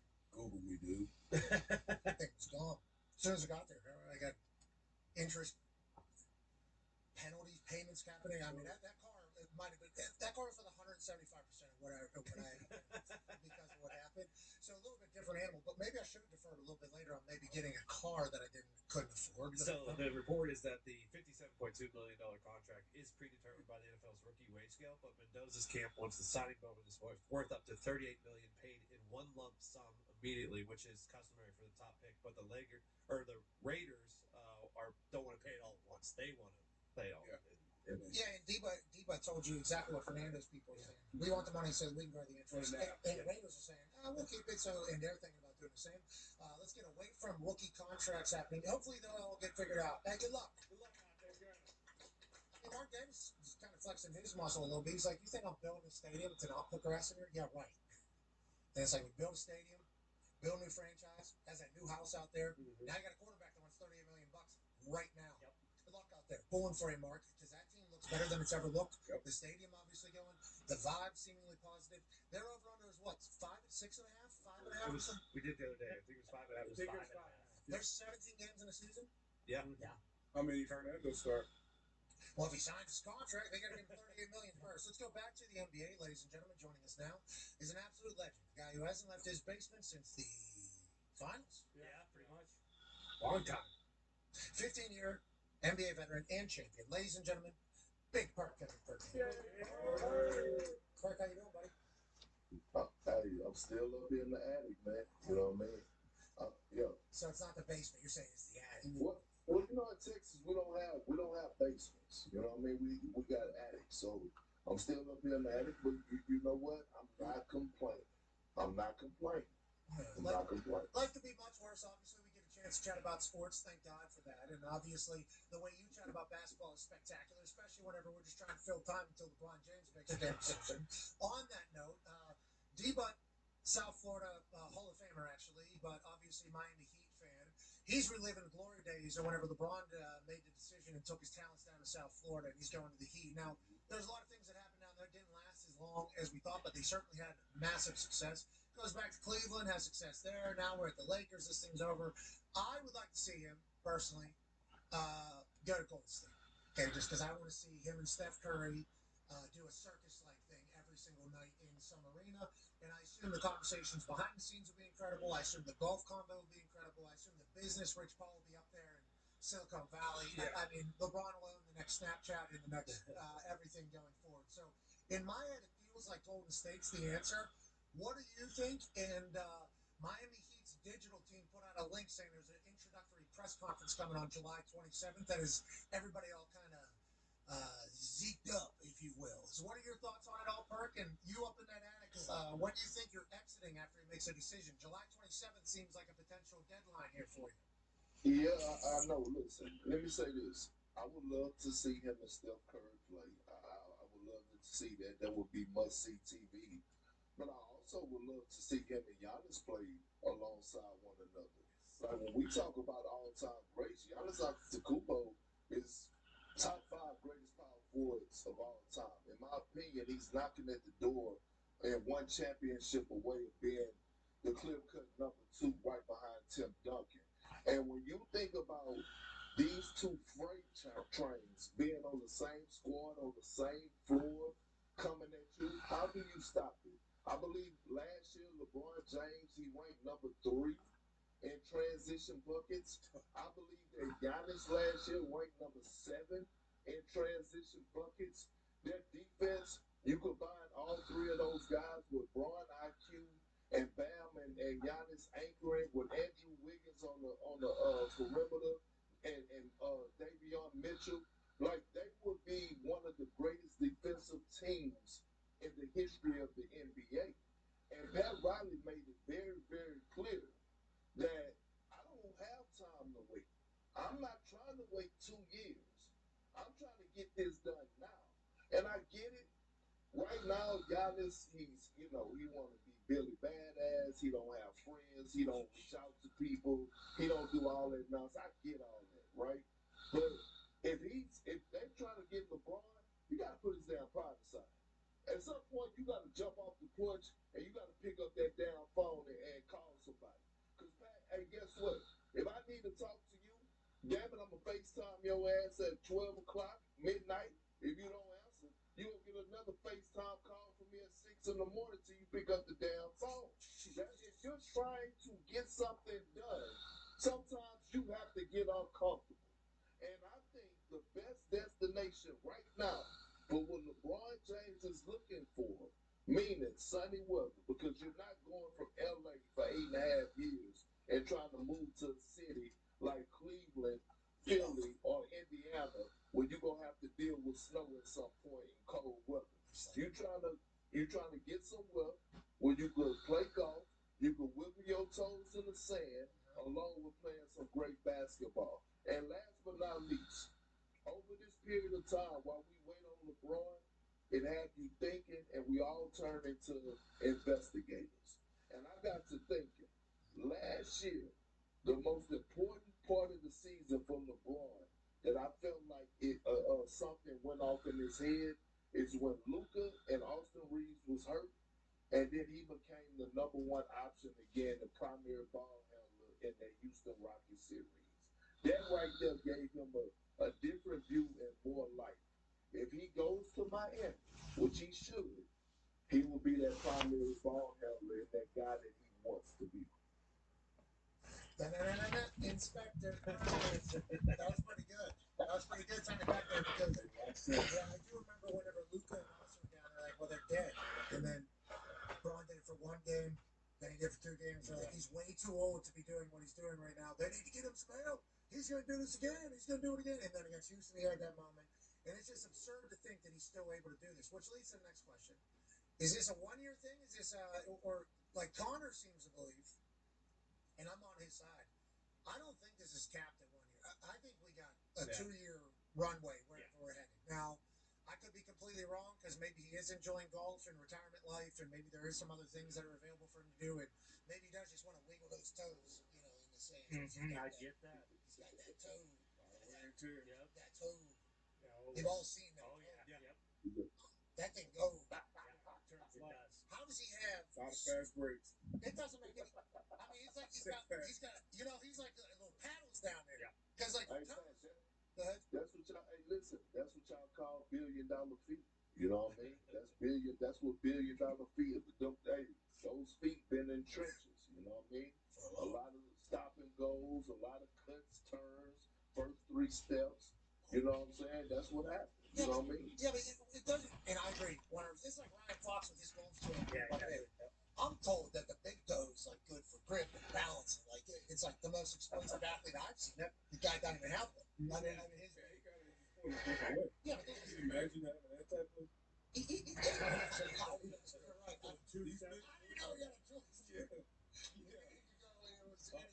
You got different. I didn't think about that because the big toe is actually saying, "Hey, other toe, get out of the way. Let me get out of here real quick." So he kind of gets rid of the extra, which is kind of what he does, right? He kind of trims the fat. He kind of trims fat his toes. So let me take the lead here. Let me get out there. I didn't expect us to have that particular combo, but I do think he's in incredible shape, and I think he likes what he's doing. And like the great quarterbacks that we've watched, they never want to leave. You know, it's like, hey, the whole building has been built around you your whole life. You've committed your whole life to this. You're still great. If your body can keep up, why not keep going? It's like your brain's only getting better. If your body, for LeBron, I think a lot of people are thinking, okay, he's got 1 year, 1 year is going to be over, and it's like, I'm with Connor. It feels like he's in great shape. I don't know why. It's like a year-to-year thing. It's like we do with the old quarterbacks, Aaron Rodgers or, Brady who wanted to play forever. But, usually you get to a point where it's like, year ahead and takes time away. Big win, I think they all do. Most of them have to do it. But usually you can see by the time start winning. Like you said, Braun still looks like he has a run, but even if he's going to be a top 10 player, he play for another 5 years to be another, top 25 player in the league. But, from what we see. It's what we're going through right now, the Aaron Donald conversation. It's like Aaron Donald, good luck subbing him out. Like if Aaron Donald comes back and he's on the field, like, okay, yeah, good luck subbing. It's like LeBron feels like the same. Like you're going to take LeBron off the court right now? You're going to not give the ball to LeBron right now? Like, I don't know. And on that note, Ty has a question for you. Yeah, Perk, I agree with you about like Giannis. Hey, you got to swallow your pride and maybe smooch a little bud if you want LeBron to come down to Miami. But this was the biggest trade kind of several years in the making here. When is Giannis going to get moved? He finally does. We saw the haul that comes from him. Like, does he want to be a sidekick? Because I understand how good he is and everything, but like if LeBron goes to the Heat, that is immediately it's LeBron's team. That's what everyone's going to. And Giannis, he does become like the de facto sidekick. Is that something that he even wants? Like, is he willing to accept that or no? Well, I mean, the only thing that Giannis should want is to win the championship. Look, I strongly believe this, that Giannis will never win another championship if he's the number one scoring option. He's going to get you through 82 games because he's that dominant. But if you look at where the game is going and where it's went over the last 3 years, look at our last 3 NBA champions. The Boston Celtics, what did they have? Perimeter play to get it done offensively. Great. Oklahoma City Thunder, what did they have? Perimeter play to get it done offensively. the New York Knicks, perimeter play, big body Brunson to get it done in close games. I'm not saying Giannis is not that one of those dudes, but when you're talking about closing out games and to get in the fourth quarter, you need that perimeter guy. You need that guy. So if Bron was to come, like I don't think Giannis would mind being a 1B. That 1B still is going to go out there and get you 25 points and 12 rebounds and maybe 3 blocks. At this point in Giannis' career, like over the last 4 or 5 years, it hasn't been pleasant for him. Either he's been injured, he's been dealing with multiple coaches, multiple teammates, and now all of a sudden you get back to a space where you're actually able to compete. Like you don't give a damn at that point, and he shouldn't. So again, he needs to swallow his pride and pick up that damn phone because Pat Riley expectations is to win the championship. I love that somebody told you that everybody's calling, but Giannis isn't calling. You go, excuse me? I love that you heard that somewhere. Somebody told you of actual knowledge directly from the situation. I don't know if it was Rich or somebody else. And you go, what do you mean Giannis hasn't called? Every team has recruited LeBron to try to get out there. Steph Curry and Steve Kerr put together a card. They gifted it to him. They did an entire thing. Cleveland Cavaliers said they'll shut it. I don't know. I have no idea. But it is sounding like people are like, hey, we really want you here. And it sounds like you heard that Giannis is refusing to do that. Is that accurate? Well, I've heard you a couple times say this now. You said it on first take. Go ahead. It was his interview, Pat. His interview said that he felt like he didn't need to pitch nothing, that Bron knows what's going on in Miami. And my thing is outside of him trying to get Bron there to win the championship, like sharing a locker room with greats, I call myself a groupie, NBA groupie, because I played with so many Hall of Famers.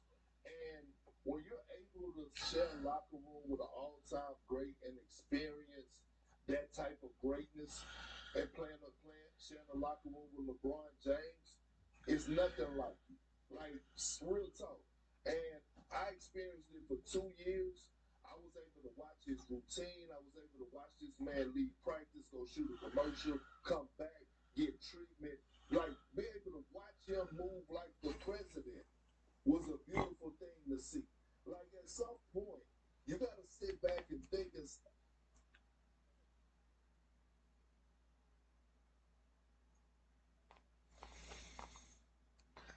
I'm right here in Miami. I'm right here in Miami. Come get me. Arrest me. Turf wall me. Put me on the news. Tell everyone I'm a human trafficker. You think I'm about first? You think I'm about ready? I'm a Navy SEAL in this shit. Come get me. Raid my house. Take my stuff. You guys sleep with a full phone full of evidence? You think I don't write my phone every night? You dumb? Come get me. Arrest me. Breaking. Andrew and Tristan Tate have been arrested in Miami. Alright, so it looks like the walls are finally closing in on the Tate brothers. They decided to push their luck again and travel to America and got arrested because the UK hit them with more charges and are trying to have them extradited from the US.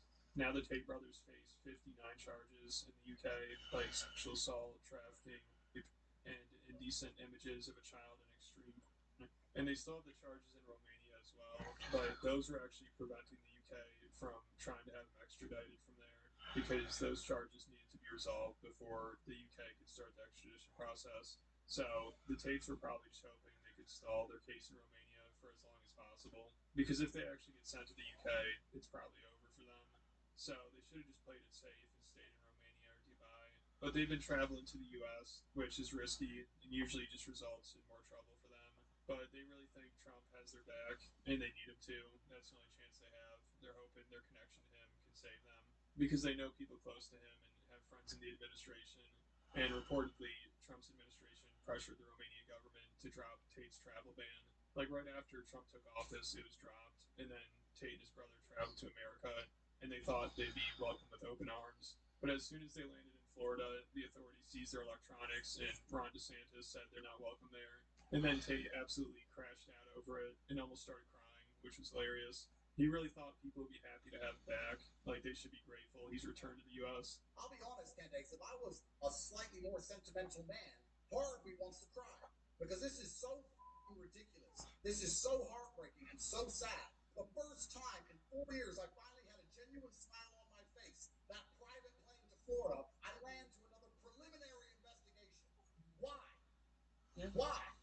I'm a full-grown man who had just been stuck in Romania for 3 years for absolutely no reason, who finally got freedom back and thought, you know what? To show respect to our commander-in-chief and this new administration, why don't I go home for the first time in nearly 7 years? I could have chosen anywhere. I could have gone Thailand. I could have gone Dubai. I thought, you know what? Let me go home. And this is the welcome I get. Let me tell you.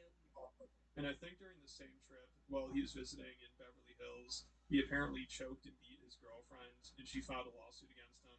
So it's a real honor to have him back in America, and I'm sure everyone's thrilled he was allowed back. I mean, this guy just cannot behave himself, and he only causes a ton of problems. Like last time he came back, he got into that club controversy, and the mayor of Miami was going off on his group, and then he had to do a whole apology tour. Like every time he's in America, he has to go around on podcasts doing damage control. So he's nothing but trouble, and if he gets extradited, I think it's over for him.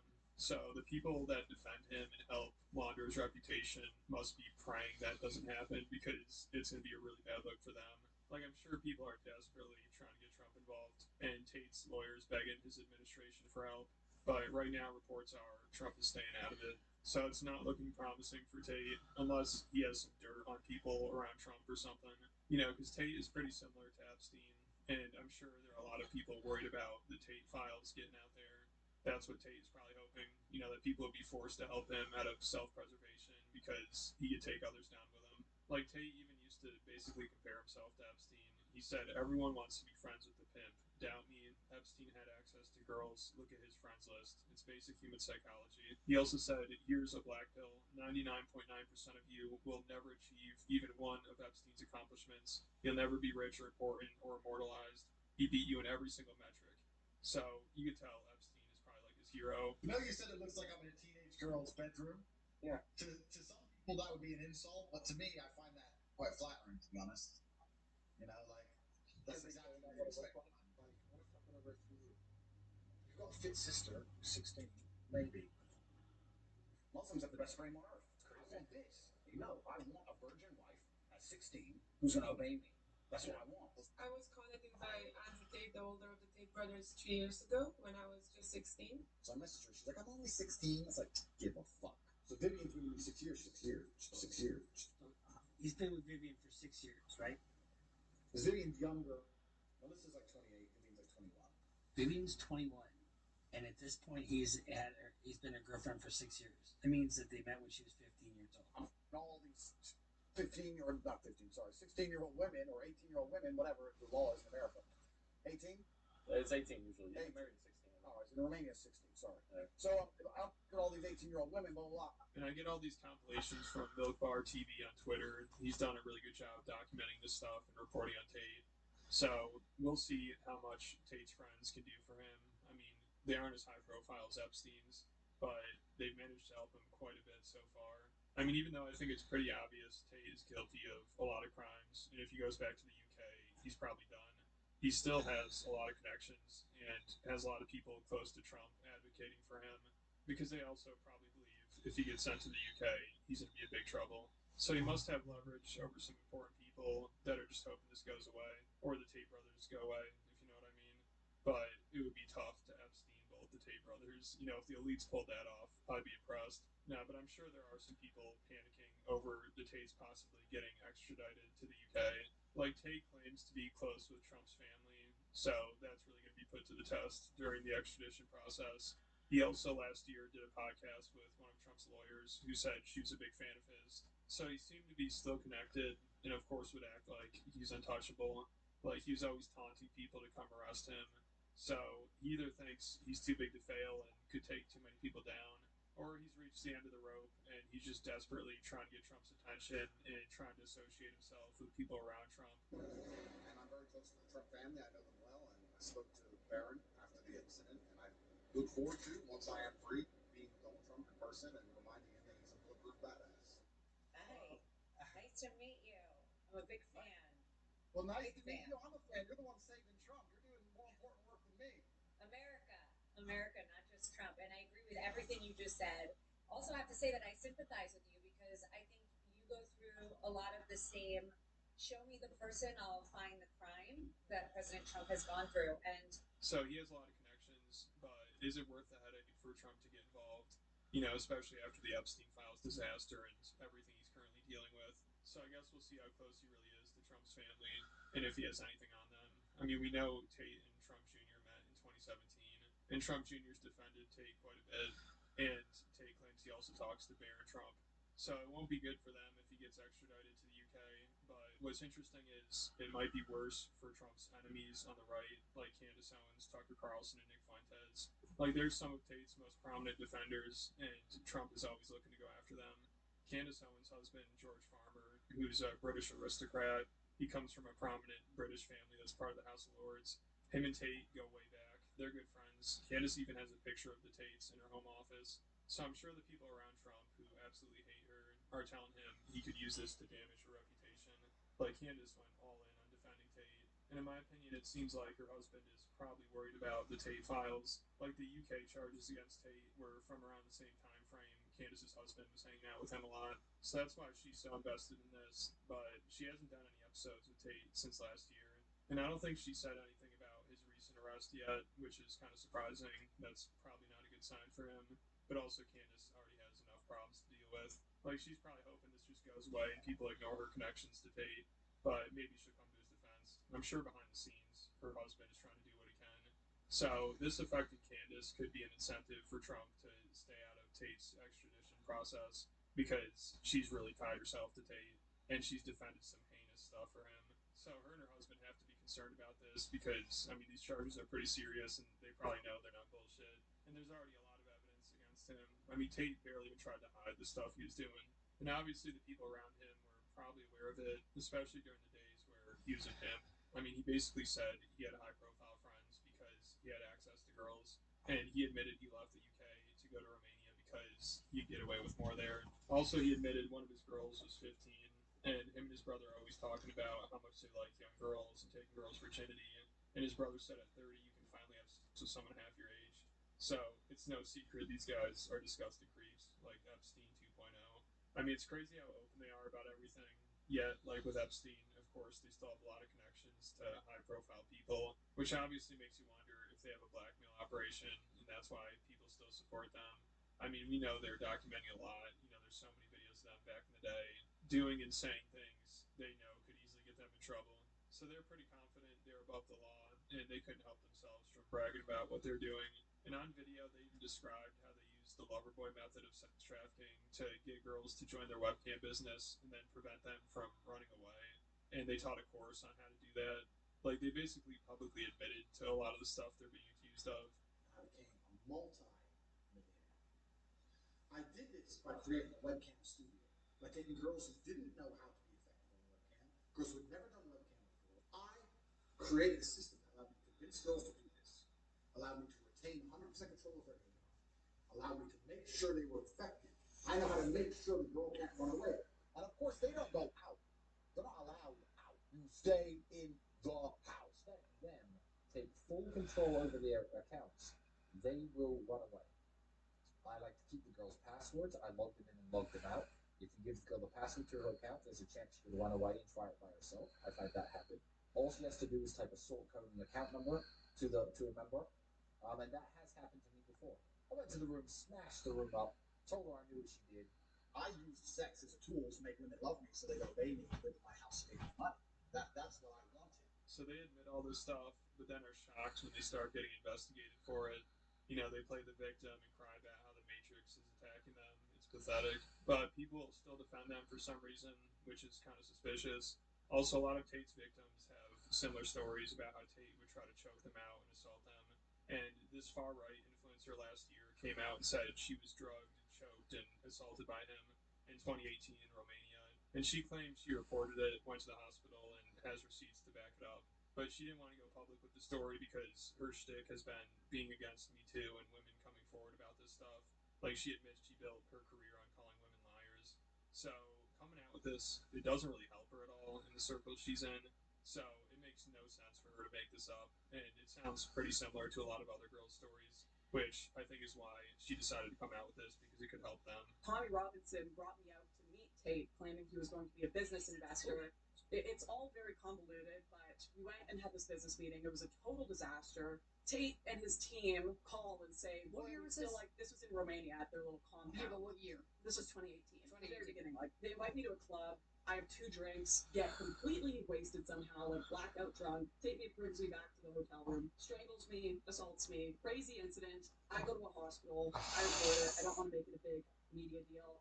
And then years later, he starts going viral online for having human trafficking, mass assault, wicked cases, all these things. And I'm feeling guilty as hell because I know out of contemporary medical evidence and text message evidence that I could give to the courts. But I don't want to deal with the online shitstorm that's going to come from that. I'm literally the girl who built her career on, I'm not a feminist, all these women are lying, da-da-da-da-da. So I sit on this evidence for years and years and years. And eventually, after various kind of career incidents, including the Tenet media scandal, my text messages with Steven being released, all this kind of stuff, I'm like, why am I sitting here on this pile of lies that I'm telling that make me miserable? I need to just tell the truth about all of it, join the court cases, take a step back from media, and get my head back in order, because I think all of this is kind of built on bullshit. But it's not even about me. Like, to me, I don't care if people are sympathetic with me. You can hate me, love me, don't care anymore. There are 40 plus women that are victims that needed my evidence, that needed my testimony out there, and I'm happy to help them. So I'm sure even Tate's biggest supporters at this point probably know if he gets sent to the UK, he's cooked. But can his friends around Trump and lawyers get him out of trouble? I'm not sure. Because also Trump probably has a lot of people in his ear telling him not to get involved.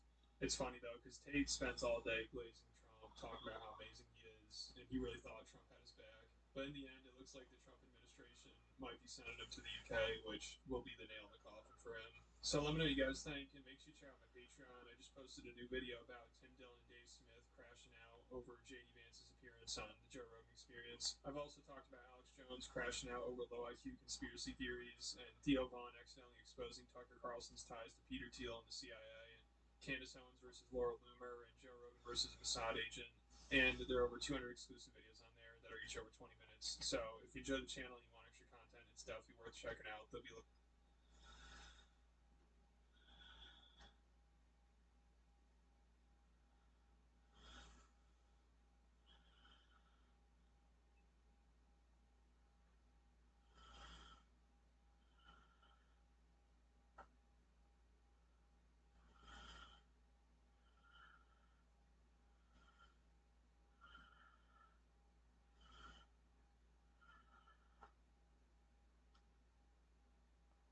different way in LA. Like, it was, Sean has, his alchemy is science. Like we're scientifically building like what we know works, what we know is going to win games. And so that's just all I do. And you get to Seattle, and it's like, hey, there's a piece of this is like, hey, we're just going to play harder than you. We're going to just outcompete you. We're just going to play more physical than you. And so there was this other side of things. It's like, man, you can still, there's more than one way to win a football game, to build a culture. It was very different, so it took a second. Like, man, what is the expectation? Because this is so different going through training camp in terms of how it's built and what you're projecting out. You're not seeing the data sheets, right? I'm not seeing the Excel spreadsheet that says this is how we're going to win games. It's like, no, we're just gonna come and hit them really, really hard, and we're gonna like will ourselves to win. And that came to life. God, I love that. I love that worked. Yeah. I love that won a Super Bowl, because they always say there's so many different ways to do things, but normally accountability, attention to detail, work ethic is all going to be a part of everybody's, kind of mechanisms. But until one particular culture or strategy wins, then you're always going to wonder if it can get the job done. Well, very quickly into a new culture out there in Seattle, they get the job done, even though Schneider has remained new head coach over there, who I think we've all kind of fallen in love with. Go ahead, D-Bud. Yeah, what is the biggest thing, I guess, with going from Sean McVay to Mike Max? I always played for defensive head coaches, so you going from an offensive head coach, and now, having a new OC, I don't know how familiar you are with him in that system. I'm sure you'll have a lot of input with that. But how different, what was the biggest difference going and playing under Mike Mack? And that defense, I mean, the shit you probably see in practice on a day-to-day basis and what's going on in the league is crazy. But what was the biggest difference for you? Yeah, well, there's a few things. One, it was like go through training camp in LA. If the offense had a bad day, the entire day was awful. Like, there was nothing good that happened. If the offense was bad, it's like, no, this is awful. Sean's in a terrible mood. He's ripping everyone. there was days in training camp where I thought, oh boy, we just had a tough one offensively. And Mike brings it up, like, hey guys, this is how we practice. This is how we practice here. That needs to be the model every time. You're like, oh yeah, okay. There's like this like thing. The offensive coaches, defensive coaches, just seeing their side of the ball. So that part was nice because you're like, okay, there's a little bit of like, you get to be your own like, you really are your own critic on a lot of this stuff, and you're really challenging yourself as an offense. But then the other side of that is like the defensive challenge of going against our defense day in and day out, and we go, Mike's a big believer in ones on ones. Like during training camp, it's ones on ones drill work. In LA, it was a little more ones on twos. Like you're getting looks, you're working on specific things against specific looks that maybe like the defense doesn't want to major in. So you're going against twos that are giving you certain looks, so you can test plays out. In Seattle, it was just ones on ones. Let's go compete over and over and over and over again. So you're seeing, what ended up being the best defense in the league on a daily basis. That's a great challenge for us offensively. I love that is McDonald's strategy. Like, I like that's how he is. Good. They go back to that first team meeting that he had where he goes, all right, I want you to close your eyes. It's late January. We're at home. It's raining. It's a little chilly. Hell for them. Just right for us. And then he was a year off. He said he was going to get it the first year. Yeah. Then the second year it happens. It's like, I like that he's implemented this, and it's the Ravens. It's coming from the Ravens. I like that this style is winning. Yeah. Because you do wonder, like, because you talk about McVay, he's able to draw plays. Not that there is another offensive coordinator. We'll have to ask you about one actually, but he was able to draw plays that, like, I don't want to say forced you to be open, but certainly put defense in bad leverage, and then let's execute it. And I like the fact that you're seeing the data. Hey, if you run this fast, this person cannot catch it. This will be a wide open play. I didn't know he was that attentive to it all, but we've seen it work, and it's awesome. And Stafford just won the MVP in that particular offensive system, so I assume that's what you need. McDonald just being like, hey, we're going to fight these dudes. Yeah. I like that a lot. I am a huge fan. And Seattle is not going to get talked about enough ever because of how far away it is. I mean, you understand because you've been out there for a long time, but it's like the respect that they should be taking from everybody in the league has probably already happened, and now media is just going to have to catch up. But I'll tell you, the more I hear, the more I love. Tell me about Sam Darnold, okay? Because I love that story a lot, okay? I thought him leaving Minnesota was wild. Like, this guy finally did it, finally found it. This is finally the right spot. And then it's like, well, he also got offered $100 million. Where it's like, all right, you got to go do what you got to do at this stage. He was cast off, had to take his own journey. Didn't know if he was ever going to get back into any meaningful football games. And then when push came to shove, he played great football. Tell me about Sam Darnold, his leadership, and is there similarities with Matthew Stafford in the two? Yeah, no, there is. I mean, there's first of all, didn't work out great for Minnesota. You saw the repercussions of that. I didn't know you were an NFL analyst, but I didn't know. But I will say, I debated whether to say anything at all. But that being said, I'm really thankful that we were able to be the benefactors of that decision in Seattle. And so, Sam, I think the cool thing about Sam is he is one of the few, maybe one of the only quarterbacks in the history of the NFL to be written off, to be a high draft pick, to be written off, go through multiple teams, multiple organizations, end up being a backup, and then to come back and reemerge and then go win a Super Bowl. His path has maybe never been replicated in the NFL before. And to see his resilience, the mental fortitude to push through all those things, the self-confidence to be able to believe in yourself to that point, because there was times where nobody believed in him. There was nobody in the NFL, all the people that are outside the buildings that believed that he could go do this thing, and he just over and over again showed up, went to work, and made it happen. And so I got so much respect for him in terms of his process, the way he plays the game, builds himself up, and he's always learning, he's always getting better, he's always challenging himself. It's never good enough, and there's always more that can be done. It's special to see him go to work. Well, speaking of going to work, I'm seeing this now for the first time. The opening pitch at the Mariners game last night. Oh, I haven't seen this yet. Me neither. We'll judge it in real time here. Sam Darnold from the bubble. If we didn't see it, it had to have gone well, right? Yeah. See, so you only see it if it was a disaster. Well, we don't know if anybody was at that game. Okay, we don't know if anybody had cameras on this other than just whatever social team this was. We didn't see the completed strike. I mean, get a camera catcher for Christ's sake, so we can see where it goes. It's looking It's a little high. high. Hold on, we got It's another. looking a little high. Hold on, we got another. See, and he gave a little maybe it needed to be down a little bit. Here's alternate angle from right behind. Here we go. See Here we go. How we feel? Somebody swung that. He took the safe. This is the safe. This is the safe route. You lob that thing in there, right? Like you're not going to end up. You're not going to end up on Sports Center for the wrong reasons. Don't end up next to 50 Cent. That's the goal. You walk out there, don't end up next to 50. Yeah, I'll tell you though, if you do end up next to 50, it's a pretty cool spot to be. It happened to me one time. It was one of the coolest nights of my life. But there's also it's maybe the only time you don't want to be next to 50. I think so. I appreciated you saying.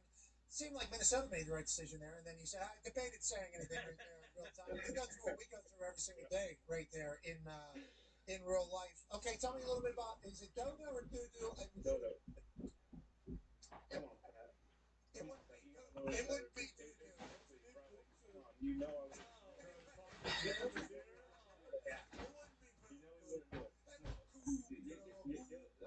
Take a little snow. They're fantastic beans.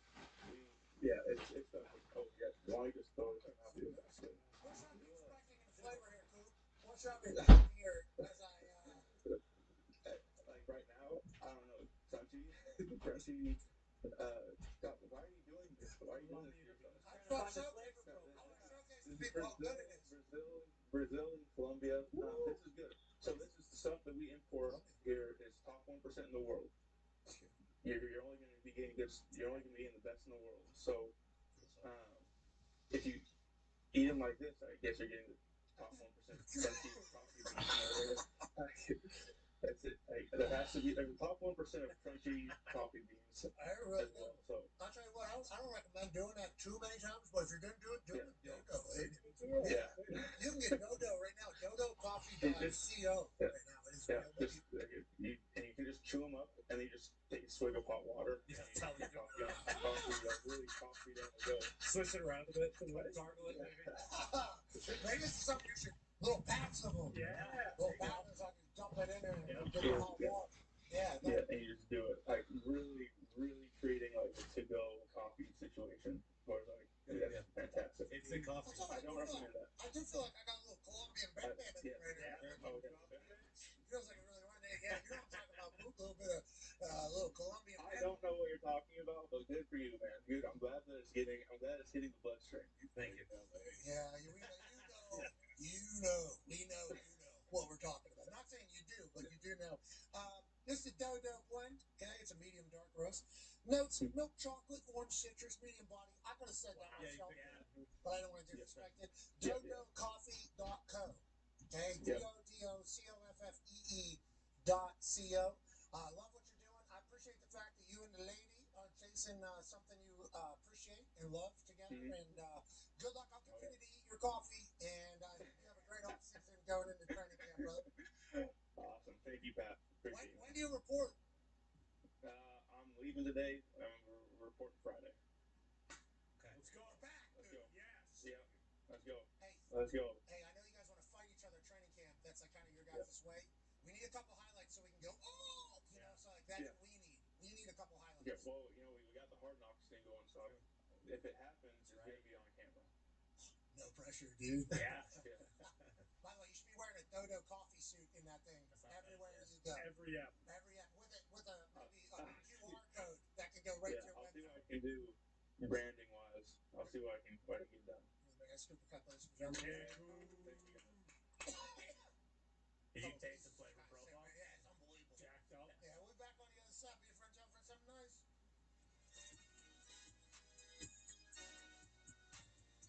But it is great to be down here in T-Top, Alabama. Now, let's do a little history here, shall we? This is, what's your name? Gabby. Gabby, you're a senior here, right? That's correct. And what is your major? Chemical engineering. Okay, have you ever kicked anything before? No. Okay, but you said you want to do it, now get somebody else because I camped out for so many hours with my friend, and I got lucky enough to get picked, so let's go for it. Yes! Yes! $300,000 if you make this kick right here, Gabby, okay? Oh my gosh. That seems fair. I don't know what a chemical engineering degree costs, but hopefully that will help towards it all. My parents would love that. Okay, I'll throw in 200 as well. he's trying to $500,000. All right,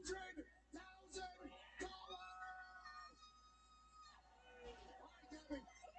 Good luck. We're pulling for you. 33 yards. All you got to do is make the kick. Good luck, Gabby. Okay. Thank you. Any final thoughts? I love you, Mom and Dad, and brother. Love that, Mom and Dad. Hope you have a good time. Ladies and gentlemen, Gabby Mathis, chemical engineer, senior here at Alabama, will attempt to win $500,000. It's come to this, huh? It's come to this. It's come to this. Yeah, this is what you smacked me in the face. Kurt just smacked me in the face. How about this? How about this, Gabby? If Kurt Street can throw that football through those uprights right there, we'll give you $300,000. Are you okay with that? $300,000. If Kurt Street can throw it through those uprights, former Ohio State quarterback, no warm-up, full suit for Gabby.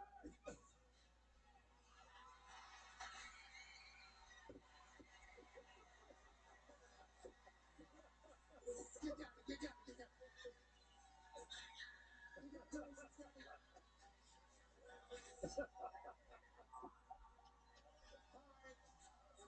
It's getting even more pricey. Kurt Street, I did not know you had that in you. That's cool. Gabby, it's for you, your mom, your brother, the whole family. Congratulations and Kurt. Good on you, man. It was close. Back to your roots. Jeez. Let it go, Gabby. Oh, but you know, I love the fact that Gabby wanted the experience. You know, Blue-Eyed Buckeye still got a little saying in that all of his.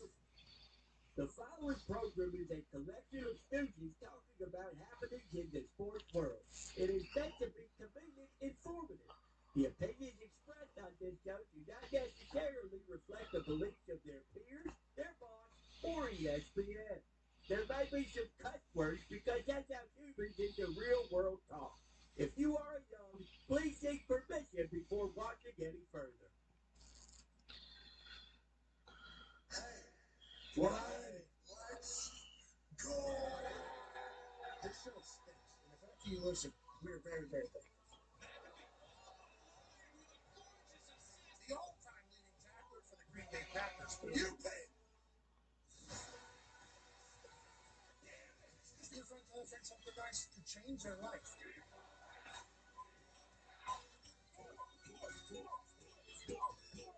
Hello, beautiful people, and welcome back to our Hub of the Boat, the DraftKings Thunderdome. On this winter Wednesday, July 22nd, 2026, hour 2 of the program begins now. Sports! The greatest. We're so incredibly lucky and thankful that we get a chance to chat about them every single day and celebrate them every single day. It feels like that's going to be happening a lot going forward. The top of the tables here at Boston Connor and at Ty Schmidt. One after the hammer, Cowboys. AP Tone is here as a DraftKings commercial. Legal in all 50 states. Available in all 50 states. If you're of age. I'd tattoo it on my face for a small price. How small? I'll tell you what, I think we're at that. How small? How small? A lot of people are going to... I don't want to war dogs this summer, so you tell me. We're kind of in the middle of one of those situations somewhere right now as well, and currently. And for those that don't know the reference, I'd recommend you watch the movie War Dogs. True story. True story. Yeah, they were only like $200-300 million under the next closest bid, so that means they cut themselves out of $200-300 million in doing something absurd and insane. True story. It is crazy, but you always want to know what's possible before you are. I don't think now's a good time for this conversation. Probably not. Sure. Get your comps. Make sure you get. Probably not. Look around the neighborhood, get your comps. Bingo, yeah. 9-year NFL fan, Darius J. Butler. Good to see you, D-Butch. How you doing, pal? I'm doing great, man. What's that little gadget you got over there? This thing? Yeah. The Spectre? It's a little touchscreen thing. We haven't done it. It's been here for a few weeks now. We haven't really dove into it yet because I'm not comfortable with it. It's probably making a debut during football season. Okay. You're probably going to see this little... Let's not use some of these stupid sports. Doohickey. Well, this is a good doohickey. I think that's a good way to describe this doohickey. It's not a gimmicky doohickey. No. This is legit. Yeah. Joining us now is a man who's not about the doohickeys. He's more of a whatchamacallit guy. Yeah, but I assume he used the. Yeah, he's a hickey guy for sure. For sure. Ladies and gentlemen, college football national champion, Super Bowl champion, Ryder Cup winner, ladies and gentlemen, AJ Hall. Yeah. Never understood that whole situation. I never understood that. Middle school kids popping it, like I don't get it. Me neither. I'm gonna be honest. That was certainly a fascinating situation. A lad would walk in from a great evening and maybe around a fire the night before, and all of a sudden it looked like he'd been attacked by 30 leeches on his neck. Yeah. Turns out it was just Lisa. She was attacking him, gnawing at him. Was she pulling for blood? What are we doing here? Oh, man, it's pretty cool. You look like you have a disease. You should take care of that, but maybe you guys are gonna have sex. That was AJ, I know you over there in Centerville, Ohio. You guys were sucking the shit out of each other's necks back in the day. I bet. No, I told you, I never got the gimmick either way. Giving them, receiving them, I don't understand the situation. That's why he wore a cowboy collar cover up. Yeah, because he had so many hickeys. This guy was Mr. Ohio. Imagine how many people were probably walking up to him. Give me that neck. Yeah. Let me suck that Adam's apple. Get underneath that jaw. AJ, Diary of a Polarizing Figure coming out August 14th, brother. We have a date. Pretty excited about that. I made that announcement this morning on the internet. Now, with everything happening in the world and everybody telling me how terrible of a person I am, it felt like a good time to let people know I know. You feel that way about me. I actually wrote a bunch of songs about it. So August 14th, 13 songs coming out. I wrote this entire thing, AJ, over the last 20 years or so in my notes section. A lot of very personal stuff in here. Finding my singing voice has been fun. That has been a blast. And then all the incredible people in Nashville who have assisted and helped me kind of piece all this together. I'm so grateful and thankful. I mean, there's a bunch of people to thank, and I'll certainly do that. But yeah, I'm excited, AJ. This will be a fun. I think I got heat. I think they're good. I'm very confident. Man. Good for you. Why not? If you want to do it, and you care about it. Why not? Why wouldn't you go out there? Yeah. Like that's happened. Hasn't happened with you a million times where like, oh man, that's crazy. He's doing that. Oh, it's actually good. Look at this. Look what it turned into. Like it could easily be that. Yeah, it could easily be that. It could go the other way as well. There's been a lot of thought. So, obviously, there has to be a lot of what's that called whenever you're exposing yourself a little bit? Vulnerability. Boom. There's a lot of that in a lot of these songs, because I write in bars, and I'm not talking about in actual alcoholic bars. I'm talking about bars. It's how I kind of write. I think people call it journaling and diarying or whatever. For the last 20 years in my notes section, I have 13 songs coming out. I got another 40 probably in my notes section that I just kind of, when I'm going through something, when something's crazy, I try to get in there and try to piece some things together. I've always had incredible respect for the lyricists of the world, people being able to tell story through song and rhyme and everything like that. So I got a lot in there. I talk about a lot. A lot of things that are being said about me at this exact moment are going to hear my responses through a lot of these songs. It is because these types of situations have been happening through my life, I think, in our life, in our existence as a business, but literally since elementary school. I've had people that just don't like me because I'm too loud and everything like that. So I've kind of been dealing with this my whole life. Other people label me a polarizing figure. It's like, I don't want people. I like people to like me. I don't want people to like me. But it's like, no, you're polarizing figure. This guy's boy. It's like, I'd rather not be. That'd be cool. But it's just kind of literally been my entire life. So the Diary of a Polarizing Figure, which was actually suggested by one of the most talented musicians I've ever seen, Alex, who plays the keys and the synth, who was in the tracking.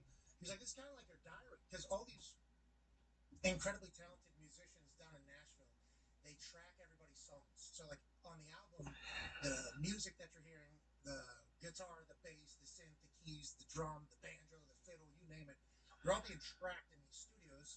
And the people that are doing the tracking and playing it aren't necessarily the people that you see on tour. Okay, the people on tour are playing the music from what they are creating there. These are the best musicians on earth in Nashville. The people that did mine made my words come to life. Little Ernest introducing me to everybody and helping and assisting in this entire thing. These dudes are unbelievable. I think we have the best guitar player on earth played these things. And I'm not a super, it has to sound like this. It's like, how long have you been playing guitar? Oh, my dad was a band leader for insert name of blah, blah, blah. I've been doing this my whole life or whatever. It's like, I think you could. Why don't you go ahead? Yeah, explore space. Why don't you go ahead and look? And it's in all the interests. Drummer, he was not there. Yeah, he was not in the tracking house, obviously. Yeah. He would have been an interesting conversation Thanks for keeping him alive. I appreciate it. Always. I don't necessarily love what that's going to lead to immediately from this guy's brain within the next hour or so, but it was an incredible experience. It's very, very cool to kind of get it done with, and I'm excited for people to hear it. But obviously, there's a lot of confidence stuff that comes along this. The last couple of years, I've been wanting to do this. We finally got to a point where it's like, yep, let's run it. And shout out to everybody that has assisted. And I think the songs are pretty good. Mm-hmm. A different styles of songs. How many? How many songs on this? 13 songs. Nice. And they all sound. Was that for a reason, or is that just how many you have? That was. How many you want to put out? That was how many I thought were like good enough. People should hear it. Any features? No features. Right. I always wondered why, like, Now on that note, Luke Combs immediately comments under this and says, "Unforgivable that I wasn't asked about this." If I would have known Luke Combs could have got onto a song, if I would have asked and not, I would have certainly done it. I think there's going to be others that are. I may or may not have talked to Buble this morning, who was like, "Wow, we're making a song." I was like, no features, Buble. No, but literally no features. And I wrote the whole thing. It's very fascinating and interesting, and I'm very thankful for the music people being as nice to me and kind to me. We'll see if they are still on August 5th.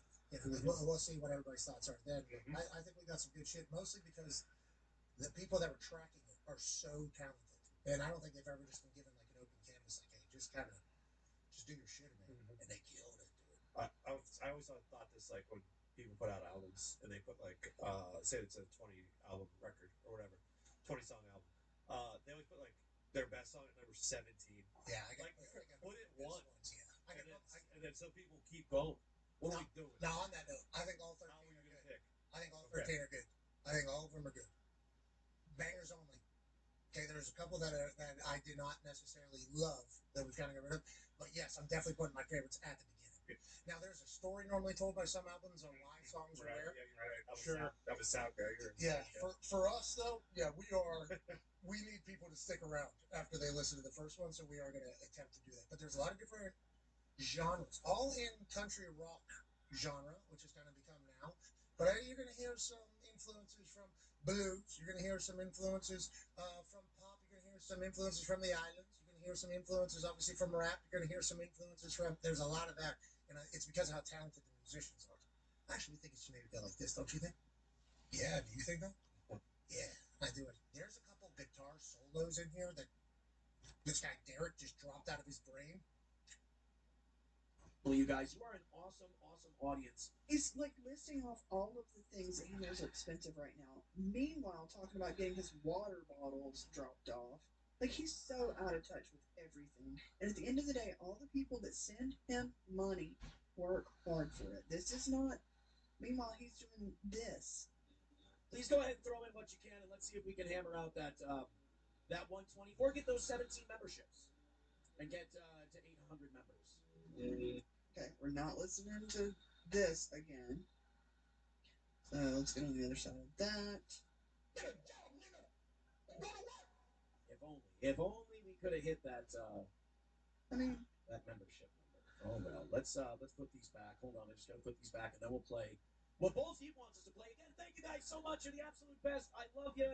Here's the Ceiling Bird song. I wish we could have made that extra 90 today. Oh well. You know what? It just means we need Johnny. It just means you guys like Johnny a lot. We're officially 150 behind, counting the evening show for the week. That sucks. Yeah. Hold up. Okay, whatever. You know what I'm saying? The channel. Oh, by the way, thank you to Tired of the Bull for a gifted membership. I can't anymore. Sorry. I just can't handle any more of that. Alright, we're going into Tuesday evening. So last night, Aaron claims he is going to get rid of the rally segment due to humiliation and fear. It's a short one. Oh, that's what I do. But it's this. Dearest Mommy, I'm in ICE custody now. The Guatemalans use me as a safe for their drugs. I've learned my lesson now. May I come home, Mommy? Love, Jorge. Oh, Jorge. You're missed. We miss you so much. But let's see, you're in ICE custody. Dearest Mommy, I'm in ICE custody now. The Guatemalans use me as a safe for their drugs. I've learned my lesson now. May I come home, Mommy? Love, Jorge. We'll see. We'll see.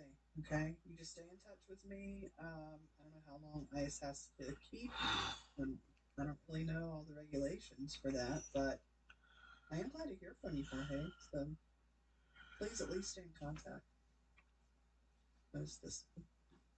And thank you for that. Scarface with 5 says, am I the only one who gets Judge Doom from Who Framed Roger Rabbit vibes when his beady eyes are bulging out of his punchable face? Why is it that that looks natural? Like that, to me, just color his eyes brown. Aren't they brown? Like everything else in Minnesota in his house? Everything in his house is brown. Tan, brown, beige. If you colored his pupils brown, it would look normal. It would look like his regular eyes. But man, he's giving you a run for your money. He's coming for your Buckman title with the most bug eyes. Thank you for that, Scarface. Moving right along. Thank you. All right. Here's a real short one for your mind.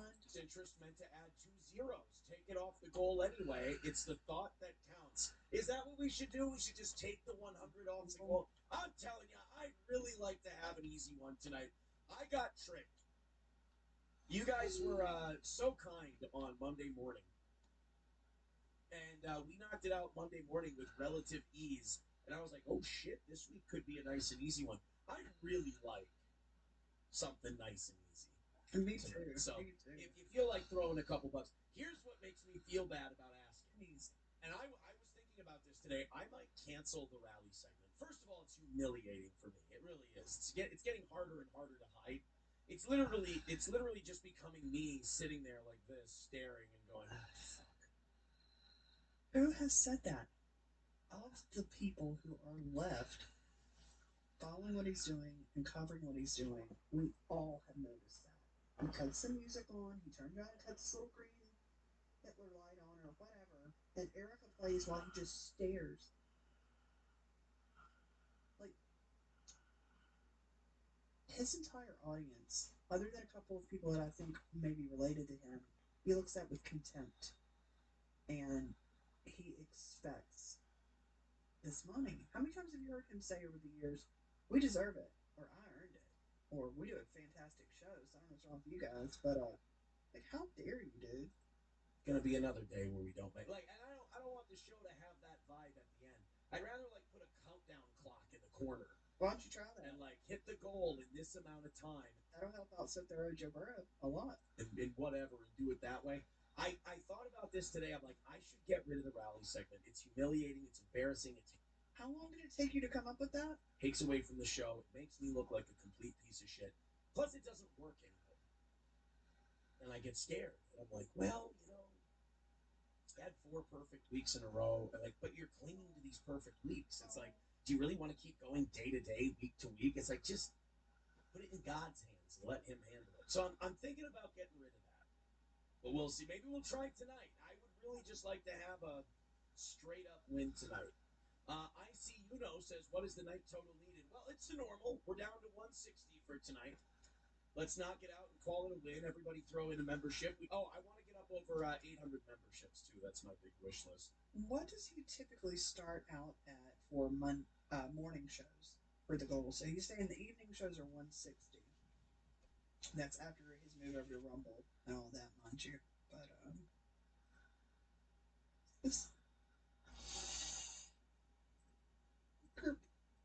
MG082, member for 12 months. Thank you. So Stone just dropped that Kiki Moody toe clip FYI. Yeah, I've got it pulled up.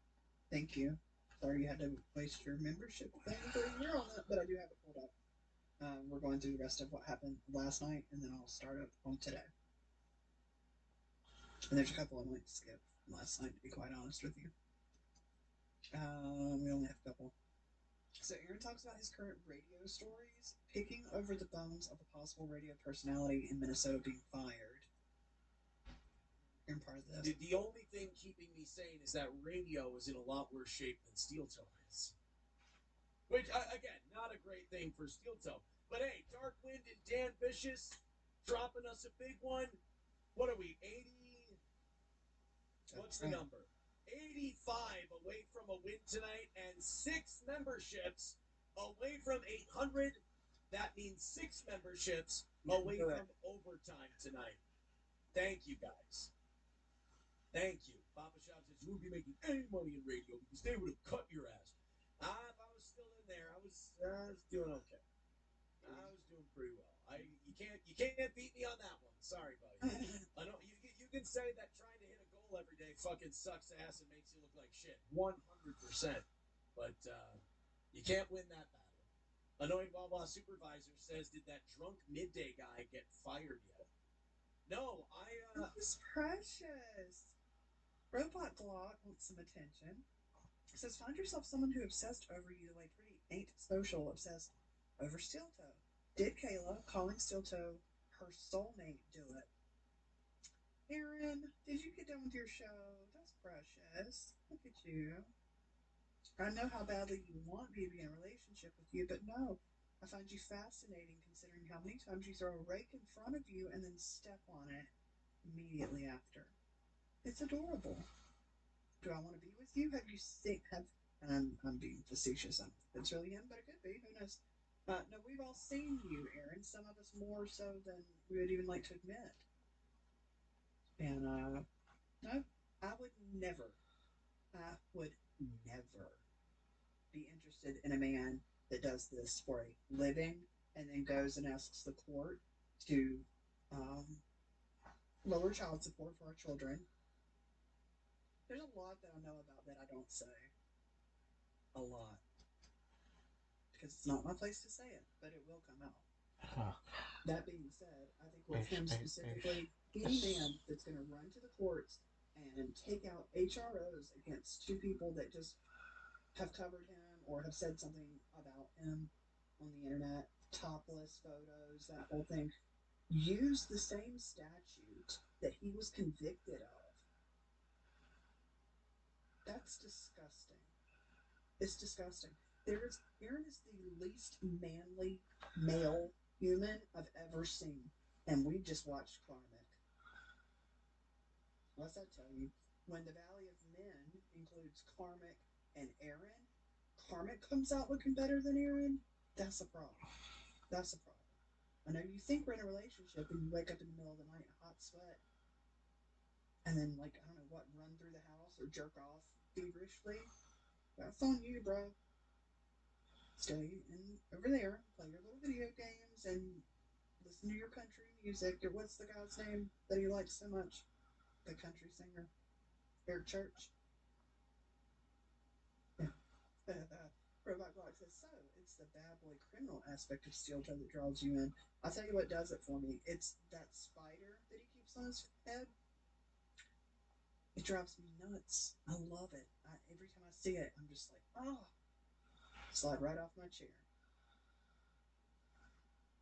I'm fascinated that any grown man would do this to pay his bills and humiliate himself like this and run his show this way. Yeah, it's fascinating. Now, what keeps me drawn in, since you asked, what keeps me drawn in are all the court cases that come up with him. For whatever reason, you know, and if you think about it, I guess it really started several years ago. Maybe even with the divorce with Ash. That's what's fascinating to me. But I've never seen a human being, like, he's literally in the same basket for me as Karmic. Obviously, that's what I'll cover probably the most here. Because it's fascinating that a grown man would do this day after day, twice a day, Monday through Wednesday, or Thursday, whatever it is. Anyway, no. But you can tell him I said hello. He hates that he loves me. He really does. He hates that he likes me. He hates that he's a trick. Okay. I talked to someone at Layton today about Derek Lee. We were going back and forth, talking about stuff, and apparently Derek was 23 years sober. Listen to that. They called it a slip and said they'll get through it. Yeah, not only that, but he soft docs his people and then, like, mobilizes his audience to go after people in real life and contact their employers. There's nothing sexy about that. There's nothing that makes people want to, like, be interested in this dude in any romantic fashion. And we've talked about SP several times. Hey, I like this account. Nice guy, Mersh. I see you all over the place. You do good work, sir. He says, I can make you slide off your chair. I'm trying to do the Mersh. I can make you slide off your chair just like I do bricks. Pretty good, right? I know it's the fake one, but I like it. I like his account. He be tripping. I heard Chad has a black girlfriend. She was a woke liberal vegan activist. Stop. I'll make sure I say it. I heard Chad has a black girlfriend. She was a woke liberal vegan activist. Revolutionary in the streets, colonized in the sheets. Yar. Sorry, I don't see it on my side. I gotta be on this other tab. I heard Chad has a black girlfriend. She was a woke liberal vegan activist. Revolutionary in the streets, colonized in the sheets. Yar. That's right. Thank you, Ghost Crusaders. Peanut butter. Welcome in. It says he be tripping. He do be tripping. He do be tripping. I like that account though. Gives a lot of people some shit. They're funny. And I had a nice exchange with them. I think they're gonna hang on to him. I do. I don't think they're gonna let him go. Which is nice. But also I've noticed that no local news is written about it at all. Like, when it was me, I'm sitting here doing a podcast. You know how the guy got like a DWI, right? Or DUI? How much of a bigger deal I am than all these radio people in St. Cloud, like fucking combined. This is how all the radio places in St. Cloud. His biggest F up is still a win. It's hilarious. How can you not see that? That's not funny. Let me grab this real quick while I have it paused. The Ghost of Mr. P says, your opinion on Lenny having 3 kids and no custody. I'll be totally honest with you. I don't know how many kids she has. I'm only aware of the one that she has with Granny. And that one is in her custody. So I can't really speak on that. Because I don't feel like I've got the facts. You may know more about it than I do. But it's the best I can do. All the newspapers in this area and all this other stuff. When I got my legal snafu, they were writing about it. They were writing about it for months. I mean, I was the biggest clicks they were getting. This Derek Lee thing, I haven't seen one article about it. And it made me realize, it's like, dude, if you were on St. Cloud Radio right now, you might not be doing as well as you are now. As much as you get frustrated sometimes. I mean, Paul Steve said, weird question.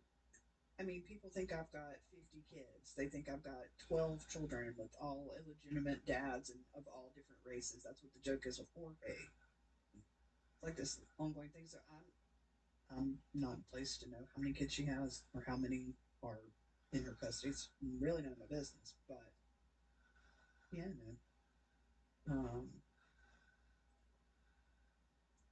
That's right. Thank you for reminding us. Nobody likes onion says, because Nick paid the station, remember? Oh boy. Just hang in there. Hang in there for a little while longer, everybody. There's some fun things coming around the bend.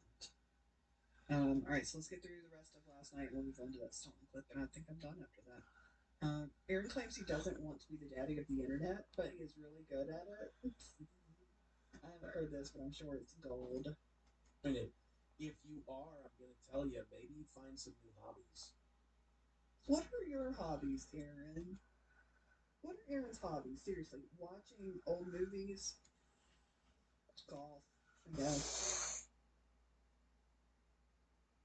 The sauna? Is that a hobby? Like, what is the hobby? I don't know nothing. You know me long enough to know that I don't say nothing about nothing. Nope, I honor when things are shared with me. Because, like, I think Jeremy's a douche, too, but, like, this just seems invasive. In time. You know? Like, why? Like, is this entertaining to you? Like, how's it going to impact you if you find out Jeremy's coffee was made somewhere he says it wasn't? Okay, hold on, that's true. Ballsy says golfing, boxing, LARPs, banner lord. That's about it, though, right? That's what I mean when I say video games. I couldn't think of the name of it, but Bannerlord. Yeah. I know. Well, it shows that the quartering's a grifter and a liar. Watch his show, he's a grifter and a liar. You know, the coffee thing. You're going to spend 12 minutes listening to a guy tell, and I like Luther Morgan. Again, I like his book. I thought it was well done. Luther Morgan. Luther Morgan is the author that reached out to Keanu to get a statement for his book, a quote for his book. I've listened to that book on audio, on Audible. Sucks. He's underinformed. The majority of the book are Kiwi Farms posts or court documents written verbatim. It's not a good. Like the book itself is written very poorly. But anyway, I digress. He asked me to comment for it. I figured it was probably wasn't. Yeah, balls deep. Balls deep is always getting hollered at from Aaron. You'd be surprised how many just show up over here. Balls deep's always sort of been like on the fence, but he'll come over here. Of course, Roots, the music, at the beginning of the show. The right call for me. Balls. But the other thing is, like, all these guys who are making all this money and getting all these views on quartering content, I feel bad because it's like the people who did Stuttering John content for all that time. Once that, you have to do that all the time now, where nobody. To be fair, Balls Deep does donate here sometimes. Sometimes when he's in a good enough mood, he will. He'll throw a couple bucks over this way. He's going to give a shit. And Roots has never donated to Aaron, but he donates over here. Nobody's going to watch you. And it's like, is that the stuff you want to be watching and reading all the time? It just seems taxing to me. Better men than I can do it. $1 from Fake Toe says, how long is 110 pounds of dead weight? About 2 years ago? No, can't wait. Another comment about April that was not a super chat that he picks out of the chat and reads out loud and brings attention to. Wait a minute. I didn't drop that. I didn't drop that weight off of my body. Last time, on June 14th, I had a live broadcast for my birthday, and I had a great time because everyone came. Thank you very much. That's true. I'd like to take a look at the presents I received that day.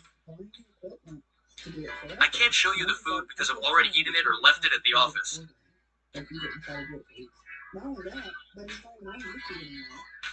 There were roasted sweet potatoes and something special.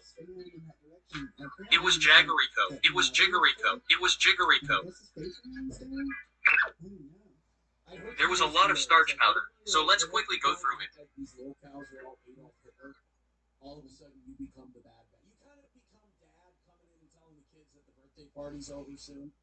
That, yeah, our parents just don't understand, man. Like, Jeremy's a piece of shit. Of course. 100%. He's a comedic figure. But, like, you know, everything I do is going to be about Jeremy. It just, I don't know. For them, maybe it's great. For me, it feels hollow. For me, I wouldn't feel fulfilled, and it just seems a little excessive. I don't people come after me when I have that opinion because they kind of know I'm right a little bit. And you're like, hey, don't do that. You're ruining it. Like I said, I'm kind of... It sounds like you try and put out a signal to everybody else that, you know, those of us that cover you, we're just obsessed. We want to be in a relationship with you, all these things. It sounds more like projection to me than anything. But here in a second, he starts talking about how this guy looked into this. Is it Ron? It's not Ron Burgundy. What's the name of it? There's a newer YouTube account. Don Burgundy. Anyway, it doesn't matter. But Don Flurgundy, I think is the name of it. Either way, he looked into the Quarterings Coffee Company and stuff, and Aaron has a problem with that, which I find really weird. He's like, that's a line that like I just wouldn't cross, and like you're getting obsessive when you're doing things like that. It's like it's his business. Why? You know, people are buying this for years. He's shilled it, for lack of a better term, for many years. Why don't people have brought up that? Meanwhile, you're telling people to go contact places that other people volunteer, or places that they work, or call this person's boss, or send this to this person's mother. That's not too far for you when it's something you don't like. Me and Dad, I'll stop. I apologize. I won't be Dad anymore. You're right. I'm wrong. It's all like the coolest shit you could possibly fucking do with your free time. sorry, I don't have time to sit around on my ass and play Bannerlord. My bad. I actually have all my kids under one roof. Like, I actually have a family and a job and a home and a dog. And there's things that I do, so I don't have time to sit on my ass and watch Primal Fear. Right? It's all like the coolest fucking thing you can do. Who cares? Because I'll laugh at a clip. I think, like, model trains are kind of silly just because it's just not my thing. But I wouldn't, like, shit on somebody for doing it. Who cares? People are interested in something, and it's with something like that, you're talking about a man's business. Of old chair. But I just, you know, when people start going, oh, did you hear about his coffee? I'm like, I don't mean to big time you. And I'm not trying to shit all over the thing you like. Right. But I could give a flying cunt fuck about somebody's coffee bags. And if you give a fuck about somebody's coffee bags, I gotta be honest, do you think maybe you're standing a little too close to the fire? Do you think Icarus is flying a little too close to the sun? No, and the more aggressive they meet that opinion or they meet that question is how you take the most flack when you're right over the target. Yeah. All right, thank you very much for that 20. I appreciate it. 12 memberships away from 800. Let's go on a little rally here at Notch W. Now that I've stirred up the internet crowd, I'm fucking good at it. Let's go to Kramer, shall we? Yeah, everybody's so upset with you, Aaron, now that you've stirred it up. Memberships away from 800. Let's go on a little rally here at Notch W. Now that I've stirred up the internet crowd, I'm fucking good at it. Let's go to Kramer, shall we? Yeah, I'm sure Carl appreciates it since you get him going, allegedly. Aaron talks about the upcoming anniversary show or Stoney's Cornhole Tournament. I couldn't figure out if that was Jesse Ventura or Ashley Webb. You like dinosaurs? Mikey Two-Milk says, who pays the entry fee for the teams that get in free? This guy. I pay for the VIP teams. Aren't I a nice guy? Look, the reason I'm doing that is because I ain't paying anybody I figured what a waste of money. I put it on and then my mouse is over here, but that's not a Hunchosaurus. And it's not an oven mitt. Pretty cute, right? I want him to have like an underbite though, all the time.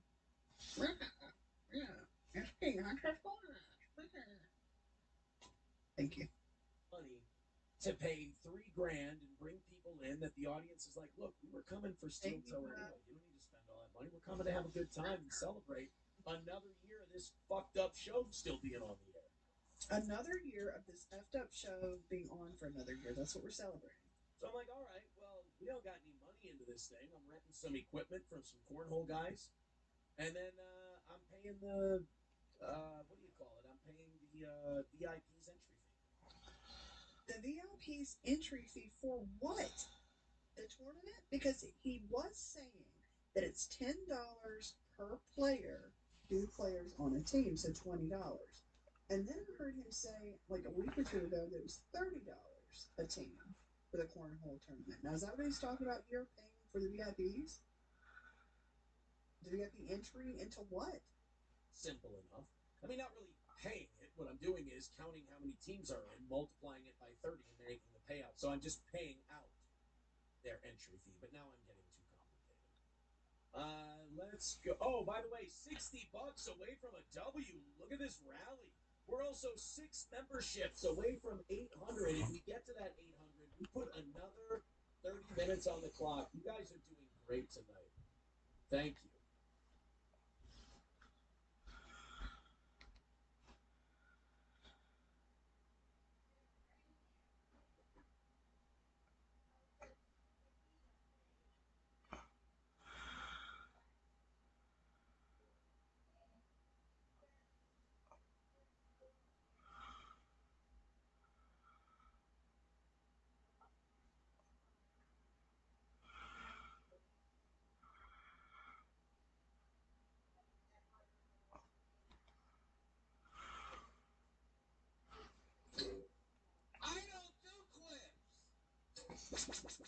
Double tip shows how much on our website.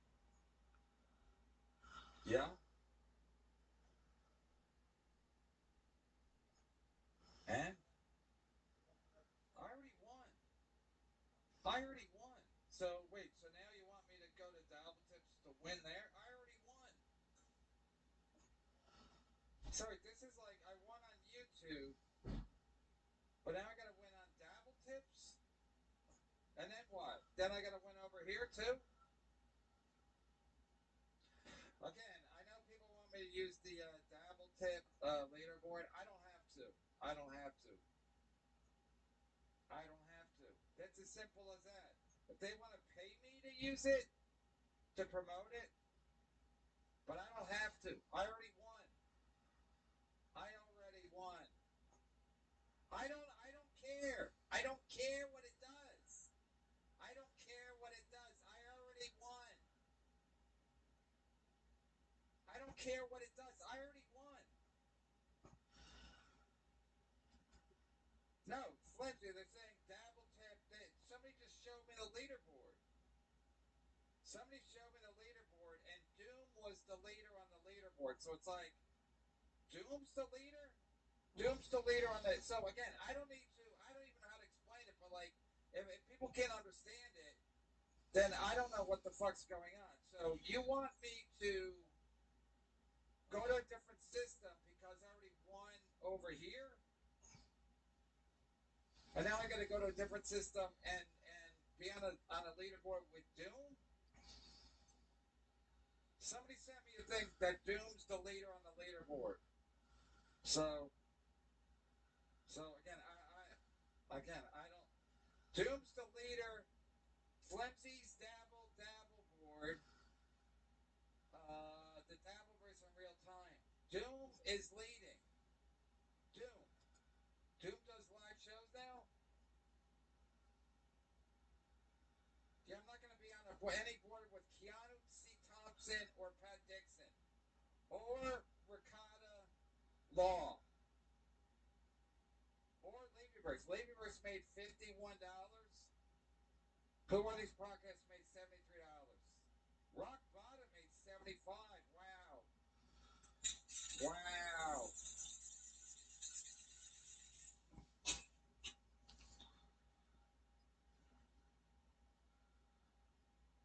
Yeah, Doom had a premiere today and Chandler dropped like $200. I don't give a fuck. How about that? I don't give a fuck. How about that? How about that? Well, this is like the Special Olympics. So I won the regular Olympics, and now I got to do the Special Olympics with literally retarded people. Guys who do coke with their kids, have mom wives. One married Gina Visconti. One had to run from the authorities because he punched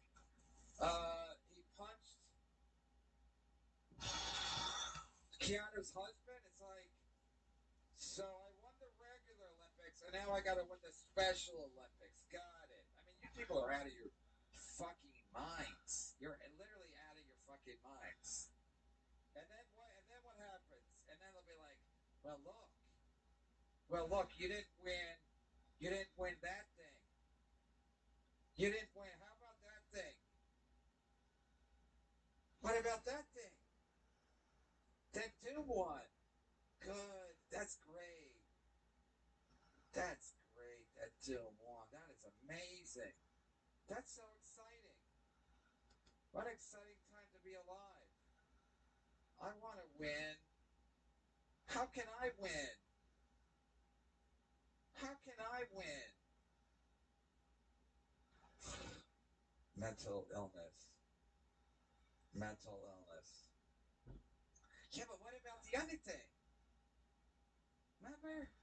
And then Melt was talking about, what was this? Maybe when I was watching him Saturday night, or I don't even remember. Melt was like, Brennan's obsessed with numbers. It's like, man, didn't Melt start the whole thing with John's Neglected Cat? Counting everybody's money, and then he's like, Brennan's obsessed with money. No, just when I start paying attention to something, like, oh, and remember the pedophile network? Then they were like, Kevin's money's down. Then I'm like, where are they getting this information? And then once I go over there, I'm like, yeah, this is fun. To crush these fucking losers, deadbeats, pedophiles, child pornographers, But now I got to go to another system. I got to prove myself with this other system against Doom. Oh, go fuck yourself. I might jump off right now.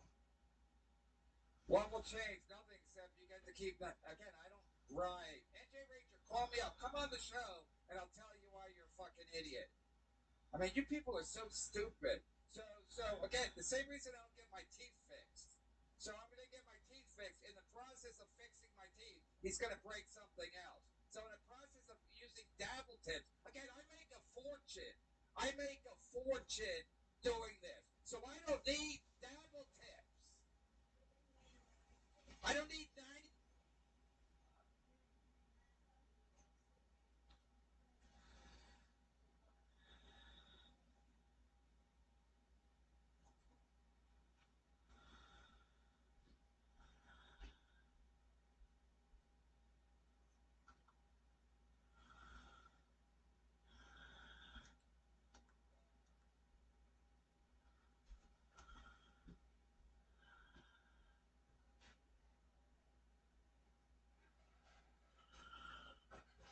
Always be Iowa. Like they're never going to win 4 games, right? Correct. They're always going to be 8, 9, 10. Catch some.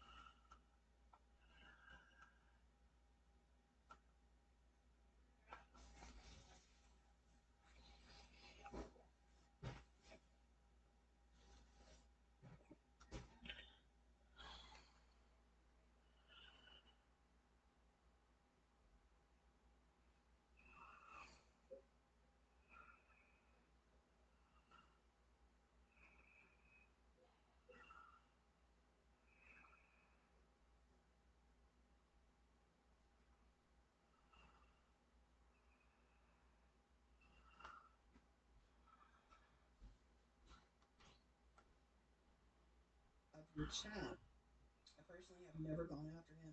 I'm just extremely interested about his love for Aaron. Balls Deep is one of those that I put him up there with Roots. Like, I don't get it. And they both just say, well, I just need something to listen to in the morning.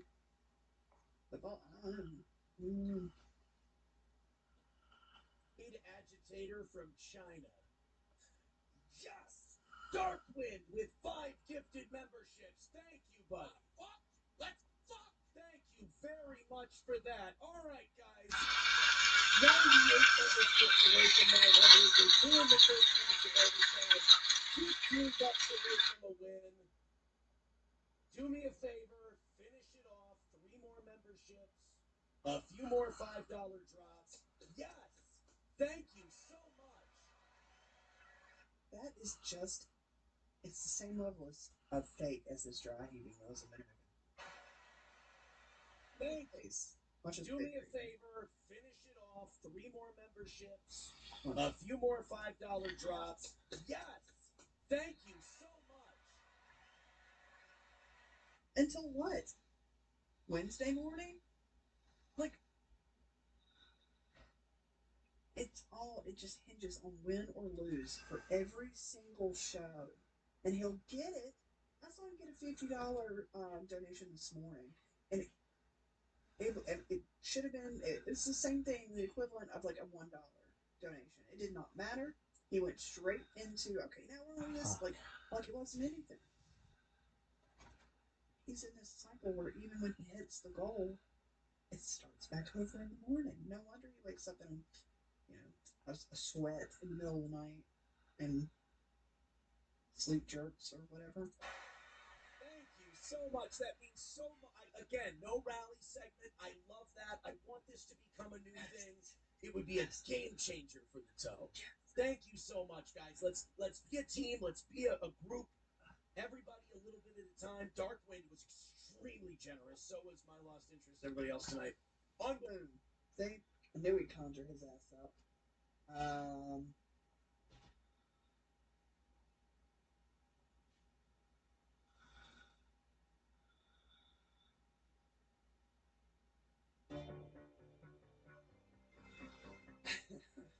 So Root says, it's really as simple as that. I got nothing in the AM locally aside from some shit sports podcasts, and I got no problem with Aaron. He's a dunce, an adult, but I think he's funny. There you go. Okay, that's all you get for that. I wish you like started rapping earlier into that or singing in that case earlier into the song, but you get to play. So there you go. That's what I'm saying. I can't really argue with Roots. I like Roots. Roots is always over here. I think if you had all three of us together, Roots would chill with me over him any day. But he's just bored and needs something to listen to, so it is what it is. Roots knows where home is.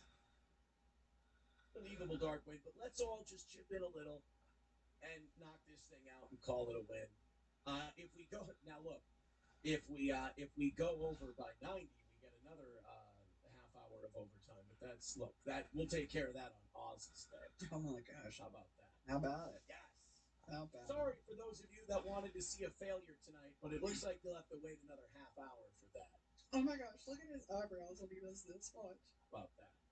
Yes. Watch right here. Sorry for those of you that wanted to see a failure tonight, but it looks like you'll have to wait another half hour for that. This another thing, just like hitting the people in public. Bro.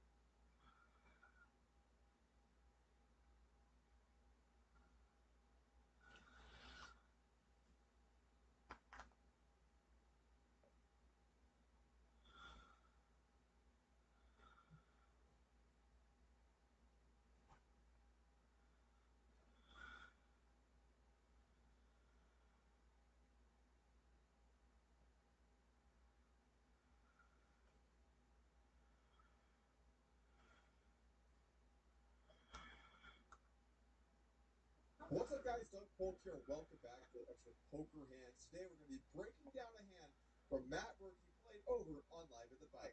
Let's go ahead and jump into the action. Down significantly? What? You're going to leave now? Like when you're down? We're ready to get out of that. So the thing with buying into 300 is you need to be able to reload to 300 as well. I I mean, he's right. You gotta reload. Fixing to play big. So for fun. I bought it for 20 grand. I'm ready to reload for 20 And oh my god, Let's go. just in time, Eric picks up Cowboys. And Berkey's got Jack 4 off. Our hand begins at 100-200 with a $400 saddle by Eric Hicks. He opens it up with the Pocket Kings at $1,500 to go. Definitely a hand you'll be playing the second best hand in No Limit Texas Hold'em, although the raise size maybe just a touch big. The action folds around to Matt Berkey in the straddle, who looks down at Jack 4. Now, when you have a hand like Jack 4, it's important you build this pot. Jack 4 obviously is a powerhouse. It can win all kinds of pots that you might not expect. Now, you don't want to wait for later. Build this pot right now. Matt Berkey decides to go ahead with it and makes it $7,000 to go. Back over to Eric Hicks with Pocket Kings here. You really just want to be four-betting this. Certainly, you could argue to call every now and then, but these players do have a healthy number of big blinds behind. When you have a roughly 200 big blind stack, you're going to want to play for all of it with Kings just about anywhere, any position. Can get a little dicey here, but with the straddle, the ante, you're probably just going to want to four-bet and take it from there. Eric Hicks has other ideas, though. He does decide to just call, slow play it, and let's take a flop. This dude, you're back. And Eric just called, so Berkey has the betting lead, and he's not going to give up. What are you going to do? He bet 7K. And Mad Genius is just going to milk him with a call. He's played it perfectly. The flop comes Queen 7-5 Rainbow, and Berkey decides to continuation bet $7,000. The thing about your flops is that you definitely want to spend thousands of dollars on them, like, for example, Matt Berkey's training site. That's right. You too can learn how to play poker from Matt Berkey and this all-star cast of characters. Let's take a look at the squad. Solve for Why comes fully equipped with top-notch coaches like Matt Hunt. Look at those sweet shades. He has over 500,000 tournament winnings. I'd be wearing those shades too. Matt Hunt, Matt Speed. Can I interest you in self-admitted cheater Christian Soto? Part of the coaching was me being ghosted. Obviously, that's super fucking unethical. While Soto might lack in accolades or ability, he certainly makes up for it in spirit. Because if you call him a coward, it's, quote, on site. These are the kinds of guys that I want to learn math from. Also part of the Software team is infamous Jackson Lasky, seen here as a default photo on Hendon.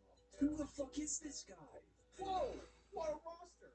There's just so many great people to choose from. In fact, if you go through all the coaches, there are huge names. Like, for example, Jesse Sylvia. Oh, wait, there's no content for him. But what about Russell Thomas?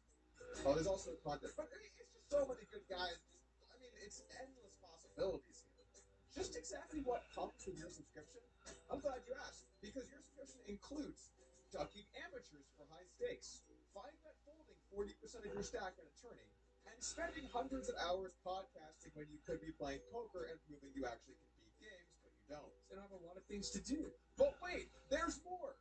Like, for example, this calendar of events coming up at Solve for Why, which includes nothing. And finally, the piece de resistance, the Poker Out Loud Academy, for just the low price of $3,995. Obviously, that's super fucking unethical. To Poker Out Loud is $4,000. To Poker Out Loud. As modern theory continues to advance, so do the tools of Pay Me Money. Pay me money now. Anyway, back to the action. Matt Berkey bets the flop for $7,000. This is just too big of a size. For starters, you want to make sure when you bet this flop, you don't have spades in your hand, which Matt has the jack of spades.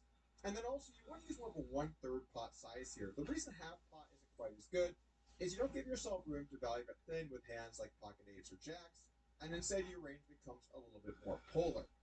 If you bet bigger, you have more fold equity, which can make sense when you're bluffing, but I still think I'd prefer to go with a bit of a smaller size here, and I probably would not use this hand at all. If I was going to use Jack 4, I'd probably throw in something with a club and a heart or a club and a dime, something like that, where I do block some of the backdoor flush draw floats. Over to Eric with Pocket Kings. I don't really mind calling or raising here. Both options are totally on the table. If you think it's likely your opponent is bluffing, check the trap can be good, but there are hands you can get value from by raising right here.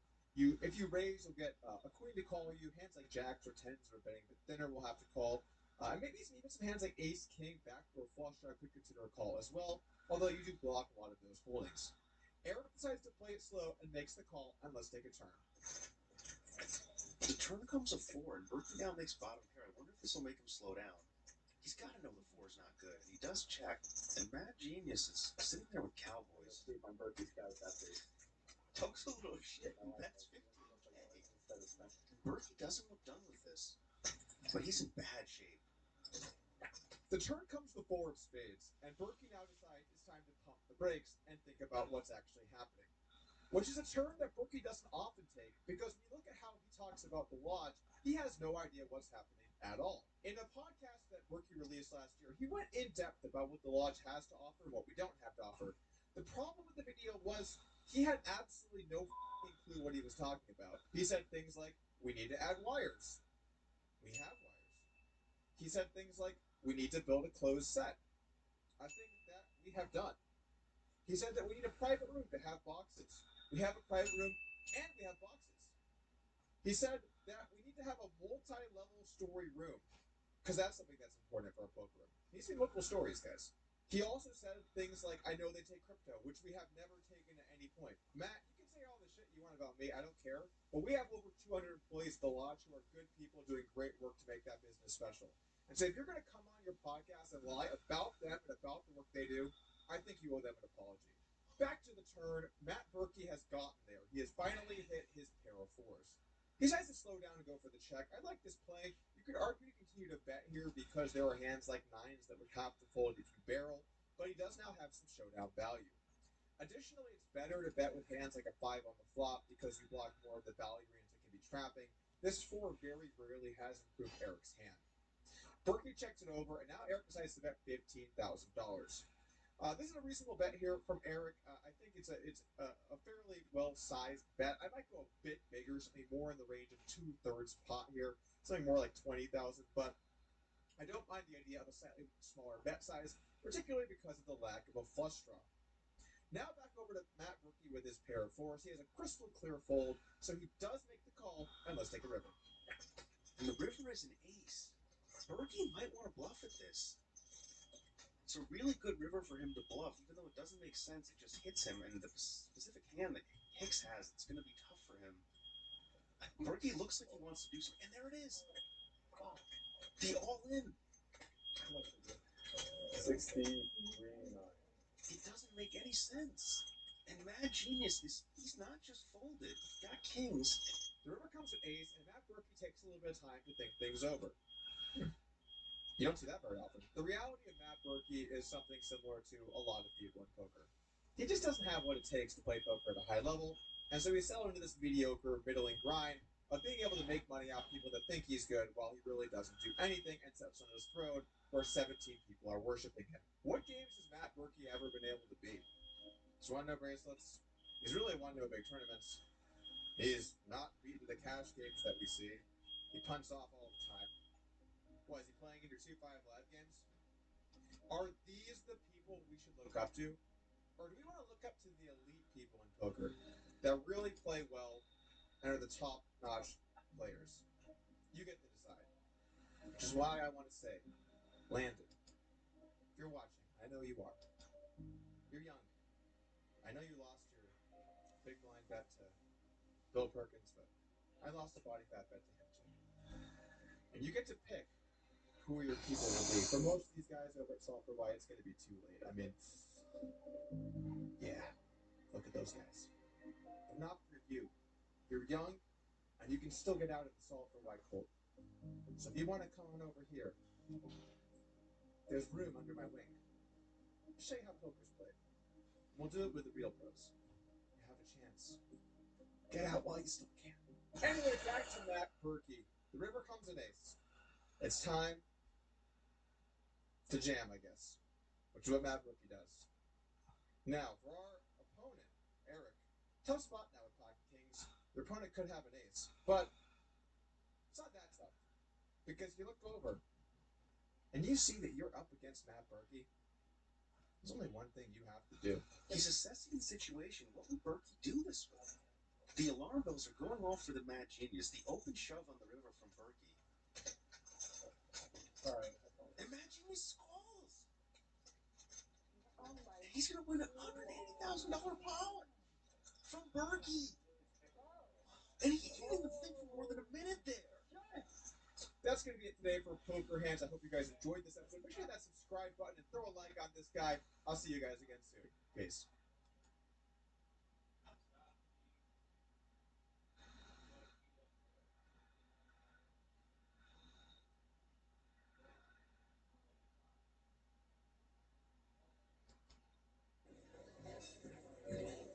I'll have a vanilla latte, please. Hey, this guy wants a vanilla latte. I'm not a guy. My pronouns are she, her. I'm sorry.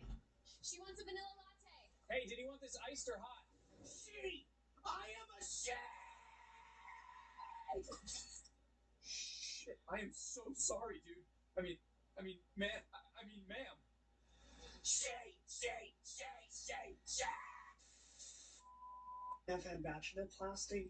I think I passed reasonably well, but when I go to the gym, I shower at home just because if someone can tell I'm trans, I don't want to upset them. I think that,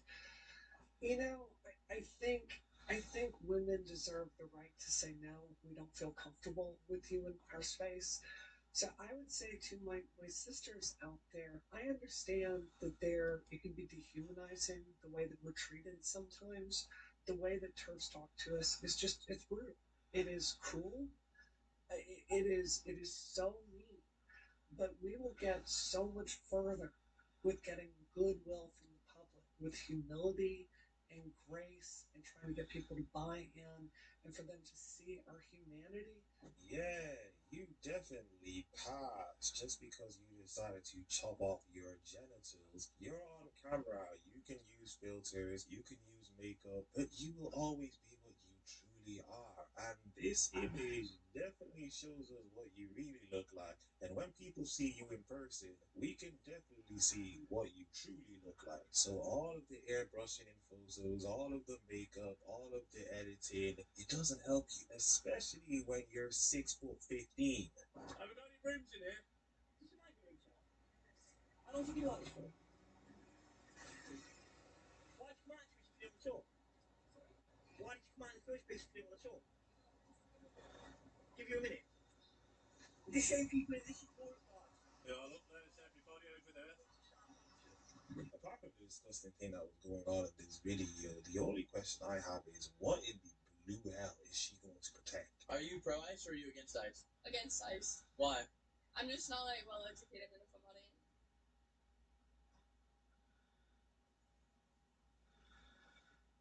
You would think if you're not knowledgeable about something, you would just say you don't know and not have a position. But she openly said she's not knowledgeable about it, but she still hates ice. How could you have a position on something you're not knowledgeable about? And you even said that openly. Do you even think before you speak? This is my land first. I'm Native American. Cool. Fuck you. Cool. This is my land first. Cool. I'm Native American. I was here first. Really? Yeah. How about the people? It's the people's land. Congrats. It's the people's land right here, motherfucker.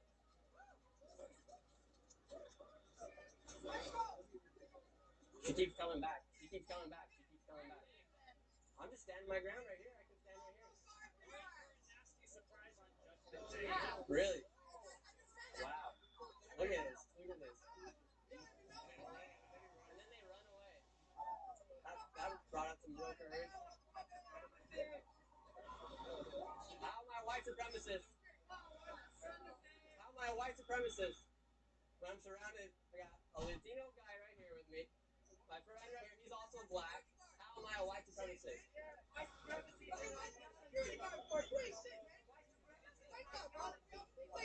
You obviously keep coming back to talk to me.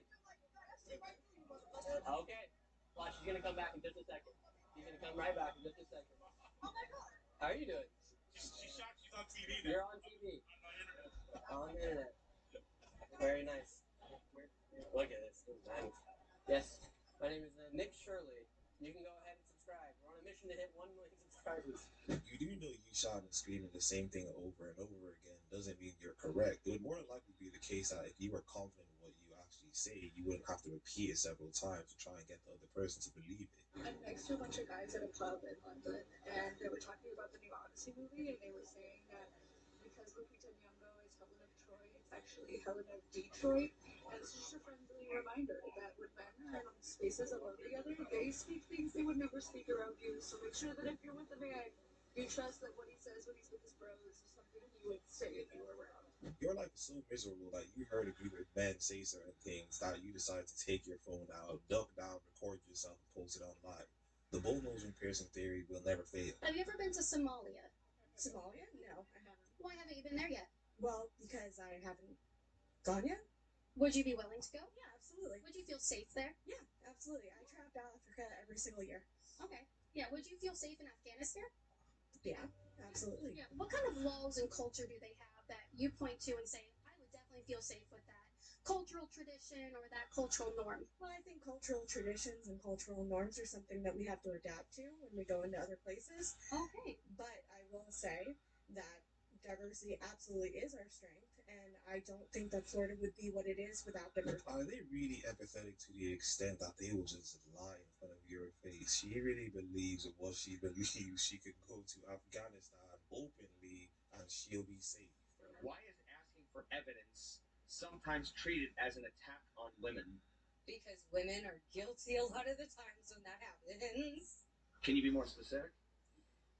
A woman will commit the crime, say that she didn't, and if someone says, well, prove that you weren't there, and she's going to be like, well, why are you asking me for my personal information?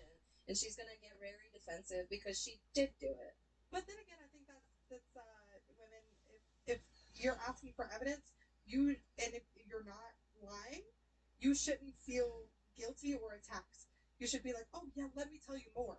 You know? I was actually surprised by some of the answers in this video. I was expecting them to just say a bunch of stupidity, but I was actually surprised. Channel is complicated for doing videos like this. I'll have his channel down in the description below. Go and check him out and show him some love. So I really think we need to start asking, would you rather be alone with a trans woman or a bear? Not only because trans women are just men in dresses, but with the data that's available, did you know that trans women, 68.4% of them, are still attracted to real women, or cis women as y'all like to call them? And did you know that only 5 to 13% of them actually get body surgery, meaning that they're still coming into our bathrooms with that thing swinging around? If you haven't figured out, I already chose the bear, but more reason as to why you should choose the bear. There was a study done in 2022 of the U.S. federal prison system by SAGE. With the trans women inmates, 48.47% of them were in custody for sexual offenses, while with the cis men inmates, only 11.2% of them had the same offenses. All of that right there should be enough to show y'all that they shouldn't be using women's restrooms or women's spaces. They're dangerous, and that's it. If you're with a bear, the bear is not going to be on the sex offenders list. So yeah, you might want to be with a bear more than, whatever they call these transformers. With my Trump pump leash to me and doge walk in protest and humiliate the fuck out of him because he's a piece of shit. And anyone that still supports Trump really needs to think if your life has gotten any better since he's taken office, because it hasn't. You've just been fooled into thinking it has. If you would like to join me and be my Trump pup, please private message me. You will receive a small stipend, and the only part of your costume that you're responsible for will be your ill-fitting navy blue suit. So private message me. Hopefully you'll join me. Bye.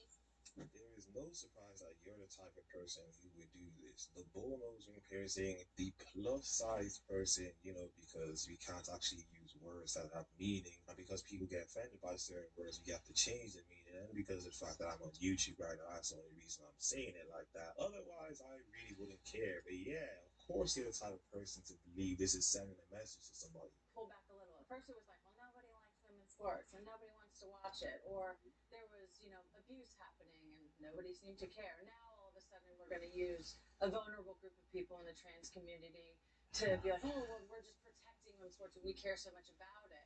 When the Heritage Foundation is now going to go after Title IX. So is it about reproductive rights, or is it about just women's rights in general? We're seeing the rollback of Roe v. Wade. Marriage equality, I feel like, is getting put back on the table. That was settled law.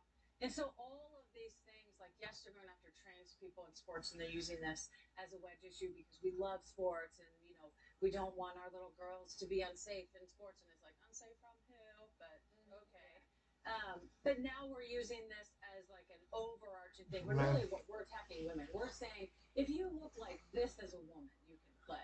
If you look like this as a woman, there's a bill in Washington happening right now that's going to require all girls, just like full stop, to go through a sex test, and it basically is like examining their genitals to see if they're a woman. Yeah. And that has not worked out well historically for people to do. We know what that means. Black girls are going to get questioned more. They're going to get questioned first. Who's doing the examination? Who wants to subject themselves? Yeah, and so we're going to see a pullback. They don't like women in sports because it helps us with confidence and power. And we see so many women in the C-suite played elite level sports. It's just great for you physically and all of it, but it's an attack on women in society. And I think it's hilarious seeing feminists go backwards when they try to move forward. They will use all their efforts to move forward with actuality and moving backwards. They will say that they're fighting for women's sports, and then they want to include men into women's sports. It's the most hilarious thing ever to see, all in the name of them being empathetic, and their empathy essentially just leads to them destroying the very thing that they're trying to build, which is really ironic. Excuse me, do you have authority to block traffic? And just to go back, you can see how much congestion this is causing, and I'm not really sure if they're allowed to be doing this. Let me know in the comments below if they're allowed to block traffic out here in the streets of New York City. So now, what if somebody has a medical emergency and has to go to the hospital? You can look and see all of the congestion that these people are causing. What if somebody has a medical emergency and needs to get to the hospital? Are you concerned about that at all? Why are you allowed to block traffic out here in New York City? First Amendment, get away from me. It's your First Amendment right to block traffic in New York City? Look at this. They're literally not letting people leave the garage.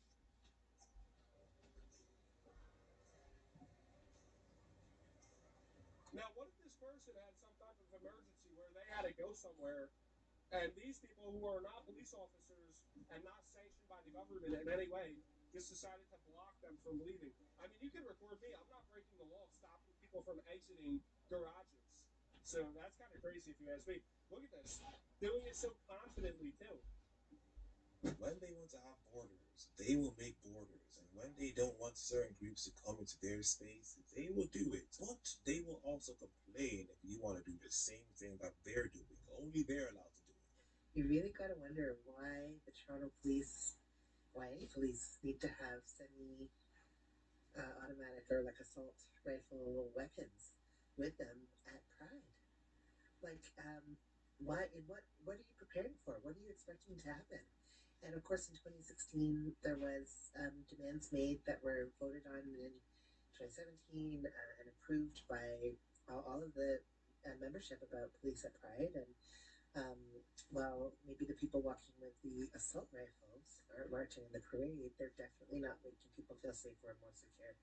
This is a festival that's supposed to be for queer and trans people, intersex folks, for two-spirit folks, for all of our friends and allies, for all of our community, and that absolutely is not going to make anybody feel proud or safe. There is no pride in policing.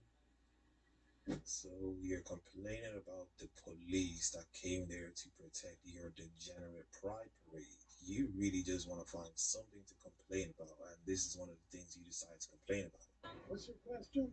I'm Magdalena Walker. I started the South County Pride. I'm the founder. And Started what? the South County Pride. South County, that's where we are. So. Okay. Yep. I started it down here. It happens down here every year. Started when I was 17. Mm-hmm. Why now? Why all this now? To keep kids from getting hurt. Okay. What about the children in Palestine? What about the children that ICE are detaining? What about all the kids being aborted? Yeah. What about the children that are getting raped that can't have abortion? How about you getting out here with a sign protecting children from Palestine? If you care about kids from I Palestine, we'll get it out right now. I have donated. I have a job. Do you guys have a job? Yes. Really? Because I don't know. Because why are you doing this? You're trying to promote hate. This is not. What's hate? This. There's children here. You're disturbing the peace. This is a very 6 kids who waved at us and gave us thumbs up. Yeah. Little children, he wasn't disturbed. It's very disturbing here because we have queer families. How would you feel? What's a queer family? So you're coming out here with not even any idea of the community. Oh, we know. We have a friend who lives here. She's been through this so much time. The child considers Oh, I'm sure. I have a lot of friends that during high school they were kicked out for being trans. She didn't pick out her child.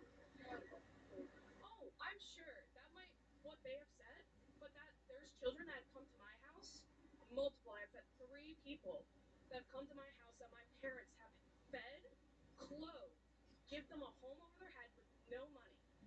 No money. Out of the kindness of their heart. Yeah, and that's what you do for a community. That's what you do for your fellow human. No, because I'm close with my family. You know you've encountered a stupid person when you bring up something bad happening and they say, what about this other bad thing happening? As if you can't address one bad thing happening if you're not addressing all bad things happening. She started off this conversation showing us her intellectual capabilities by even saying such a thing. But I'm not surprised when you're the type of person to believe if a child tells you something and they believe it, that means it's true. You would be the type of person to conclude that, if you are defending bad things happening here, what about the other bad things happening in other countries? You, ma'am, are an idiot. I'll never understand how the culture nowadays is to pay a waitress at a fucking restaurant $10 a tip, but yet when it comes to fucking DoorDashers, the people who are using their gas and their mileages on their car to get you your fucking food, you pay $2 in a tip. Sometimes no dollars in tip. Sometimes $1 in tip. And in that same note, if you're gonna complain because you didn't pay a big enough fucking tip and your order had to be doubled up and then you had to wait longer for your food, actually fuck you. Not to mention, this has just made me so much more rich phobic than I already am. Because you rich fucking pricks out there leave less of a tip than people who are literally in the hood. So I'm sorry, but y'all are fucking like the worst out of everyone. I also think it's a little funny that you always put the rich people. You always put in your description, do not ring the doorbell. What, you don't want to be interrupted by peasants? But anyways, this next one is for DoorDash in and of itself. Fuck you, and I hope your whole company just I hope your whole company gets that shit parasite because you think $2 is enough for a 12-mile drive? Also, fun little fact for anyone who doesn't know this, $2 is all fucking DoorDash gives DoorDashers for every single dash. Not just, 2 miles you get $2. Oh, 5 miles you get $5. No. If you have to drive 20 miles, you get $2 fucking dollars. And then whatever they add on as a tip. There's nothing else. So the next time you want to be a fat fucking lazy bitch, maybe think about making your own food instead of not tipping your fucking DoorDashers. You're even lucky you get tipped for serving people their food. That's your job. You really shouldn't be getting tipped, and I'm really trying to understand why in America they get tipped for handing you your food when that's what their job requires them to do. I'm not trying to insult people who do this job, but for you to come out and complain about it as if you should just be given things because you're working is amazing. I'm convinced the men of this generation hate us. There's honestly something in the water. Sure, the men of my dad's generation were misogynistic. There's plenty of misogynistic men in my family. But I feel like they saw the value in a woman and what a woman can bring to the table. They had a provider mindset. They had a family mindset. These Gen Z men want us to want to be tradwives, do 50-50, do the housework, do all of that, raise a family without commitment. Also, chivalry is dead. even when I try and go on dates with guys that are older, seem respectful, seem like green flags, they immediately expect to get laid for doing not even close to the bare minimum. I went out with this older guy the other day that I thought was respectful. He literally bought me a beer, a beer, which I don't even like beer, and expected to get laid. And he also like nagged me in subtle ways the entire time and made me feel uncomfortable. Anyways, men be expecting the cookie for literally nothing, and I blame dating apps and you know what for them expecting that, but it literally feels like there's zero respect for women anymore, and also like there's this rage towards us for having equality and making good money, and it just feels impossible to date. It just feels impossible because these men don't want to do cute shit. A lot of these men, it's like pulling teeth to get them to plan a cute date. And let's say you do find a guy that you find cute, you have chemistry with, you go on a couple dates with. The instant that it gets to the point of maybe let's commit, ghost mode. Ghost mode. Genuinely, the crazier thing is when you have a roster, everyone takes you seriously. Like if you have a roster and you're not taking any of these men seriously, they take you seriously. And I can't even meet enough men that I would want to have on my roster, so I don't know what to do. You're convinced that they hate you because they're not doing things that you want them to do. But you're a feminist. You wanted equality. You got equality. And here you are crying about the equality that you got. See, this is the most oppressed, privileged community I've ever seen because somehow, some way, they will show you that they are part of the ABCD community when nobody cares. But how old are you actually? You're 16? Oh no, you got time. Would you say you are horny?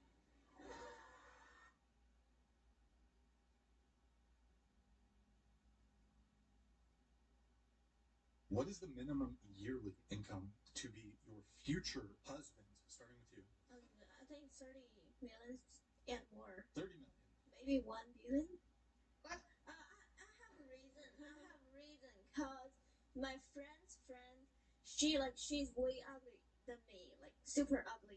She just met a man like who can earn like few billions a year. So I think I'm worth it. So how much? 1 billion. Okay, he makes 500 mil a year. Too little for Christina here. I wrote down 200K. 200K. I would say as long as they have a career that they can provide for my family, but I don't have like a number on it. As long as they're working and not working.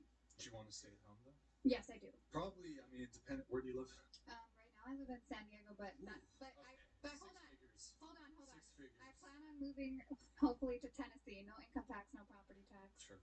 Around the same as me, so let's just say approximately 200K-ish. And I don't want to hear anybody say that this is a select group of people, which can be true, but this happens too much. And even if this is a select group of people, these are the loud people who are all over social media. And if it's a case that they're all over social media, just know people are going to watch them and adopt these types of beliefs. So when you encounter people who believe, yeah, their significant other should make 10 million or even 100,000 a year, this is the reason why. They go onto social media and they see idiots like this saying nonsense. In other news today, several Palestine action fanatics were found guilty of criminal damage. It came after they did this. They used a decommissioned prison van to smash their way into the Elbit Systems plant near Bristol. When they were in there, they wanted to destroy as much as possible because they said that it was doing things like supplying arms to Israel. But they were confronted initially by security.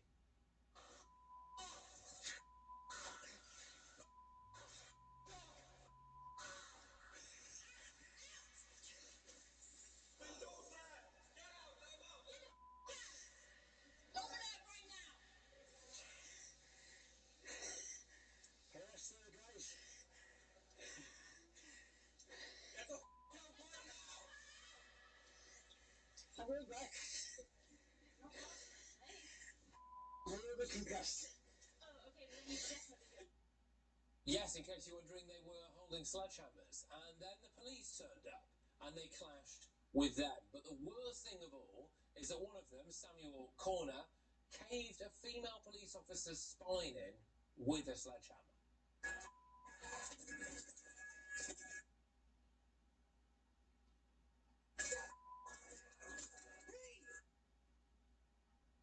Can you imagine just how terrifying that must have been for that police officer? We've frozen it on the screen there, the moment where their hand comes out, that bloke's got the sledgehammer, hovering over her, and then brings it thundering down, smashing their spine. I mean, what kind of lunatic can do that to anyone, let alone a female police officer?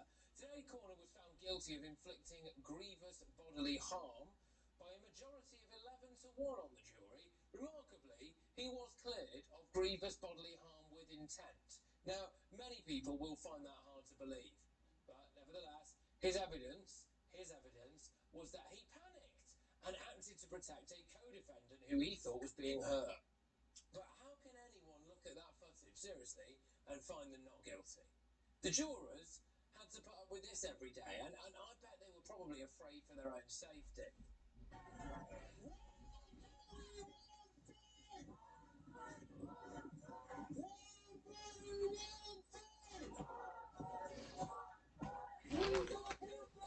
Yeah, I mean, walking out of that every day if you're a juror, I imagine might have swayed your decision. But anyway, here is the result.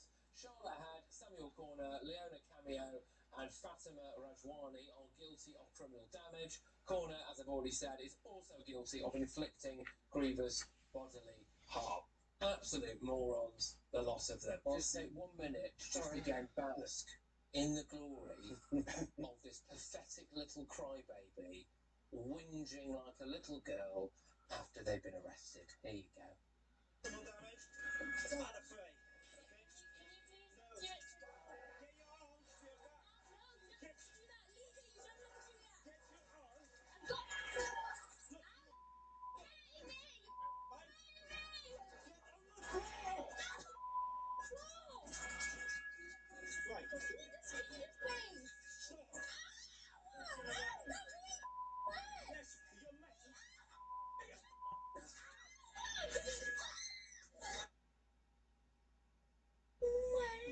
I don't even know why you're crying after you got caught. What they did was ask.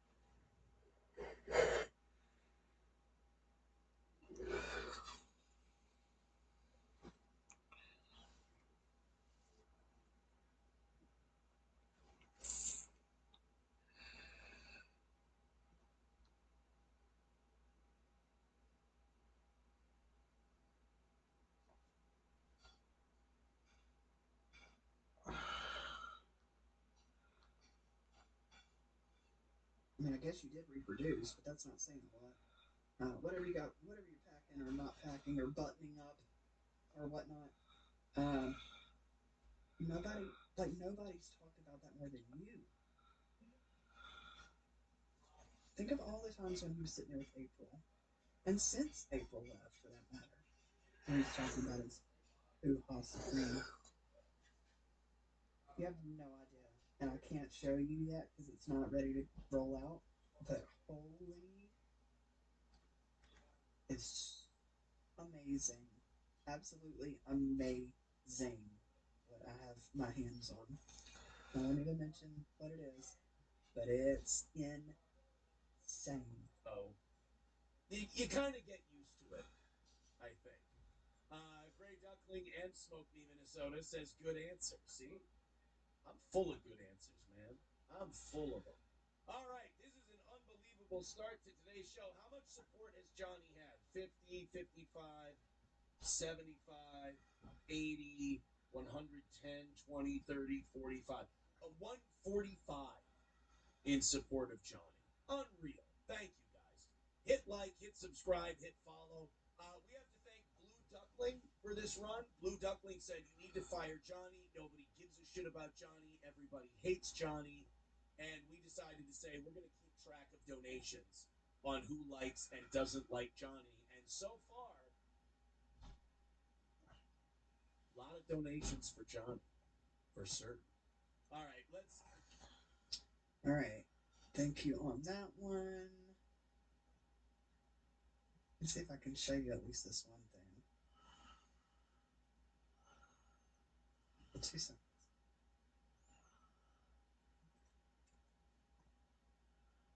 I don't want to show you the whole thing because I don't have the green light yet. But here I can see. I'll give you a really quick shot. Okay.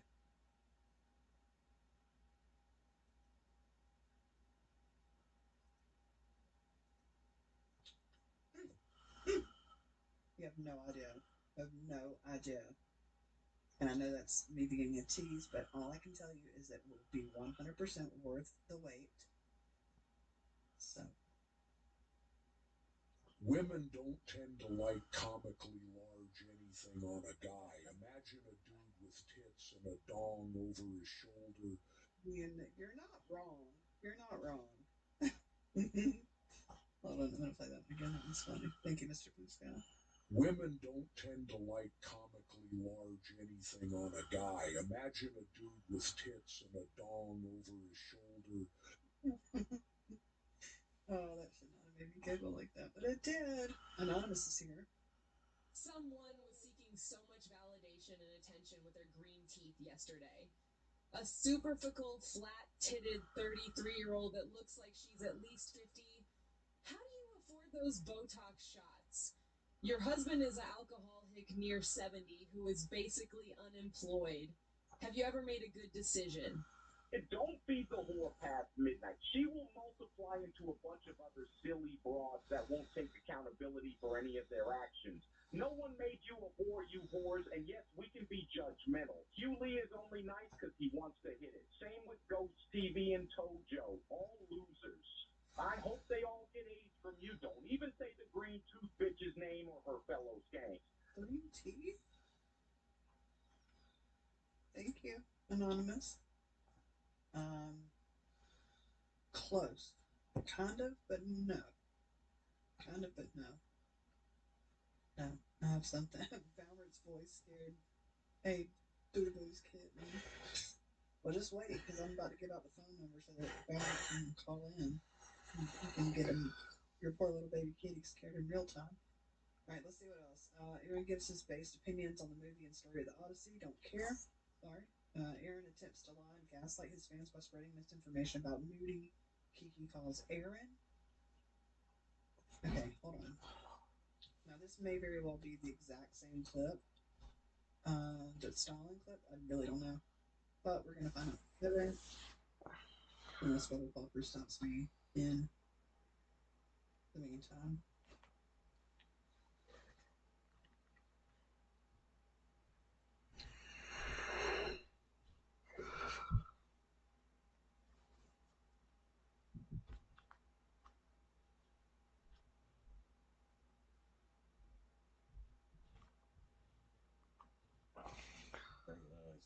Northeastern kind of fireman type or whatever. Fuck, maybe I'm just talking about his show. I don't know.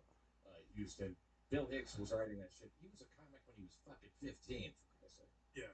It's I'm probably butchering this, but there was something, and this could just be legend. I don't know that there's a recording of him saying it, but supposedly when Hicks got cancer, he said, "Finally, something Dennis Leary can't steal from me." That's great.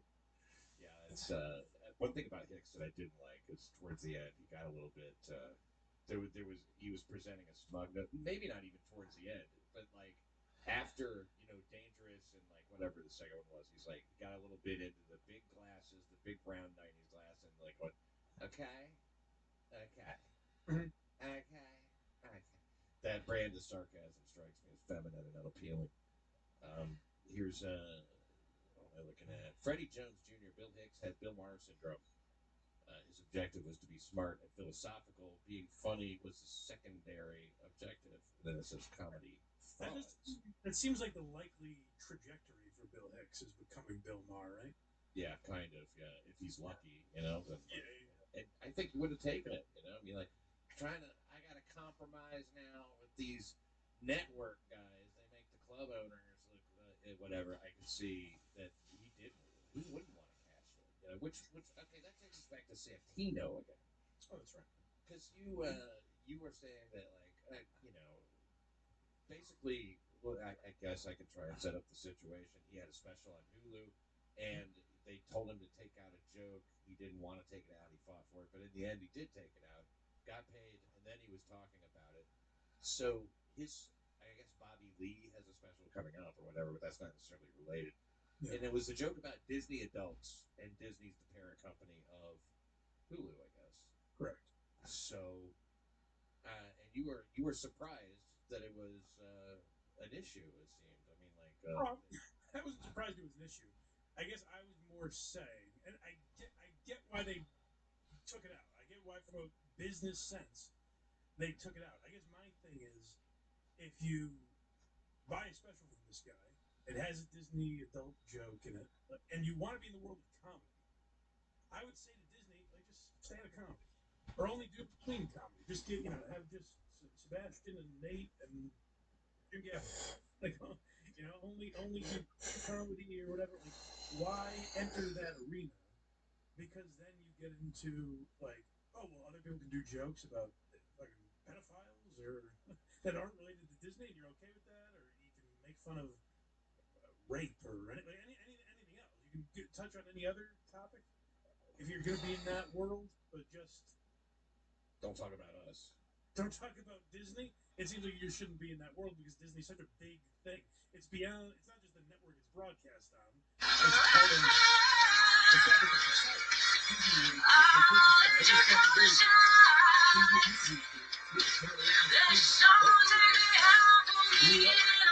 Interactions with the big stars, like.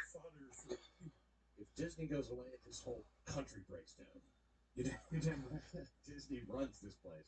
And but you'd think they'd have a little, like, maybe be a little more secure about it. I think that they probably just go, well, we don't want to offend these, I don't know, say 1,100 fags who come here by themselves. And most of them don't cause problems. It is kind of a weird thing, but I can see from their perspective where they probably just, like, even if they just ran it through a machine, a machine, whatever, they do a search within the fucking program or whatever for the word Disney, and they go, okay, what's he saying about Disney? Oh, okay, well, that's not entirely complimentary. Why don't we just take that out? And is it that important of a joke? As a comic, I know my response would be, yeah, whatever.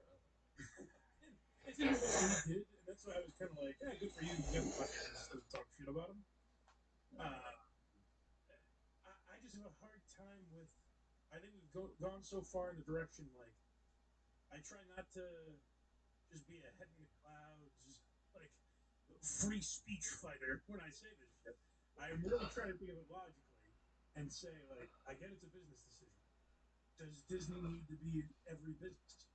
Can you say, hey, maybe if there are things that aren't good for our business that could be said in a stand-up special, maybe we shouldn't be in the stand-up comedy business. Makes sense. And then YouTube is just a platform, and anybody can be people self-censoring themselves to the degree they are, and I have been.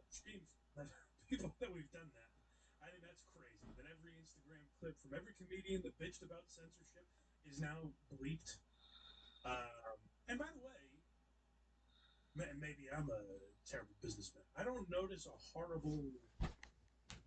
I guess maybe if I didn't curse on my show, I would notice money go up or something. But I don't. It doesn't, allegedly, yeah. I don't. It doesn't seem like my videos are demonetized because I curse. Well, maybe it has to do more with the way it's distributed and how many people see it. You know, if you're completely clean, then it might be like, yeah. It would get out to more people or something. Yeah, something like that. They must put like, I don't know, safeguards in place so like if there's more than 5 fucks in it, then it can't like go. I mean, I can't imagine thinking that way. You hear that, folks? The man doesn't want me to succeed, and I'm still squeaking through the algorithm. Yes. But if you're funny enough, then you overcome all that shit, and then eventually you end up, on top of it all somehow, just like Louis C.K. I do appreciate, like, at the very least, like the Legion of Skanks guys, like they believe their shit to an unreal degree. Like if you watch an episode of their show, the amount that they curse and the amount that's bleeped out, it's incessant. It's crazy. But they have a platform where you can go and pay for it, and like if it distracts you from the show or you want that stuff, then go on their platform and watch it there. Maybe that's the strategy. It's like you're watching it going like, this would be great if only it wasn't so bleeped. They want to swear more. Like they made it basically YouTube is watching The Sopranos on Comedy Central or something. Yeah, the TV versions of profanity. That's what happens when you find a friend in the Alps. Yeah. You know what that's from? That's from what do you call it, Big Lebowski. I don't know if you've seen the movie, but when John Goodman's destroying the guy's car with a golf club, and he's saying, I think what he says is this is what happens when you fuck a stranger in the ass. I think when they switched it to find a stranger in the Alps. There's something about that though that I do enjoy. I mean, there's many great examples, Yeah. like in.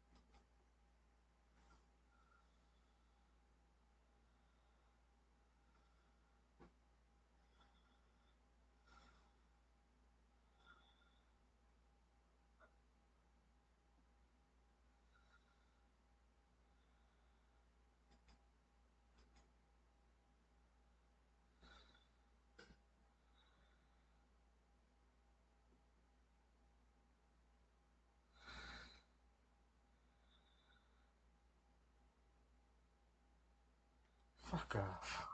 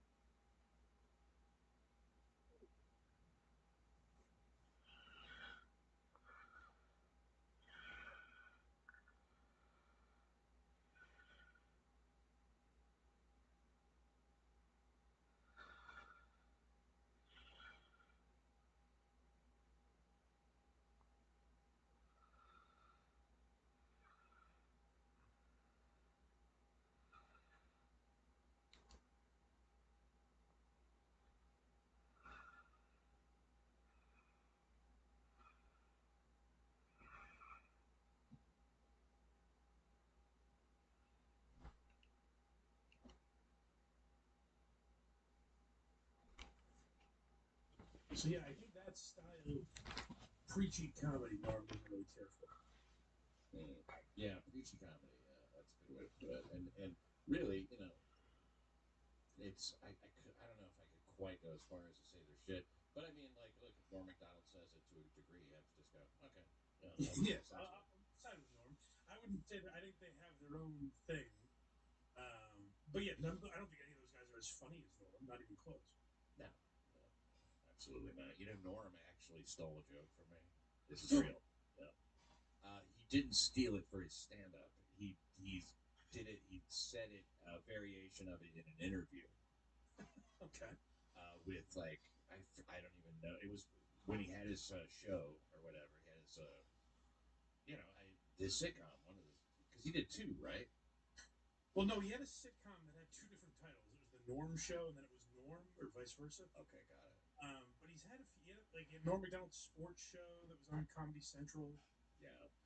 This was one where he was acting, so I know that. So I guess it was whatever. But he said, because my joke was, comedians feel about Carrot Top the same way vampires feel about Count Chocula, right? And that was just something to say, And now that was because Carrot Top at the time was sort of like the comics sort of were like, and he did a version of that in, he said actors look on me the same way vampires look on Count Chocula. And I know for a fact that joke actually became known.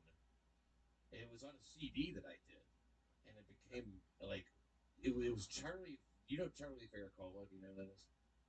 I don't think so. He was a stand-up comic for a long time. I guess he still is, but he was a writer for Carrot Top. He became like Carrot Top's like. And he goes, "Are you the one that made up that joke?" When I met him, it was the first thing he said because in LA, everybody was repeating that. They thought it was so fucking. Now, I'm not saying it actually is good, and keep in mind this is 26 fucking years ago. Yeah. But it is on the CD that I had in 2003. And, do you know that Norm heard it, or do you? I think it got around, and I don't think it's parallel thinking. Yeah. Could it be?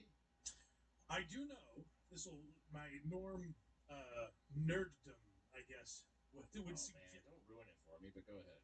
This is the only shred of evidence I have, and I think you'll probably not see it as valid.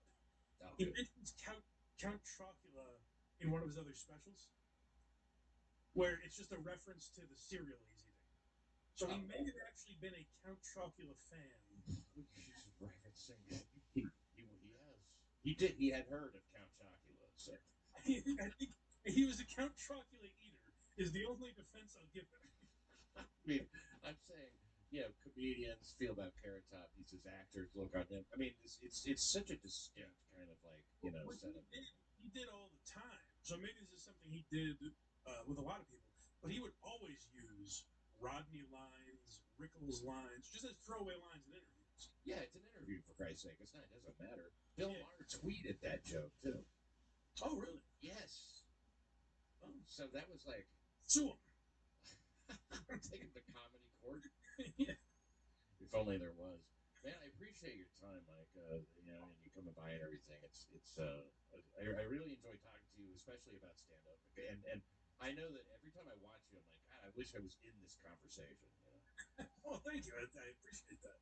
Yeah. But yeah, I very much enjoy you too, Pat. When we had you on Dabbleverse Live, I was laughing my ass off. So I hope you come back on there soon. Oh yeah, I'd love to. Yeah, anytime.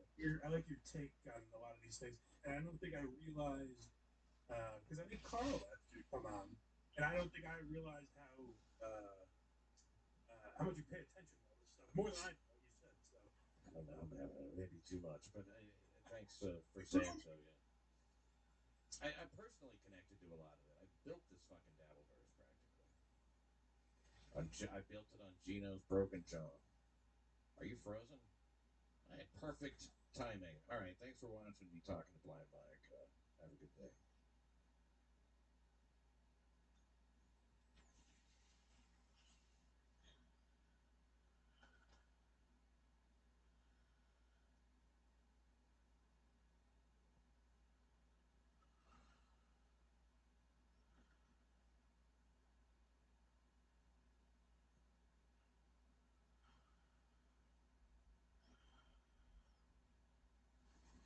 I think maybe even Dirty Jersey Rat. Dirty Jersey.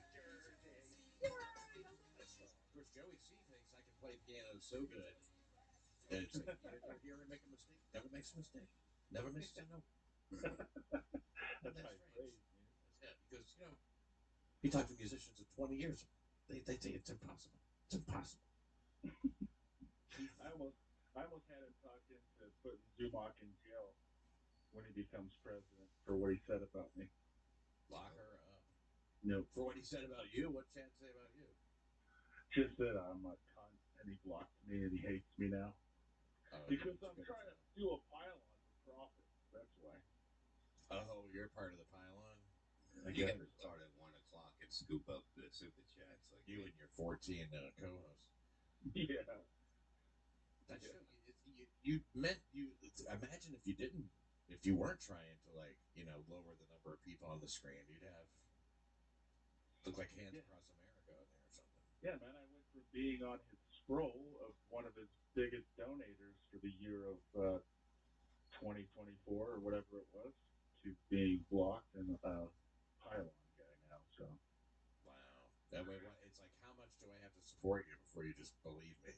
Yeah, we've been through it, been through the ringer. Oh, everybody has with Chad. I tried being friends with Chad. I had my time. You know what happened? We're not friends anymore. Apparently, he wants to have a showdown. Yeah, he does. On his channel. Anytime, anywhere on his channel. I think it'll happen now, and I think it'll be fun. I don't think it's going to happen. Why do you think that's going to happen? Because I'm all for it. I gave him the counter offer. He said, "Tell me if you think this is reasonable, W." He said, $400 for an hour, and I said, "Great," and it's up front. And I said, "If you've got 4, you got 5. You pay me $500. It just sounds better." And I'm pretty sure whoever it is going to go along with it. He said he had a donor. And I said no super tips or super chats. You can't read any of those the hour that I'm on there, and you also can't use any drops, no music, no recordings, no other voices other than mine, no video shit, nothing like that. And that's my only stipulation, that it be just him and me and nobody else. Okay, but $400, does that include anal for an hour? No.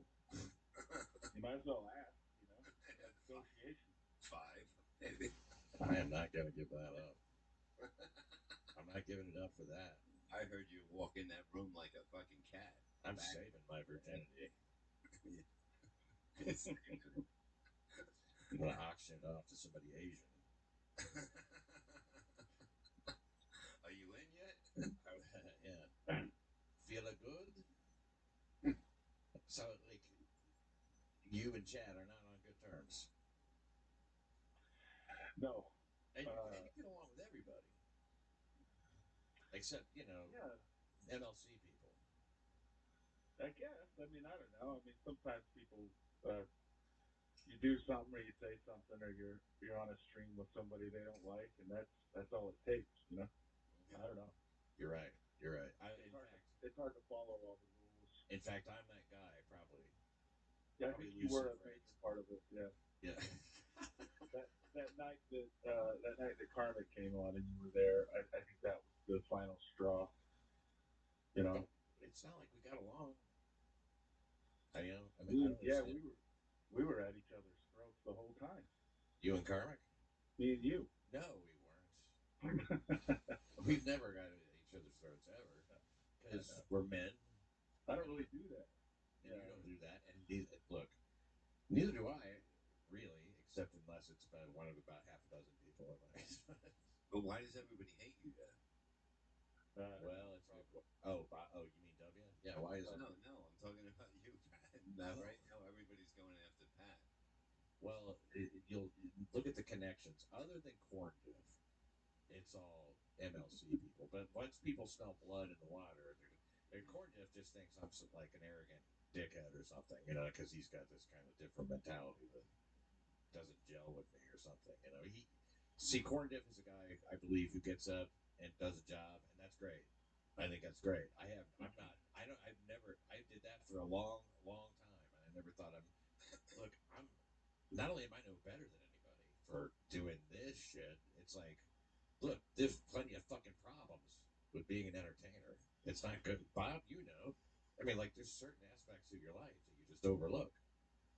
Yeah, like a real job. Like a real job, yeah, like waking up and going to it. Yeah, getting an alarm clock, whatever that is. So I think he has little respect for people who trade off things like, I don't know, security and hey, look, I don't know. Maybe he just thinks I'm a dick. Maybe he just thinks I'm a dick.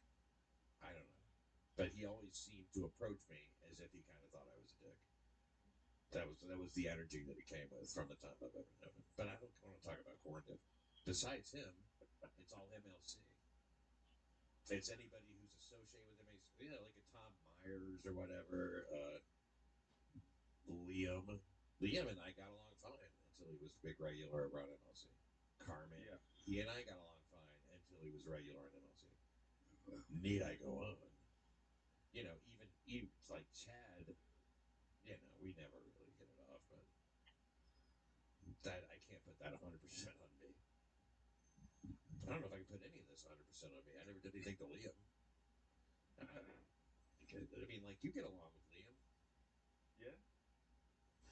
He's pretty. It would be crazy for me to feel like I should argue with somebody because, like, who the fuck am I? Like, I don't. It's like sometimes when people bring you on and they ask you your opinion about something, it's like, yeah, that sounds pretty stupid what that guy said, but coming from me, that must really sting. I'm nobody. I don't. Clowntown started out as a joke. That might be the most self-aware thing I've ever heard somebody say on here. So, like, half the time you have to comment. I guess, right? Because you got to. That's why you're there. So it's you like, seem to be the one that you like to ask the questions. Yeah, I would rather be in that position. I do get a little uncomfortable when those people start grilling me. By that I mean I don't get uncomfortable at all. Well, what do you think about Palestine? I'm for it. From the river to the sea. It doesn't exist. That's how I feel about it. There's no such thing as Palestine. Yeah, I agree with you. I say it's time to start a holy war and wipe them off the planet. I'm kidding. But do you think they're out of rocks by now? A lot of people throw rocks over there. You think they've run out? Yeah, I mean, they've been throwing rocks for years. If they're not, they fucking should be. Take them away from them. Just theoretically, would you be annoyed, Big W, if somebody claimed that you were always asking for money, that you were some kind of bum? Yes, I would be. Yeah, I find it pretty annoying myself. Then when you say something about it, then you're rage tweeting at somebody. Right. Yeah. If you respond, the trick is you can't respond to anything that people say. Yeah. Because then they got you. Yeah, exactly. Is that right? I can do that sometimes, but I try not to. I have to sometimes too. If I responded to everybody saying this shit, I'd be fucking. But it starts out at a source and spreads out from there. And the worst thing I ever did for my reputation, not punching wise, punching is fine. A lot of people stand by punching Gino Bisconti, but they don't support. But like after everything that he said, great. Looks like we started some shit. No. You want to read that? Israel just using bombs to make more rocks from the Gribbler. Okay. That's a fair point. Appreciate it. Yeah, we were just talking about something else. It was not that. Help me out with this one. If I were to say to you that I remember something vividly, if I said, I remember it vividly, and then I said, I don't remember if it was a text or an email or a phone call, does that mean I remember it vividly? No. Okay. Yeah, so sometimes word definitions, sometimes they get lost in the sauce. Yeah. Boy, do they ever. God, that's a good point. So, yes, if you say I remember it vividly. He asked me for money. I don't remember if it was a phone call or a text or an email. Yeah, but I vividly. Yeah. That's great. That's fucking classic. That's classic. It's like anytime, anywhere. That doesn't mean anytime, anywhere. It just means when I say on my channel. When I'm ready and on my channel. Yeah. And he said, "Oh, I said anytime, anywhere before you said you'd come on my channel." I was like, "Yeah, give me the link." which was Oh. the point of why you sent that. Exactly. I wanted it immediately. Right. And if you're not going to give it to him immediately, That's what it's you not call like I calling. pledge now and forever for it. You know, this will be on your channel. Yeah. But That's he's what not you going to call give it to you calling like someone that. bluff. Yeah, Yeah, exactly. That's how I looked at it. I was calling his bluff, and you know what he said? He goes, "I'll No. destroy you, Pat. Pat, I'll destroy you. I'll destroy you. Yeah. Destroy me." You know it. You know it. I love when he throws that into everything. Yeah, You know it. You know you are. You're a loser. You know you're a loser. Like, I do? What? I never thought that about myself. How would you know? Completely disagree. In fact, I don't feel that way. Pat, was Gilly or Chrissy better in bed? Well, I couldn't answer a question like that for $1.99. But you know, But Chrissy, probably, right? yeah. I guess. Like, would you believe I barely remember any of it? It's been You a don't long remember time. it vividly, is what you're I saying. don't remember it Right. vividly. Yes, I don't have a vivid memory of that. Jeez, I mean, we're going back a long time. Whoa, what does this say? This seems like a lot. It's from Clyde for $10. Thank you, Clyde. You and I are maybe three people. You are one of maybe three people in the DV that sees people's real motivations and aren't afraid to say it. That's what they don't like. Oh, everyone else is oblivious or want to believe it. Why? I don't know. Wow, thanks, Clyde. You rock. I love shit like that. It just makes me feel good. Yeah. I can't help it. It just makes me feel good.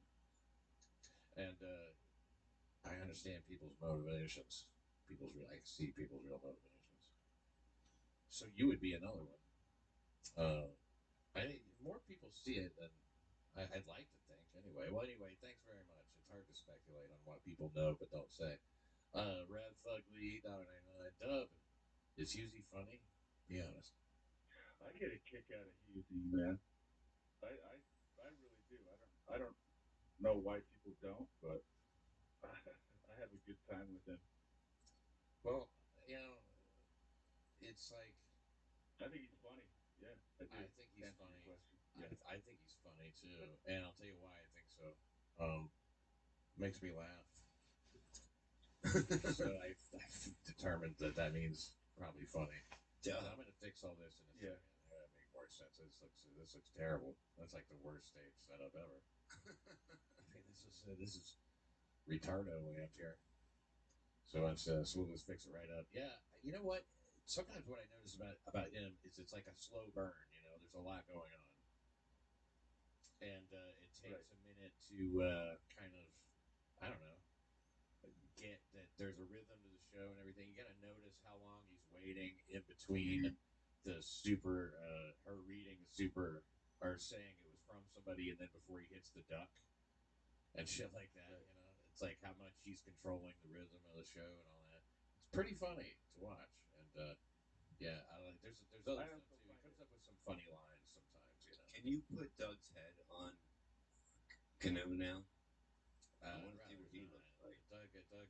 We just renewed his contract. He wrote in some. I'm speaking for Doug. I don't know if he can hear us right now. It's Yes. okay. Okay. He looks serious tonight. What happened, Doug? You don't want to know. We woke up in Louisiana. Yes. Started like that. Look at that, guys. Look at that. Now, look at us. We're like one of them Foursquare gay shows. Yeah. Look at the $4.99. Voltaire. Bob, you think you could get Benji in the Dabbleverse? Did you ever interact with him off the air? And is he always on? I mean, yeah, he was cool. I hung out with him here and there, did stuff with and talked to after the show. Yeah. But who knows if he'll come into this? I don't think so. Now he's probably got bigger fish to fry, as they say. Red Fuzzy, I laugh at Bob. It doesn't make him funny. He's like that thing you throw peanuts at or something. That's not nice. Funny how? Like I fucking amuse you? What do you mean? What do you mean? Joe Pesci, Tony Soprano whoever that character is. Yeah. Like, what do you mean? What do you mean? I'm a fucking clown to you? I'm trying to say this, Rod Henry. Uh, Fuck, I had a great thought and lost it. Oh, my bad. Man, I hate it when that happens. That's why people Started hate thinking you. about impressions. Like, look, this is the mark of a great host. He laughed at Bob. Oh yeah, that's right. Yeah, Husey being funny and Bob being funny in different ways. I mean, I don't know what it is about Husey. Sometimes he has a line that really makes me laugh, and then he's got like 14 corny jokes that he keeps asking Lenny if they're, what do you think of that, Lenny? But today's show, it was all clicking, man. It was all clicking. Nice. Yeah, it was fun today, man. It's I've been on there before. I just walked out in the middle of that Glenn episode thing. I came on and yelled at Joey C.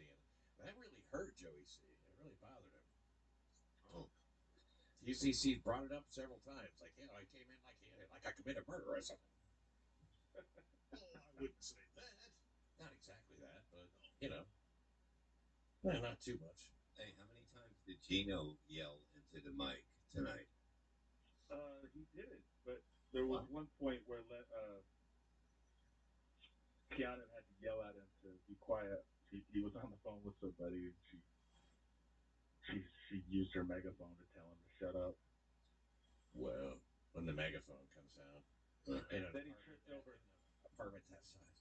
Then he tripped over the cord to the internet and shut off her whole screen. So we were just sitting there with Michaeline, like, Trip or alcoholism? What's it like being a weird old bitch? No, she's lovely. Oh yeah, I know she's lovely. The thing is, we'd all get along if it wasn't for the shows. That's what I wanted to say on there. Like, the funny thing is I used to be a Compound Media subscriber when all you guys were friends, and now you all hate each other. So it's like, I still like all of them. Still like every single one of them, but they want to kill each other now. Nobody believes me. No hate over here, though. Yeah, I know, but you know what I'm saying. I'm a little irritated with. I mean, look, I am hated by somebody over there, and that makes you want to return it, but it's like I don't feel that strongly about Gina. Yeah. I mean, like, perhaps it was too much togetherness.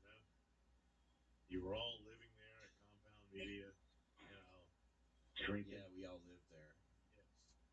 And then, I remember it. You fight over the remote and the couch and stuff like that. I think it was more just somebody being a dickhead, That's the way I would prefer to look at it. Is that like, don't you think they were just kind of like, look, all I know is that if I'm such a big woman puncher, it's all those women in there. Why would I punch Gina? Well, that's the reason. Red Flag Lee Don, Pat bailing on Glenn show. Funniest thing ever. Thanks. I did it. I didn't really do it for the laugh, but then I realized it could look a certain way. That's the way it works so many times in my life. I swear. Like, I'm just saying, if I'm actually just talking about something, kind of seems like it ends up being funny. It's not an older joke. Fu Manchu, best line from Bob was, "I got the internet wet."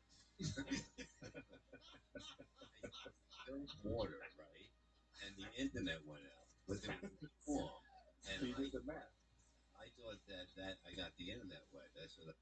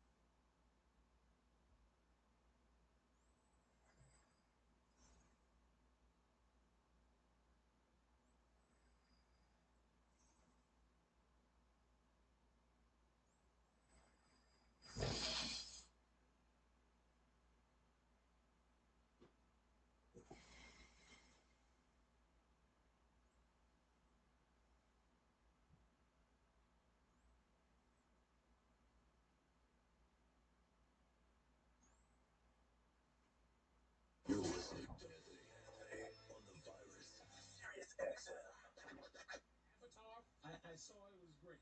The fucking movie, I was torn. It was in a genre. Okay, I said generally it might be one of the best movies I ever saw. It was deep because basically what they did was the concept of the movie. The story was decent. It wasn't. I thought it would be a lot of Titanic-y shit. Yeah. But the love was like you wanted it to. I'm into this love story. They basically changed black people, Asian people, Mexicans, and the downtrodden and oppressed of this world into giant blue things. Okay.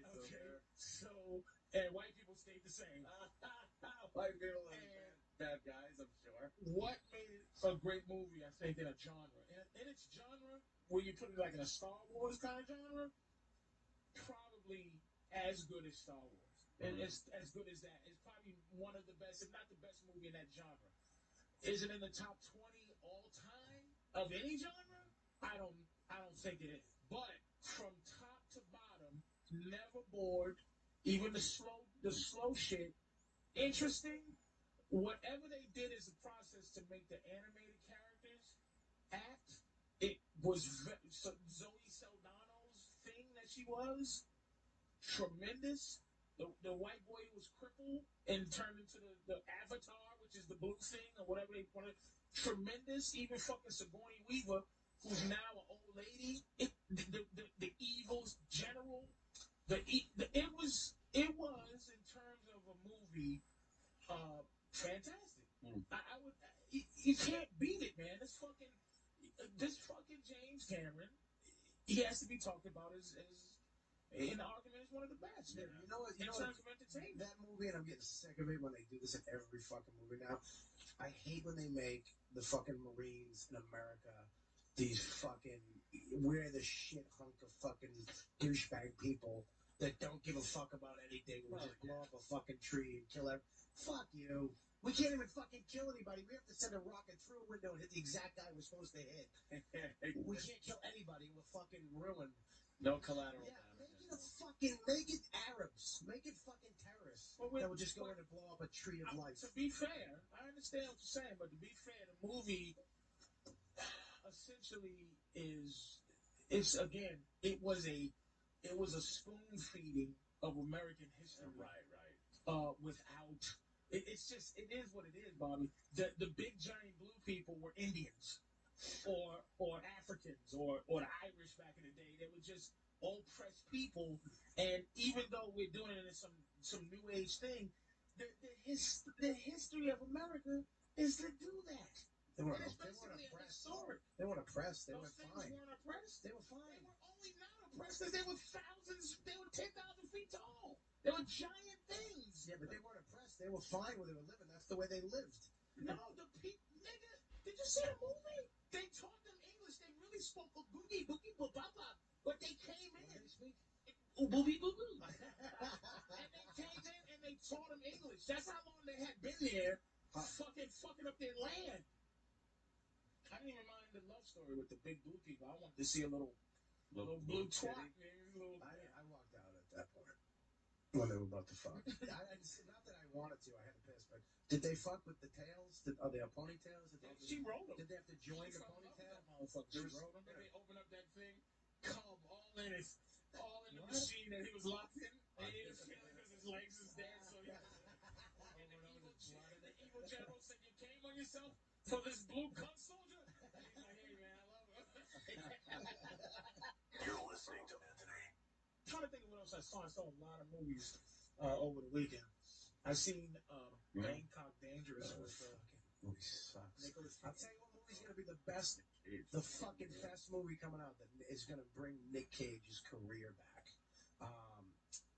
Danny, type in what is it? Ass Kiss or something like that. Ass Kick. It's Kick Ass. Kick Ass. And then there's something. Let me find. Wait till you see this clip. This fucking thing is insane. Yeah, that's it right there. I don't believe you. I'll tell you right now. Yeah, see the trailer, but see the girl trailer. Let me tell you It ain't happening.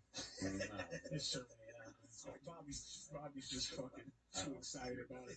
Yeah. He's building it up, and it's gonna suck. No one cares. It's gonna The blow. movie's gonna flop, and Bobby's gonna be all alone trying to still convince us it's good. We're just bring him back. This fucking stinks. It's gonna bring back his fucking career. He's up helping Danny find it. Oh yeah, there it is. All right, we're watching. It's a comedy fucking about superheroes. I want to know when Rock is gonna make an adult movie. Oh my god, this shit out. fucking Tooth Fairy. What is he, crazy? Did he learn from Vin Diesel? Did he learn from Vin Diesel? With the duck movie? The Duck movie? Tell us some more about what you might want for your birthday. Can I get a puppy? You want your dog. Yeah, a cuddly fluffy one. And a breast movie from Makeover Sasha. I'm just fucking with you, Daddy. I love a Benchmark Model 42 butterfly knife. Oh, child. You always knock me for a loop. Cool up, honey bunny.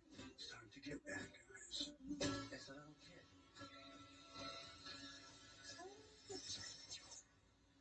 Right? Okay, you cunts. Let's see what you can do now.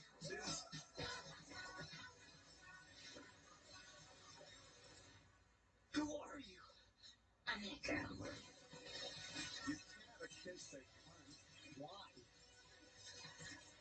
All right, you've never heard that before. Is that real? Yeah, that's real. That's from Lionsgate, by the way. D-Boy. Why is he in here? What is it?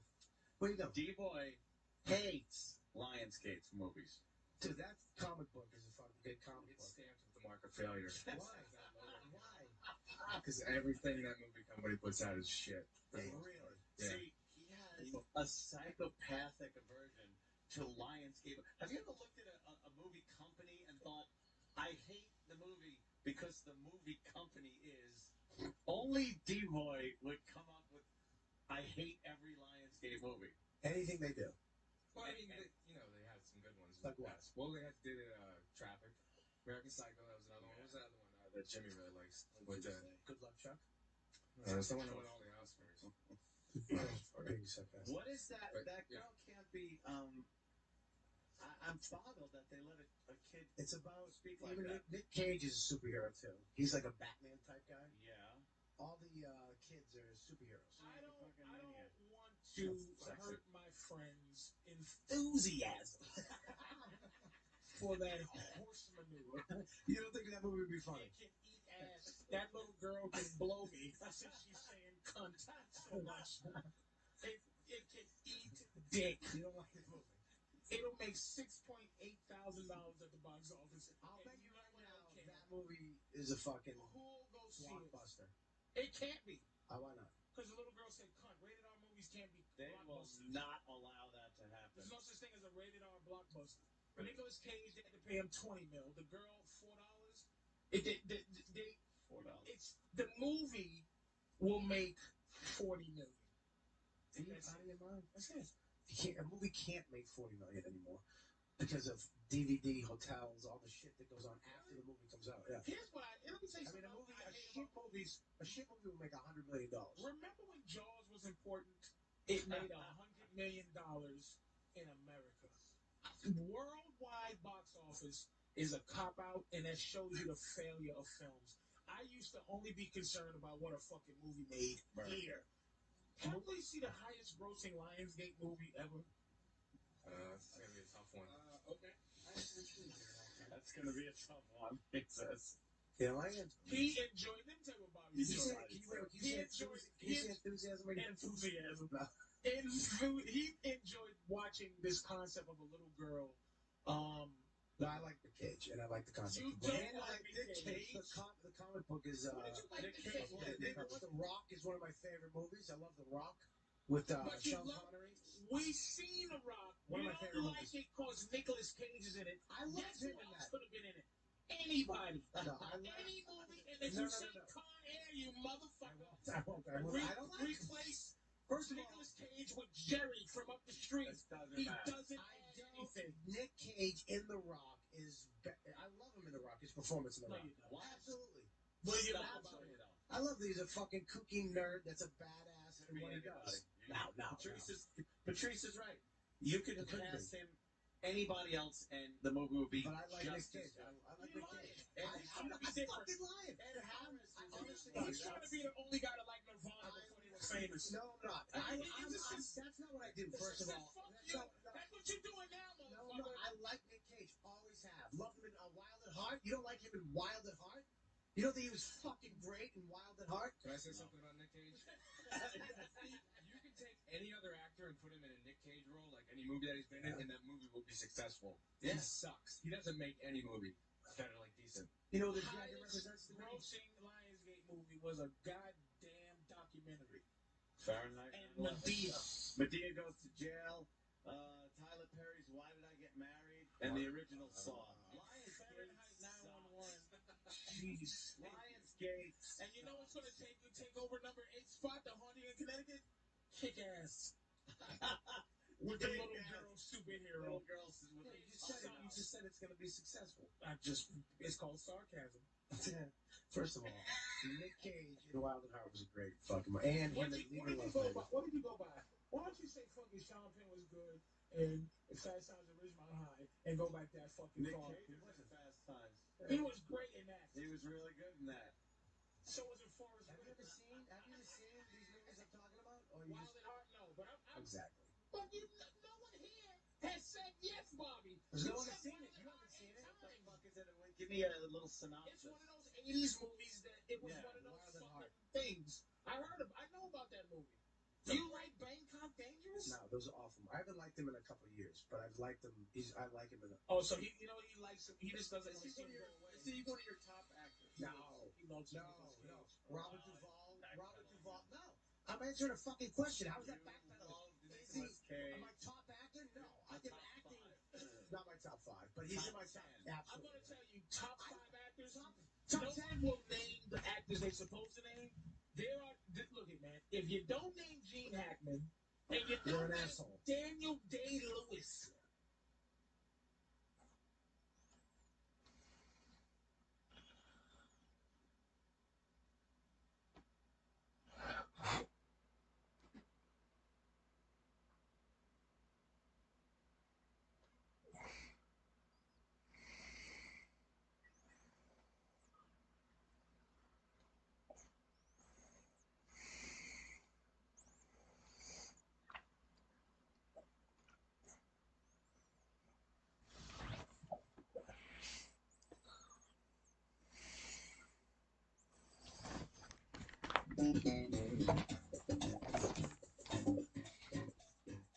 Look, Sam.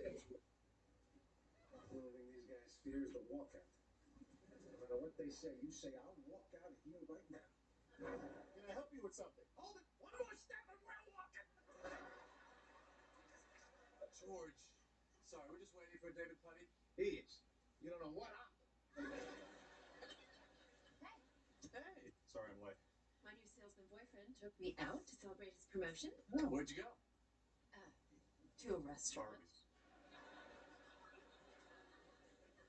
I had the roast beef. So, Putty, I decided I'm going to go with another 900 convertible. All right, classic. High five. David, can you tell me where the Xerox machine is? Oh, sure, babe. Salesman only copy room right there. Oh. Hey, come on, guys. I'll show you the 900. Yeah, you show us the 900. And look at these features, Mr. Kramer. Anti-lock brakes, automatic climate control. Make a right at this corner, please. An adjustable steering wheel. Mr. Kramer, you missed the turn. No. Well, that's okay. We'll make this next right and swing around to get back to the dealership. Well, it's a test drive, right? I never drive around here. If I'm going to recommend this car, I need to see that it'll handle my daily routine. Where are we going? It's the little place I like to call UC. Starving. You got any of those free donuts you use to soften people up? By the service department. All right, remember. No rust proofing. Commit to nothing. If you have to speak, mumble. Au revoir, George. Don't think it can't happen. So, Putty, it's a pretty good move for you, huh? No more grease monkey. I don't care for that term. Oh, sorry, I didn't know. No, I don't know too many monkeys who could take part of feeling. I saw one once that could do sign language. Yeah, I saw that one. Coco. Yeah, Coco. All right, Coco. That chip's all right. Hey, what's going on here? You didn't agree to anything, did you? No, we both just saw the same monkey. Well, I got screwed on the donuts. There were none left. Well, there's a vending machine. I can show you where it is. Hey, give me $1. Where's your money? I'm here helping you. Hey, where's Petty? The copy machine is broken. That's what they want you to think. Have you noticed your boyfriend has developed an annoying little habit? This